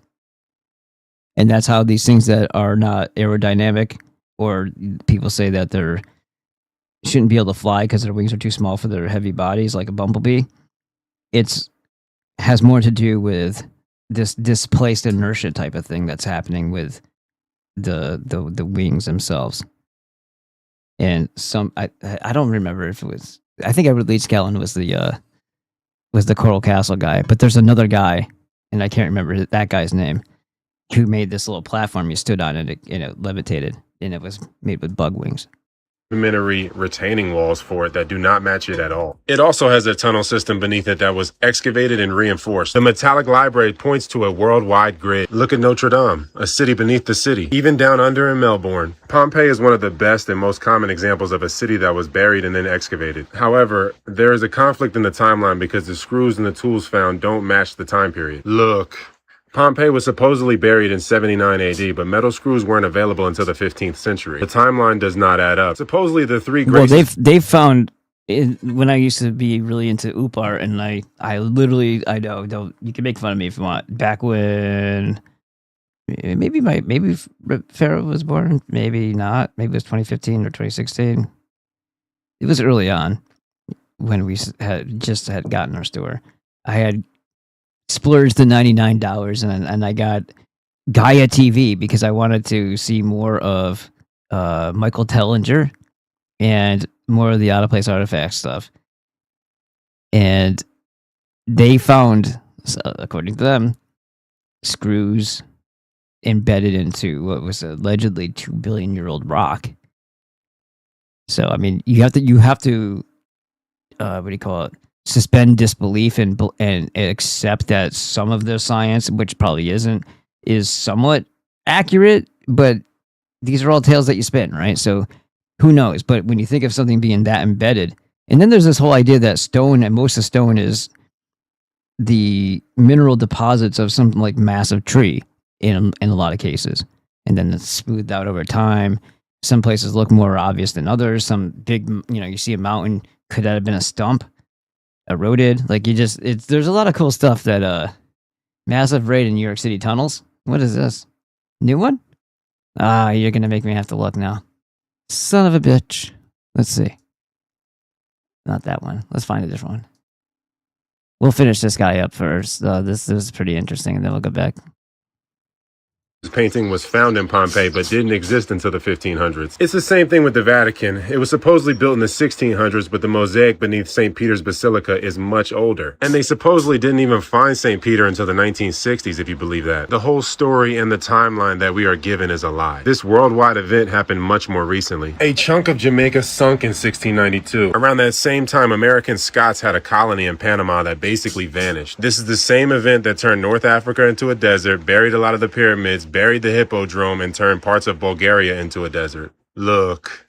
Melted building. These comets were regarded as omens for the events that came to pass. Many claim the comet of 16... So I have an issue with comets. I mean, I've seen shooting stars, but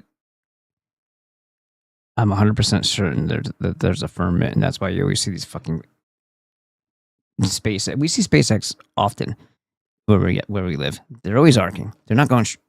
they're going this. They're following an arc, and I'm almost certain because there was also people talking about Kazakhstan had the most aerial detonations for nuclear weapons of any other place. It was Kazakhstan back in, I don't remember what years, but they were allegedly testing. You don't test something 400 times. It was something ridiculously like that, right? And the notion being is that they were trying to break through the firmament, but they couldn't. So there's that. If that's, I mean, I'm sure that the part of me just knows something is true somehow. I don't know why I know it's true, but so I lean towards things that prove it, so that it's impossible not to have some sort of bias there. But I just don't think that there's a. I think space is the joke. I think if anything, there's water on the other side of that motherfucker or something, and we are looking at the wrong direction if we're looking for something that doesn't look like humans, and that's it. And maybe that's why they need to do magic and sorcery and shit like that, because the only way you can get things from one place that they most certainly don't belong, they don't belong over here. If you want to try to drag the djinn or the Dybbuk, the disembodied evil spirit, into this realm through some sort of magic ritual, you're basically opening a portal inside yourself energetically to make that happen. Or you're making a portal with something like CERN, which is a giant fucking magnet, and, you know, maybe it even helps erase the hard drive of during the reset. Get it? Who knows? But that's if you could open up a portal and keep it open, people just walk in and walk out. And I keep on thinking about In the Mouth of Madness every time I start going down that path. Do you read Sutter Kane?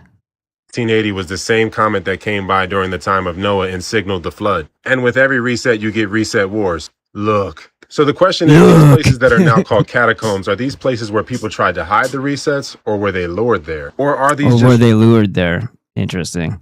Trophies from reset wars? Only suffering seems to be associated with the depictions of the catacombs. Look at this, Roma Subterranea. What are they doing to these people? It doesn't look amicable, and a weird way to supposedly honor monks. North and East Africa began to be inhabited by man after the 1100s. That's why there isn't much of a subterranean infrastructure in sub-Saharan Africa, though there is a little tunnel network under Kilimanjaro. We do see melted buildings in Ethiopia, though these frescoes are trash and were not made by the builders. Bantu didn't arrive until the 14 or 1500s from Asia. The Khoisan were the original inhabitants of China, and they were ran into Africa in the 1100s. Their ancestors built all these pyramids. History has been... No, they didn't. No, they didn't. You just fell off the fucking map with that shit. Inverted, and many times only children survive these resets and reset wars, forced to restart and repopulate from scratch. Kind of like the Kang gang. There was a reset in the 16... Yeah, I'm just gonna go unfollow that bullshit. Everything else I've seen on here, I looked through it. It's like, it's all Tartaria. Well, I mean, that bias, if you want to believe it, you'll find evidence for it. That doesn't mean that it's true, though. Just like my firmament thing. It's just, I feel like I know that that's true. And I can't prove it. Unless I don't have enough money to send something up there and bunk my head. 1906 aerial photograph. Really? Okay. Let's look at what he sent. If he sent anything. Oh, is this old? I'm sure most of you started reports from a couple of years. Oh, yeah. Okay. What the fuck? From a couple of years back, when all the secret tunnels were used by Jews, many tunnels underground lead to different synagogues and ritual rooms. The items removed were blood-stained children's mattresses, high chairs, and weird books. Right. And what did that one freaking rabbi even say? They take freshly dead people.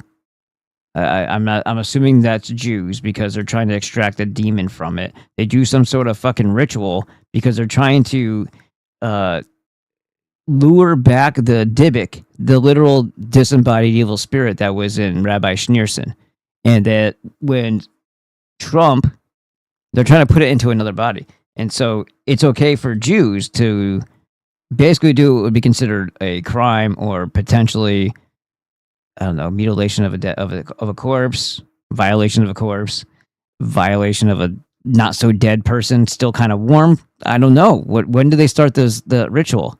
When do they decide? Is it like with organ harvesting where you're alive? Yeah, I'm not dead yet.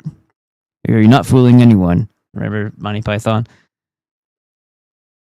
I feel good. I feel happy. This is like the maids now when you go to Canada. It's like Monty Python every day. Bring out your dead. Anyhow.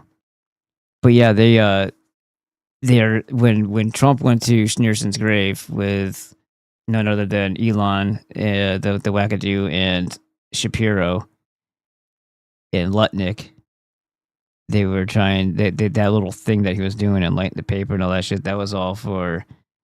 It was all for you. It was all to try to get Schneerson's disembodied evil spirit into Trump.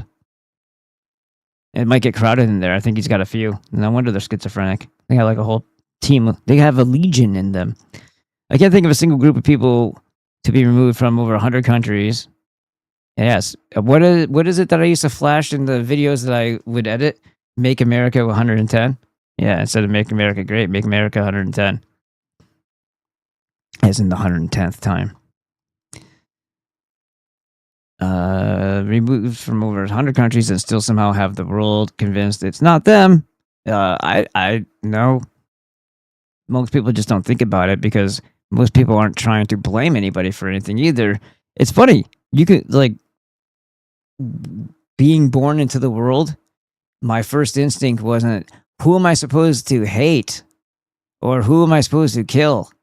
Or better yet, who am I supposed to ridicule? Right? No, but Jews, on the other hand, seems like early on they're taught that they're better than everybody. That's a Jewish supremacy thing. So if you're brought up that way, that's still not explaining. There's something else different that's just inherently wickedly fucking twisted in them. If and when it's in that environment of the cult breeds the cult, right? So whatever they brought into themselves for their sick black magic rituals is obviously going to rub off onto their offspring.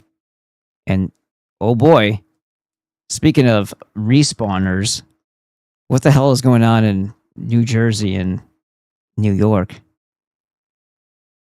It's almost as if they're already starting the repopulation with the freaking the tabletop dancers.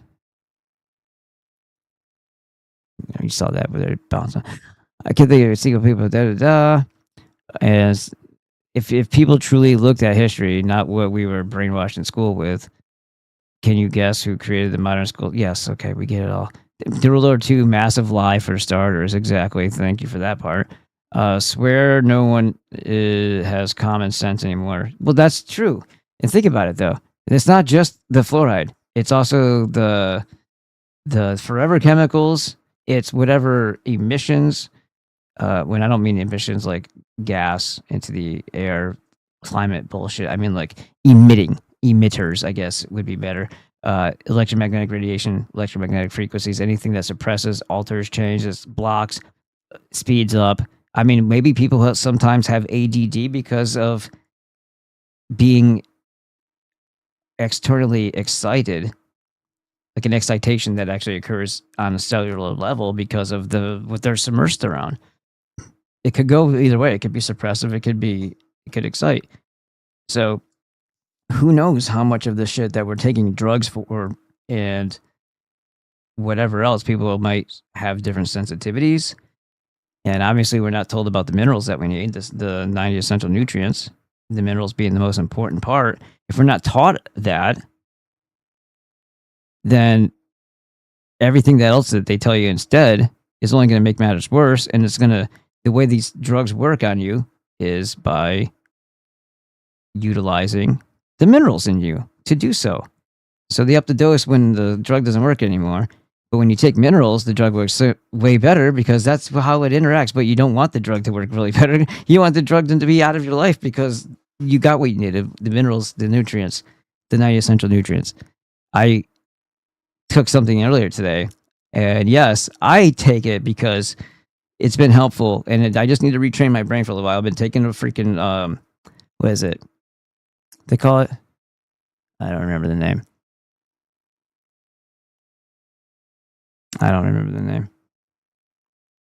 It's late, I guess. Yeah, I don't remember. But taking a couple swigs of the plant-derived minerals or some of the Fulvic-Humic blend in 4 ounces of water will make everything better, right? it'll intensify because that's exactly how it needs to work. It says world nobody's in the comments sense anymore. They're getting a bunch of shit bombarded in them. Plus, also yes, stupidity. Yes, also bad schooling. Yes, also technology making things super super easy. I sent you this. Oh, yeah. So apparently, I sent him the same thing you sent me. That's funny.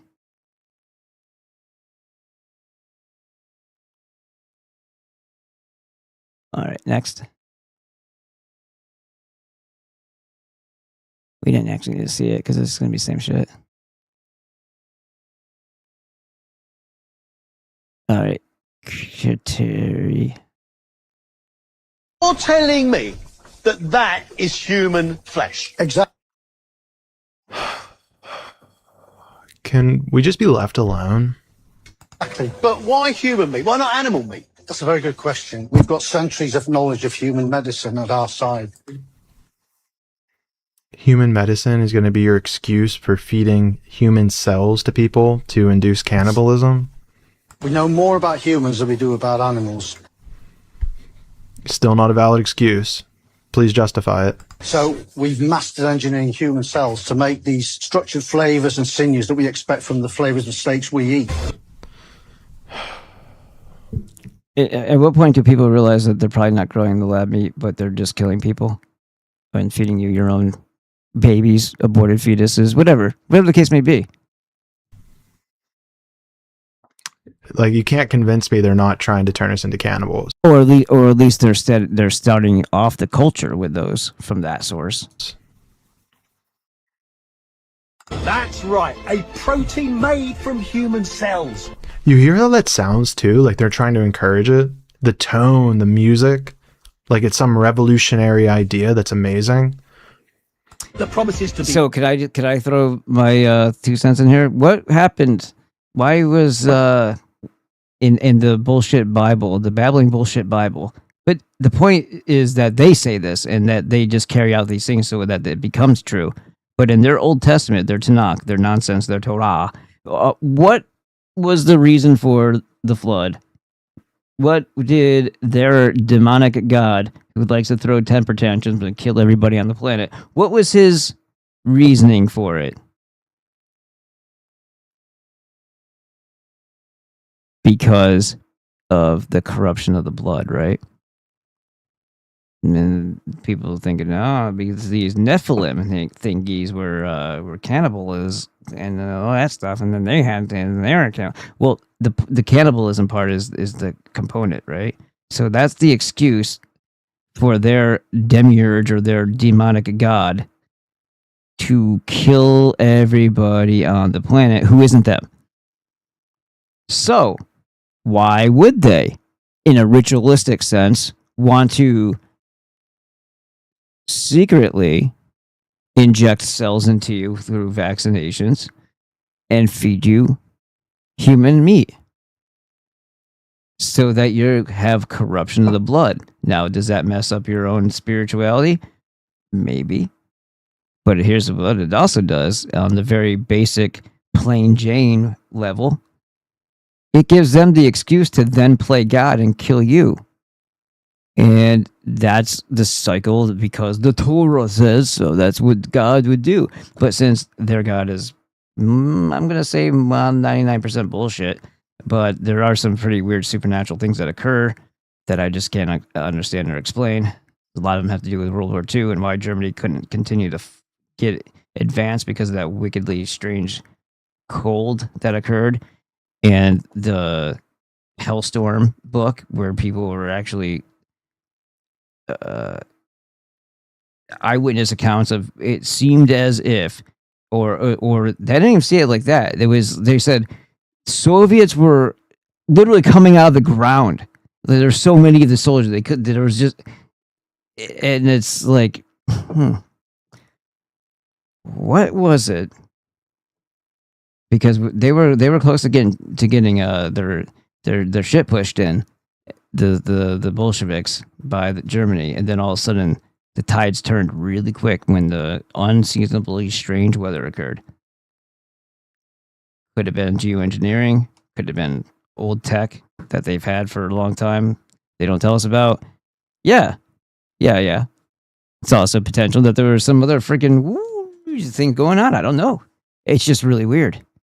And if that happened, if it intervened on their behalf, well, then we're kind of fucked a little bit, because it seems like the Saturn Kronos Demiurge dude really, when he has to, will step in and us up. You know, I said, and then I said us up, in order to protect his failing minions when they fuck up.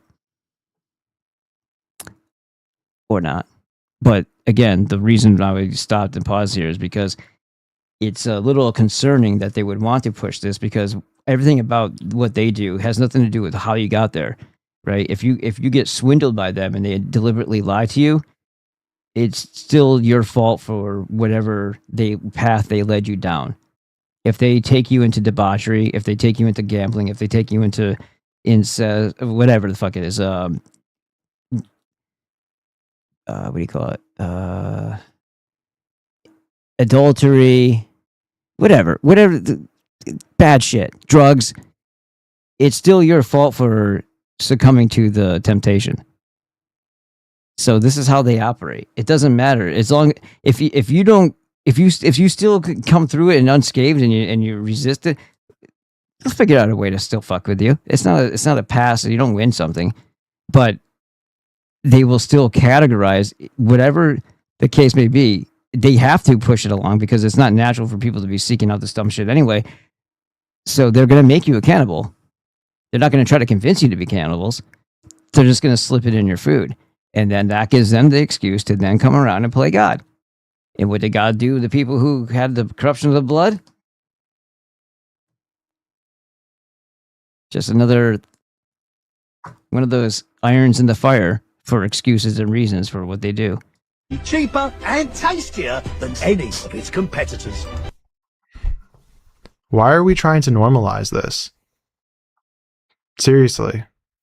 I'm Greg Wallace, and I'm off to visit Good Harvest. This is really old. Like, we've watched this video before. Where a whop. Good Harvest. But this is, he just put this out like a day ago.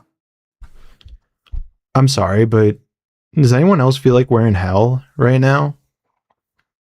We're in idiocracy. You can't tell me that this world is not run by demons when we're mass producing human cells called Good Harvest, trying to convince. And there's a smiley face on the meat, and it's probably one of your babies that start off like there's a syringe or there's a dropper. It might be like a bloop, and then it just comes right out. They're like all natural, like with a smiley face and the meat and all. Little baby, it looks like little baby steaks. People that's a good thing. 6 tons of human meat is engineered every day. So there's actual human DNA in it. You're actually eating humans, and this is okay, and we're thinking that this is a great thing we should be doing. All of these are reasons that I am running for the U.S. House of... I'm not 100% sure that was accurately real, but it kind of looks like it was like that, what was it called? The Human Meat Project? It's on the same level as that, but possibly. Representatives. Maybe it was a little bit of satire. South Carolina District 1 in November. To learn more about my platform, to get away from hell, to create heaven on earth, comment Q Terry. All right. He was on my show a while back, a couple years ago. I get rid of this guy. Israeli strikes send smoke billowing over South Lebanon as Hezbollah tensions persist. Yeah, white phosphorus. Let's just go ahead and play it. I wanted to share with you the hypocrisy of the Western media. Look at Reuters. They're calling this plumes of thick smoke were poured from Israeli planes onto southern Lebanon. This is white phosphorus, one of the most dangerous chemical agents used in warfare. It basically burns you from the inside out if you breathe it in, and if it lands on the ground, it creates fire and burns everything that it comes. That's our greatest ally at work. That's what they do. That's who they are. This is who we fund. This is what we're giving our money to people that burn people from the inside out. The level of evil that these people have exhibited over the past 3 years. Well, I always say 3 years because we in the Western countries, we basically only know this stuff because of the internet and what's happening in Palestine. This has all been going on for 77 years. You talk to Palestinians, or 78 years, whatever it's been. This has been going on ever since 1948. So it's been going on since the dawn of civilization. But yeah, also since then. Now, let me just say this real quick. A couple things. Yolanda S. Helm, with your one post. My Lord, protect Lebanon. You seem to misunderstand the gravity and the scope and the depth and the reach of these people. It's not just where you're being shown it's happening. These people will do this every fucking place, including where the hell you are at some point. Where is NATO? This is a war crime. I also wanted to comment on that.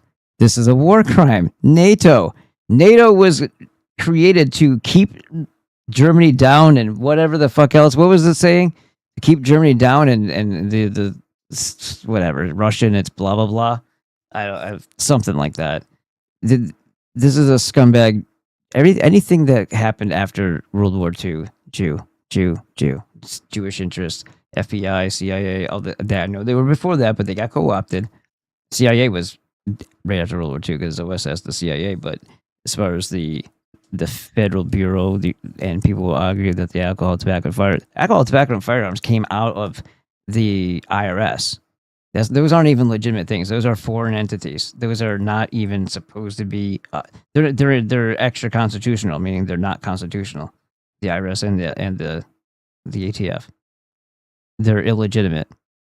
Bureau of Alcohol, Tobacco, and Firearms is illegitimate foreign entity at work disarming the people. Let me ask you a question. Do you think Thor? Do you think your ancestors? Do you think in ancient civilization they would have told the people, "Hey, melt all your swords and break all your arrows, and or else what? Or else we'll be able to defend ourselves when the next attack occurs."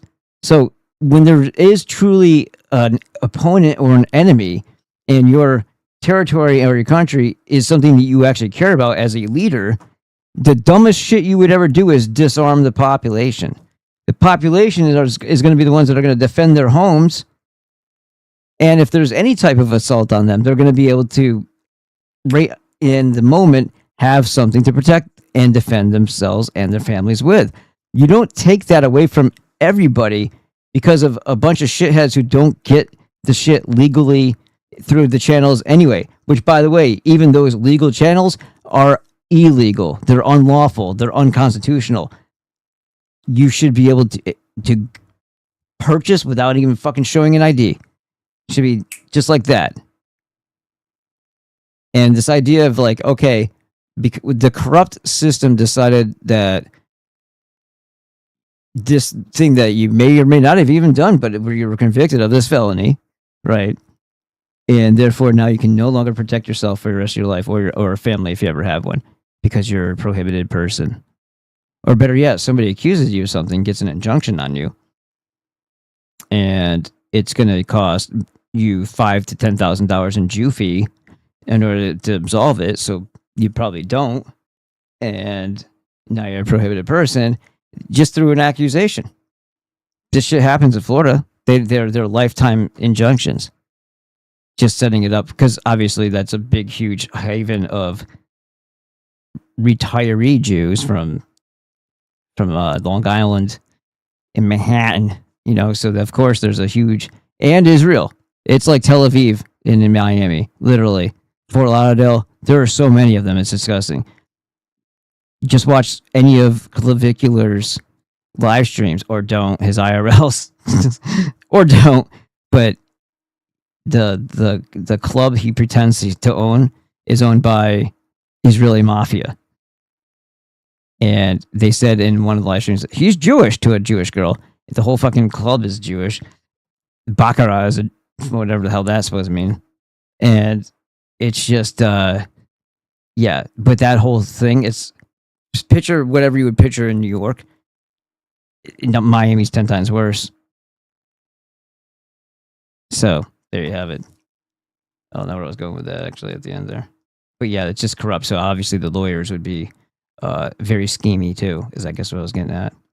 It only serves the lawyers to make you have to pay more to. It's like, why are you still continually getting penalized for being innocent of something that you were accused of? Pretty fucked up system, right? You know, we're just late to the party. Muslims have been trying to tell us this for the longest time. We're just catching up to how evil these motherfuckers are. I wanted to share with you. Right.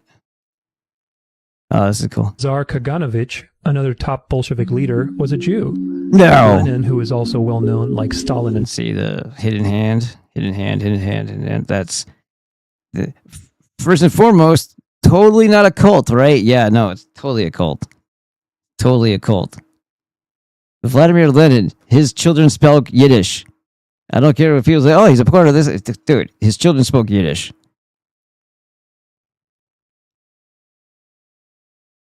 Trotsky likely... Levi Mordecai, they're putting their real names on there. Joseph Stalin was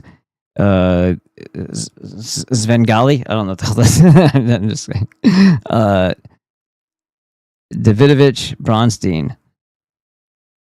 Davidovich. Leon. Yeah, they call me Leon. Why? Because I'm nigga. Shit, Leon. Fuck. What you been doing to them Russians, Leon? Shit. Karl Marx. Yes, we already know Levi Mordecai. But remember the Ulyanov? Ilyich Ulyanov is Vladimir Lenin. It's almost as if they're acting, right? They got these stage names. Had Jewish descent from his grandparents. In fact, most of the heads of the secret police, Gulag administrators... Otto Warburg. That's the Warburg most people don't talk about. You got Paul, and what was the other one? Was it Mark? That's Mark Wahlberg. I forgot Paul. I forgot Paul's brother. But one of them was the German bank, and the other one was here with the Federal Reserve. Famous Bolshevik terrorists were all Jews. When communism spread to China and the surrounding areas, about 80 to 90% of those coordinating the efforts were Jews. See, there's Mao. He went to Yale in China, or Yale, as I think they pronounce it there. Yale in China. He went Skull and Bones, right? Yale in China. And the Jews created him. And if you don't give if you're detached, you don't give a fuck about other people's lives, and then you, in your later life, you have harem of women, really young ones, by the way, in a rotation like this, even though probably your shit doesn't work anymore, and then you go into being like a devout Buddhist. Like, he had a really weird life, right? But he is responsible for allowing, at the very least, and then, of course, at the behest of the Jews who know how to kill, had people starve to death and shot in the fucking heads, all kinds of good shit, right? Just mass murder to 100 million. And then you ask yourself, well, is this how the Jews keep the numbers down? Are they playing the ants to the grasshopper game? Why all of this matters is that the term anti-Semite or anti-Semitic did not exist up until the 20th century. Before Bolshevism. For the countless times that the Jews were overthrown and destroyed by pagan empires. Pagan? See, you shouldn't have thrown that part in there. As if to dismiss them. It's like you're saying something bad about the Jews, but you're also saying something bad about any people who aren't part of the Abrahamic death cult. So you're narrowing it down to late to the game Christians, when our people are the whole reason why they even have the construct of the Abrahamic religions in the first place. What are the core things? Well, when it comes to ours, like if you're a Catholic or a Christian, baptism. Oh, look at that. Who was that? That was Thor, Adam Thor, 5,000 fucking years ago. That's how you got into the sun cult, or the sun religion. The concept of a monotheistic benevolent creator It's like one God, benevolent creator, monotheism, what came from your ancestors, not some scrappy, disgusting, pathetic, wormy Jews. This, again, would be something that you'll learn if you read Makers of Civilization and Race and History, and also the British Edda, which tells the actual story of what happened and who's who. And Waddell, being a freaking brilliant fucking genius, this guy right here, this is why you see this guy in the picture, this guy right here, who was a British, I think it's also like surgeon, an archaeologist, philologist, meaning study of language. He put it all together. He put it in the right order. He figured out what was what. He made it happen. And we are forever in his debt. And this is why I want to also make this book happen so that, keep it going. Keep the heritage alive. With insight, too. Because then I can also bring in the experiences of the history that has happened since his time. His book came out in 1929 and then 1930. He was I guess you could say it, right? Like an actual, I know they use this for people who don't deserve it all the time, so it kind of feels cheap to say, but he was like literally living Indiana Jones. Well-educated archaeologist. I doubt he said it belongs in a museum very often, but he did say our history belongs to us. And not to the fucking, everything's Semitic because we said so crowd who is changing history to suit their needs and to completely eliminate us or our achievements, because well before, but definitely during his lifetime, the push to make us extinct was already well underway. Because then they really will be the top dogs. Look at the rest of the people. Well, maybe not with the Japanese, as far as intellect and shit, but because the fucking Jews are pretty dumb. Right. Or later, when they were expelled from European countries and banned, not a single time was the word anti-Semitic ever used by anyone, Jew or Gentile. So, what changed?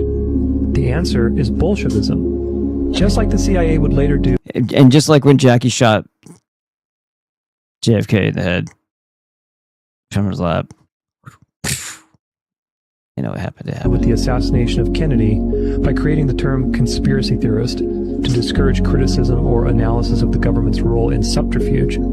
So too did the Bolsheviks do several decades earlier with their communist revolutions. Lazar Kaganovich. Just wasn't enough. I wanted to keep going. Let's check the chat real quick. Booger, you guys are doing this. A sign called Wait Vey, so bland. Right? I go out there and I look. Oh, so this might make people laugh, but it actually works for me. I can look at the sun, and I don't get the black dot in front of my eye. Like I can do it for a pretty, for staring at the sun is concerned, a pretty decent period of time. And it's like if there is information also, and obviously I think there's more happening besides, getting rid of whatever they call it, microbes, sterilization from microbes within sun, like the best, what they say, the best treatment for whatever germs is the sun, whatever, I forgot what the statement is, but yeah, besides that, and besides the vitamin D aspect, if you're going to at least have your eyes closed and kind of point your head to it, right? When it's super blazing hot, I have the benefit of being out here in the hottest part of America, basically. And so when the sun hits me, it is super intense and I can still do it. Is D-Bot in here? I haven't been in here in a while. Good night, all. Oh, so what's up, D-Bot? All right, so anyway, I can look at the sun, and I talked about this with Karen. If you want to do this at first, I'm not doing anything. I'm not doing that. But if you do this, it might help but you'll see the cross. You'll see what actually looks almost like lotus leaves too, or Sun killing off bacteria. Yep. Bad ones. Good germs. Germs are on your body for a reason or in your body for a reason. They're eating toxins. Any outside bacteria shouldn't be able to survive in your body if you're healthy. Pointed towards 90 essential nutrients again. But yeah, I can look at it and I'm not hearing words or seeing anything, but if there's more information, let's say from, I don't know, a higher source that's using this thing to cast down and it's a clear day without the bullshit rays, because I won't do it when I see the crisscross through the sky, because I don't know what the hell other information it's picking up, but there's definitely information in light. So I'm assuming the life on the planet is benefiting from that information, and that this being inside a box here is not very natural. So I go out there, and if I can, and I usually do, I'll look directly at it with my eyes open, and after a while, it looks like a little flickering black dot. It could be an anomaly from looking at it, or it could literally be that when you get past the brightness of it all, you start seeing like a null point, like in a magnet, where there is no magnetism in the center of the magnet. It's a null point. The lines of force pull you one way or the other, but there is no magnetism in the center. So anyway, that null point, or whatever I'm looking at, I'm seeing a flicker, I'm seeing a pulse, and I just focus on the pulse for as long as I can, and then I look away, and I swear, if I look at this light when the cover's off, if I look at it for a second and I look away, I'll see the burnt image in my vision. But if I do it to the sun for a prolonged period of time, because it's natural light, and it's obviously the natural light, it's the natural light, it doesn't happen. It doesn't happen. I mean, I have to do it for a really long time for it to happen, and I don't usually do that. But I do look at it, because I don't know what the benefit is, but I'm assuming that on the subconscious or some spiritual level, I'm getting a download that other people aren't getting anymore, because we've forgotten how to use that thing. And then I'll close my eyes and just let it knock me in the forehead, for a while. I love the sun. I'm a sun worshiper. There you go. I don't kill cats for it or anything, because that's not how you roll. But that's my way of saying, hey God, thanks for this really cool thing that keeps us alive, And I think that's what our ancestors are doing, saying, hey, whoever made that makes us all alive, that dude's got to be the God, Who else made it? All right, so we have as Florida Panthers fan. Oh, I went to the Florida Panthers. That's the hockey team, right? Yeah, I went to a Florida Panthers game with they were playing the Vancouver Canucks. It went to double overtime in a shootout, like a sudden death overtime, and then double overtime and then a shootout. So I got the most of the money I didn't pay for it. We had box seats. This is funny because the name of the company was called IBS, Integrity Belief, whatever the hell the other one, Integrity Belief Security, or I don't know what the fuck it was, but IBS is like irritable bowel syndrome, and the guy was a dope for not noticing that. That's what he named his mortgage company. So anyway, Jose Pole, that month I had was the top for what do you call it? Fees, like the top sales for the mortgage, selling mortgages that month.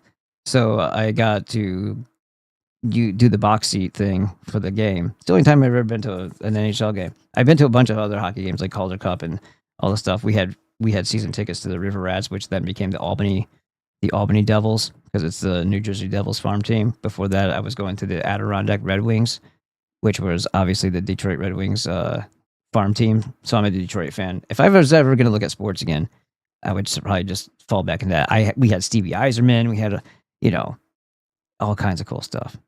I could see the LA Kings too, but a lot of those guys moved back and forth between the teams that I liked anyway. Anyhow, we had Vladimir Satan. The list goes on. We had Dino Cicerelli. He had like a size 7 skate. It was awesome. Anyway, so yeah, we had the girlfriend that I had at the time was kind of a mental patient, and she liked to drink. So we had a free bar and like food and stuff like that. We watched the game, got to see it for quite a long time. It was the title company's box seats, and because I had made as much as I did for the company that month, that was like the perk. So it was kind of cool. And Vancouver's what a good combo, right? To see the Panthers and Vancouver, the Canucks, right in the Canucks. I live up in Minnesota and play junior hockey. Oh yeah, so I know you're talking to each other, but my brother is a phenomenal rollerblader and ice skater. He was right defense, for the most part. He played I think right wing a few times too. But that kid can ice skate backward like a freaking bullet. I was never coordinated like that, but he was very good. He basically lived on rollerblades for a youngster. He's taller than me now, but for a while there I had him. 10 years younger than me. Yeah, Dino, exactly. Dude, like playing NHLPA 93 hockey on Super Nintendo. Like that's Luke Robitaille. Like, you're a goalie? That's awesome, dude. They're trying to think of Sandstrom. They're like, these are all names that I don't even know if anybody remembers anymore. But I obviously Sergei Fedorov. That was a Red Wing. It makes. But there's a lot of people out there in those good times. Oh, Paul Coffey, right? We gotta have Paul Coffey on that. All right. So what are we doing? What does this say? Cool. Voting will not remove them. I agree, but I think these are people that just want to follow me so they can troll me later. That's cool. Look, Blackhawks. I love how the people's whole life is like, next time he's on, I'm gonna hit that down like button. That'll show him. All right, so guys, if you want to support the show, first of all, get yourself what you need for yourself. Okay, do this. Don't worry about direct. First, make sure you have, and this is a little bit further down today.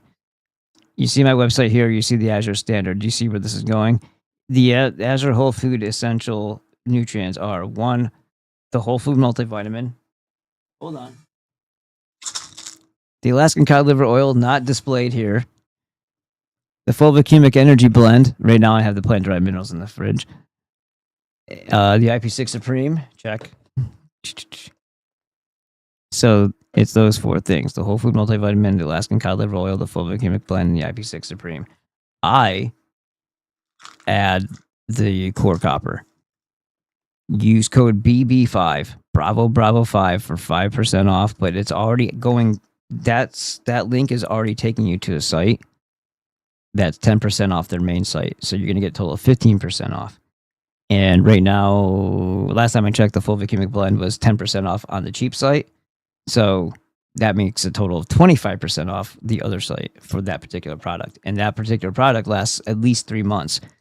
So you don't have to get that one every single month when you get your nutrients, and the minerals are the most important. So this is my website. Please, if you're going to order from something on my site, go to my site on a computer.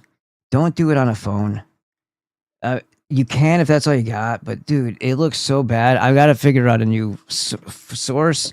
I got to move all this crap over somewhere better, because this is like archaic when you go to the app on the phone. Or they're going to have to step up their game and give me something that looks better on the, maybe make something, because they haven't changed anything in a decade, but except for the price that I pay every month. So anyway, SemperFryLLC.com, Food Star for 6% off. But here's the point: you go to Dr. Glidden membership, you click this, you get. I just saw somebody did it. A couple people did it after the last show, so that was awesome. I got it. Oh my god, it's getting late. Ball Busters for 25% off. It actually does work on the. Well, I don't know if it does work. Let's say it credits me if you use my link to go to the weekly. But just for 1 week, it's $45. Okay, if you want the entire year, after my coupon code, it's $337. It's less than $1 a day. And you have full access to Dr. Glidden's. Come back here on Wednesdays at 11 a.m. Mountain Standard Time, and you'll get to hang out with him. This is a channel that I also broadcast on for Dr. Glidden. I changed it up a little bit today. That looks a little bit grainy. I might have to check that out. But yeah, you see, there's some archive going on over there, and it'll stream on here and also on the main site. But this is just the Dr. Glidden's all isolated by themselves. What I also did here, I guess I'll have to show you in my. Let's see. So I finally figured out how to make a playlist. So the first one I did. Well, why does it say why is there 3 there? Okay, well anyway, apparently I have 3. I don't know if they did that themselves, but anyway. Here is Dr. Glidden and Dr. Monzo talks. So 79 videos altogether. And then these are, I think, also included in this one, but they're also in this one. Oh, okay, because that's Dr. Glidden and Friends. That makes sense now. All right, and then this is my profile one. So yeah, there's only one for my actual... No, see, that's why, because it says that. You fucking... Okay, hold on. That's why it doesn't make sense. I gotta go to the channel Blockbusters. So let's just hit this one. So let's just hit that one. There we go. Now the playlist should just be the one. Ta-da! There you go. So there you have it. So there's 79 videos right there, just isolated right there if you want to check it out. And BB5 right there. Boom. Right? Whole food multivitamin I showed you. I'm going to go fast. Whole food multivitamin, super important. Alaskan cod liver oil. I'll just say the core copper now, even though that's not part of the 90% essential nutrients, because you actually do get 4 grams of copper from here. But I'm taking extra because I'm getting old and I want my skin to be tighter. And I don't want my elastin to fail me and get a hernia and shit when I'm doing all this lifting I've been doing. So that and that are the 2, and then the core copper if you want it. Scrolling down, however, you go to load more. Fulvic-Humic blend. This will last at least, see, it's 10% off, which means it's totally total of 20% off. You use code BB5, it's going to be an additional 5% off, so the total 25% off the normal price. And you get Azure bucks, right? So the next time you order, you already have some in reserve. You can apply it right away, or you can save it up. But you don't have to get to a certain amount of points before you can use it. It's actual money that you can just add as a discount for your next one when you purchase stuff from here. Pretty cool. And then IP6 Supreme. That's this guy right here, the powder. All right, so now you know. Knowing's half the battle, G.I. Joe. And from the audience, I want to hear it. Would you like me to play a couple more?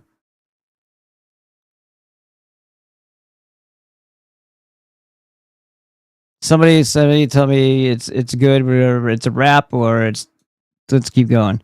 Heading to work soon. Shit. I'll catch the replay. Okay, Vermatic, thank you. Smith Munt. Oh, that's funny. Your name is Smith Munt. Anyone know? I actually use your name. So yeah, you asked that question. Did anybody answer? Smith. And does anyone know of an alternative to Grok, that AI that's also uncensored and not politically biased? Are you trying to find nude National Socialist chicks that you want them to make leg spread? I need a girl, a German one. How do I say this?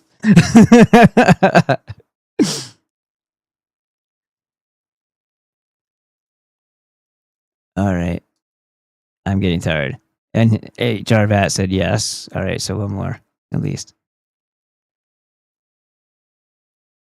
Let's play a little bit of Richie's while I get up and at least try to say goodnight before my daughter falls asleep. And we'll go from there. Understand, most of these people are not ready to be unplugged. And many of them are so inert, so hopelessly dependent on the system that they will fight to protect it. Right, and let's not forget that part. Let's not spend too much time getting lost in the weeds. Like those people that come here, they're not trying to do something productive. They're not thinking we're doing good work here. They're not thinking, man, this will really be a good use of my time, and it'll bring us closer to a solution that will be, safety and security for the future. They're not doing that when they come in here and they try to be disruptive and dickheads. That's not what they're doing. They don't have a purpose. We do. So we can't be dragged down by people who, they project themselves, or they prop themselves up as, or they present themselves as being somebody who's on the level, and they're not, because they can't comprehend what that means. It's the stereotypical caricature of what National Socialism or being noble or being, Germanic or whatever is in their minds, because they honestly have no respect, or they despise the very thing that they're pretending to be, so that people accept them into a group so they can fuck with that group. So regardless if they are quote unquote working for somebody or not, they are working for them. Whether it's paid or not is the only difference there. But they definitely are a group, a little group. It's always been Nirvana song, and hopefully it won't be till the end. So anyway. Again, don't worry too much about that. Well, I don't know why that's that. Don't worry too much about the tards that you can't help, because who knows if they're even. They could just be Hylics, man. They could just be Hylics, and we're just getting lost in the sauce, getting stuck in the trap, the demiurge trap again. We're stuck in the glue trap. Were you listening to me, Neo? Or were you looking at the woman in the red dress? I was. Look again. Hey, what's up, YouTube? It's Richie from Boston. I am thinking about how everybody thinks what's going on right now is what always goes on, It's just more stories. It's more content. Nope. And they know that. They know that you think that this is same as it ever was. The election cycle and blah, blah. Trump built a golden statue of himself. Trump built a massive ballroom with money from the richest tech people on earth. Trump is the last president because America is over. And the way we can gauge what's going to happen every single year is based off the cover of The Economist magazine, which is owned by the same generationally wealthy assholes that rape children, abduct kids, steal all your money, start all the wars. And their magazine, it was the easiest cover ever, because usually they assemble it like a puzzle. This one, not so much. It straight up shows the earth crawling with vaccines and robotic dogs and satellites shooting lasers from the sky. Law and order crumbling.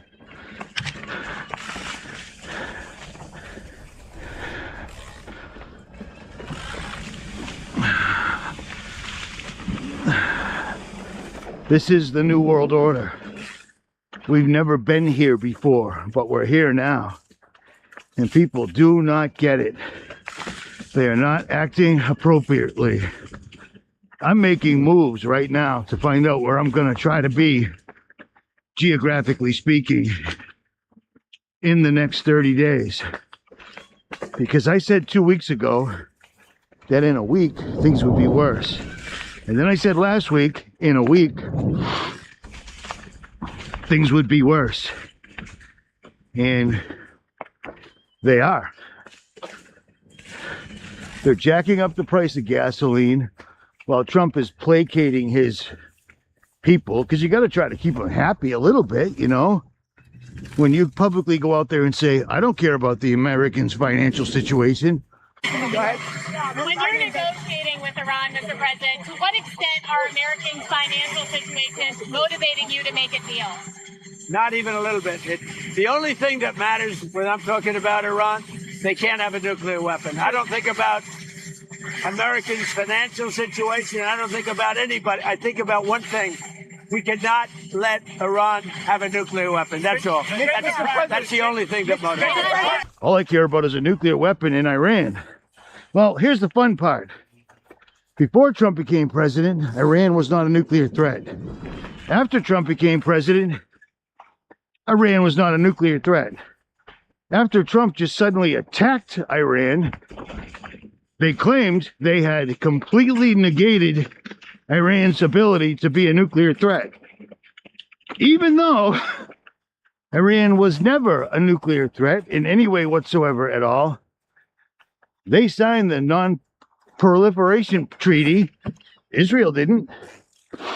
They allowed inspectors in. Trump, the White House, June 12th, 2025, posted on whitehouse.gov that Iran's nuclear capability has been obliterated. Their word. Anybody saying otherwise is fake news. And then 6 months later, they start bombing Iran. And when you go after a place like Iran that actually has the Straits of Hormuz as part of their geological layout, if you're gonna fuck around, you better find out how to secure the straits, then drop the bomb. Hold 1 second. Earlier today, did I say, did I read that guy's message wrong? Did he say you're pro-life? And I thought I read it and thought he said pro-choice. And then I said it wrong. Did I say that by accident? Yeah, no, you shouldn't kill babies at all. Yeah, if I said that incorrectly, I was thinking it in the right way, but I was saying it the wrong way. So if I did that, that was an accident. That was just me not connected to my words. If I did that, I don't know if I did or not, but it made me think that maybe I accidentally said that. But that would have been an accident if I said that. Because, yeah, no, don't kill babies. It's not what he did. Because it's not what they're doing. This is kind of cool. Slowly crippling America. This is a pretty cool idea. Donald Trump is now $4 to $6 billion richer than he was when he was inaugurated last year. How do you do that? How does that happen? How is that not a crime? Because nothing's a crime unless you're a civilian. The Epstein files didn't make Trump. Yeah, they're making a game out of it too with the whole futures market, right? He'll make some crazy announcement. The people will know the truth, the insiders, and they'll short it, and then they get rich. Go to Iran. The Epstein files made sure that nobody would say a word once he did, because there's still over 3 million pages, I'm sure, of every representative, everybody in power, raping a child, having sex with another man, doing a ritual sacrifice of some sort, because that's what they do. It's exactly what they do. And if you don't know that yet, you're the reason this is being allowed to happen. They're pulling another hoax. Exactly just like they showed us on the Economist magazine cover. They're going to pull another hoax. And exactly like last time, I'm going to ignore it. 100%. I haven't been sick. Oh, that's good, Bob. Since 2019, maybe 2018. Okay. Hanta, meaning in Hebrew or Hungarian, Hanta meaning nonsense, lies, or scam. So it just basically means Jewish. It's the Jew virus. Everything people die of as COVID, exactly like they basically told us from the White House podium, doesn't make it a disease. It makes it nothing. Yeah, especially when the NIH protocols were designed to kill you.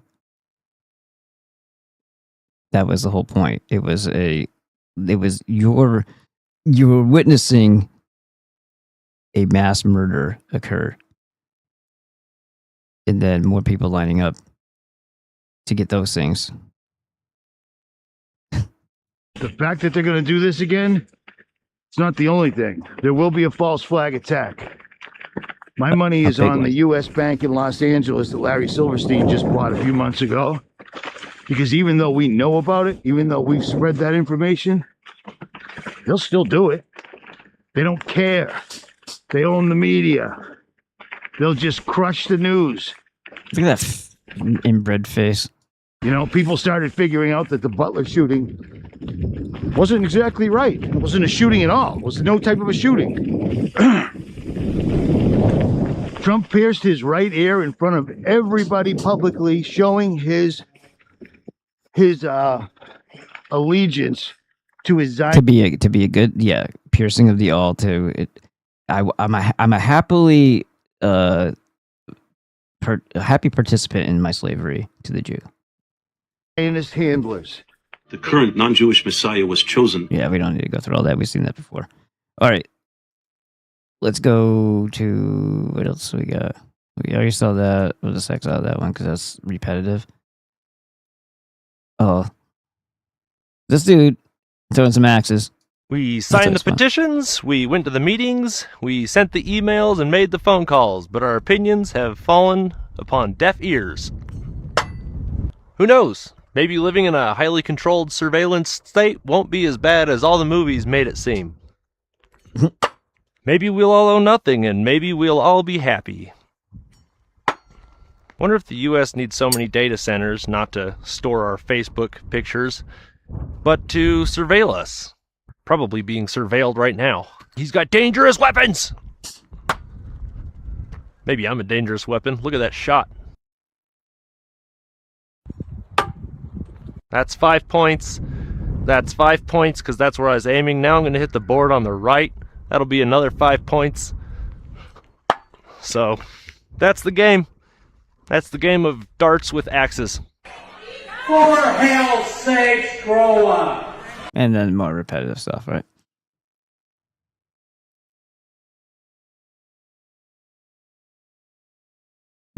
That wasn't all that impactful.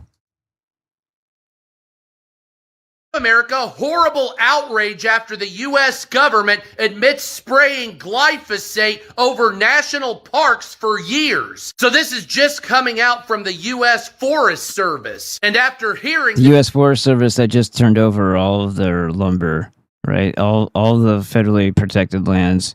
Trump said, go ahead, loggers. Clear it out. Get rid of all those damn trees because we care so much about carbon and stuff. You know, all that plant food. Carbon dioxide. This people are pissed. So the U.S. And this person is still lost. Democrats are funding this poison. Do you understand who's in control right now? Forest Service now says it has been spraying glyphosate or Roundup over national forests in California and in the southern part of the United States after forest fires. Now, the U.S. Forest Service says after wildfires, they would spray Roundup or glyphosate in the area to prevent smaller shrubs and trees from growing. Now, this was done to bolster the timber industry, making sure that Douglas firs and sugar pines would grow, and that other shrubs and slower growing trees would never make it. Now, they did that to make sure that the commercially valuable conifer trees grew so that they could cut them down later for timber, for lumber, construction, furniture, paper, and other products. Hey, what's up, America? Sometimes you gotta wonder if these people are bots. Like, that shit causes cancer. Like, thank you, Captain Obvious. Oh yeah, I'm sure everybody in Europe is loving this. I'm a Goy, and I'm a Zionist. With all my heart, out of conviction, and with passion. Europe must become more Jewish. Anyone who care about an open society, about our way of life, should proudly declare it. An open society and your way of life. How are the two the same? Your way of life will be, well, not yours, but everyone else's will be diminished and destroyed with this open society. And the fact that you're actually calling it that, like literally the freaking name of the book, it's incredible. We shall all be Zionists.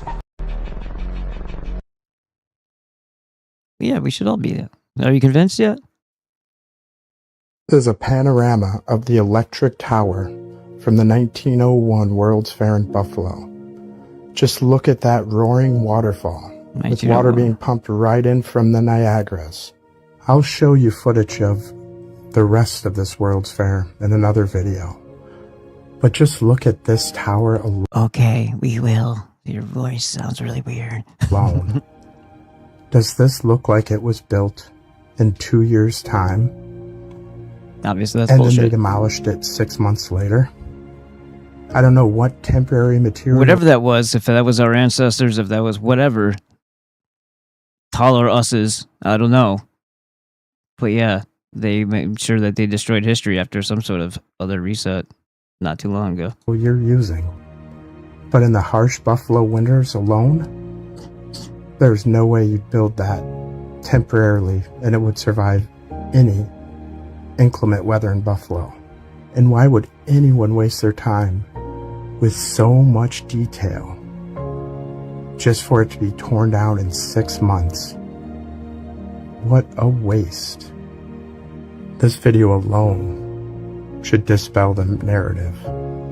How are you making a roaring waterfall like that for a temporary structure? And that's just one of the massive waterfalls at this World's Fair. And before I go, here's a few more photos of this electric tower lit up at night. Question everything, friends. Until next time. This is a panorama.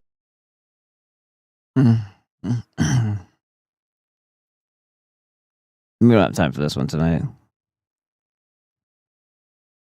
Tell them to get the flock out.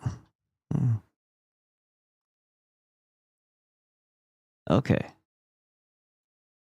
So, this is there. I mean, I just really like the way that picture came out. Looks pretty kick-ass. My head looks a little funny, but it's rest. And then there's this guy. Da-da-da-da. And then, of course, that's it. I made some cool images. I was just excited to share them.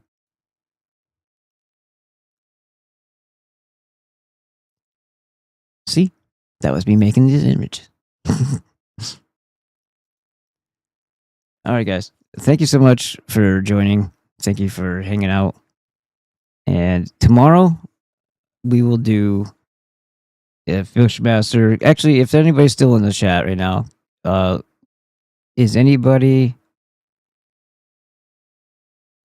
going to want to come on and we'll use the video.ninja thing, or you can call in. It'll be available. So any of the mods, anybody wants to come in, we'll set it up like we do on that one screen. And Edward wants to come in, Edward Snowman, Bushmaster, any of you guys, Karen, whatever. Just whoever wants to come in.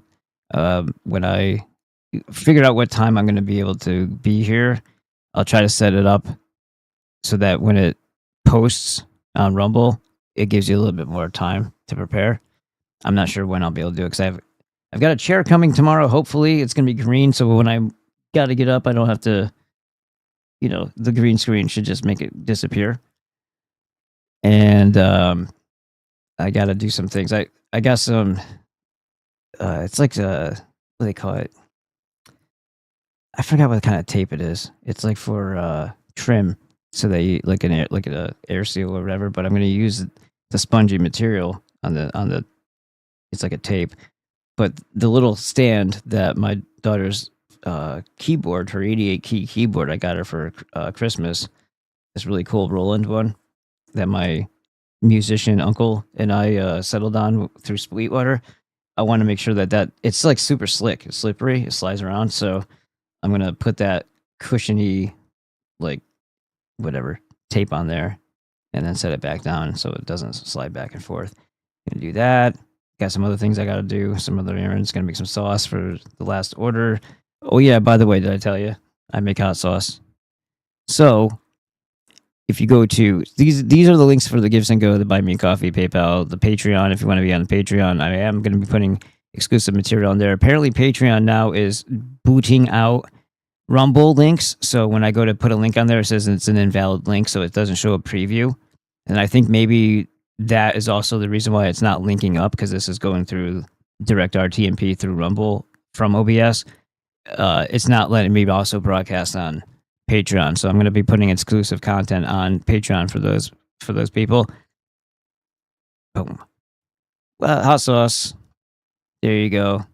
Spicy honey. We still have a couple cases of that left from the last batch. It's really good stuff. When pigs fly, applewood smoked bacon and maple syrup in a hot sauce. Original recipe. Better believe it. Should like a mild wing sauce. That's Rebecca with hemp seeds. Awesome avocado. Zeus juice, lots of garlic and cayenne. Zeus extra hot, lots of garlic, cayenne, and habanero. That one's one of my go-tos. The Humzinger is our award winner. Garbanzo beans and cumin, tastes like a spicy hummus. Nemesis is mango habanero. Thai peanut. Truffle Shuffle has Ghirardelli chocolate in it. The Green Genie is pain in the ass, but if you want it, I'll make it. Serrano honey and lime. That's me. And the twins, Dominic and Anthony Uccello, really good dudes. We were in a movie, like a independent movie together, and so we became friends. And Smoke Boss is chipotle and smoked paprika. No, that's not me. That's a guy whose name was Smoke Boss from Rat City Riot. It was a punk band. And honey habanero and cosmic candy. Venom is another one of my go-tos. Cayenne, Serrano, habanero, Thai chili pepper, Trinidad scorpion pepper, smoked ghost pepper. The gunslinger is pretty awesome too. That's Elijah when he was little. That had to be at least 7 years ago. He's 19 now. I think it was at least 7 years ago. Given the boot. Lava is a keto sauce. That's a Caribbean red habanero. And there's a sort of cumin in it. It's really good. Some of these say sold out because I have to go get the fresh peppers from Melissa's, which is like right in the pretty close to in the ghetto. So in LA, which is 5 hours away. Slice of Life is Carolina Reaper. Toba is twice the amount of Carolina Reaper. Haunted Heat smoked ghost pepper. This one's delicious, but I don't have the Carolina Reapers right now. It's a pineapple cumin. It's like a Jamaican jerk sauce. It's super good. Spicy. Good. All right. Well, there you go. And then my two hottest ones are Blueberry Supernova and Nertale. But these are the hottest with a little bit of a 3 million Scoville heat unit extract in it. Enough to make it spicy as hell, but not so much that it has that weird taste that extracts give things because of the oil base. It's a higher concentration of the spice, so I don't have to use so much of the oil. Makes sense? There's the book. If you want the book, there's the book. There's a 6-pack here. If you go up to the top here, too, there's free shipping, as long as you're domestic and not, out of country. There's creatine right here, too, super cheap. There's the coupon codes, but don't use them on this because these are already free shipping. There's a 12-pack of 6-ounce bottles, a 12-pack of 12-ounce bottles, and an 8-pack of 12-ounce bottles. And when you go to the comment section, that's when you tell me which ones you want. The ones that... All these are included all the way up to this one. And then that one, from here on out, it wouldn't be included. Well, I guess I could throw the Slice of Life in that one. But these ones, no. All right, there you have it. Zippity, zippity, doo-dah. Is everybody good? Cool. And let's see what we guys go over here. The ClampDown. Yes. They're snapping shut the digital prison. The digital Cheka Bolshevik 2.0.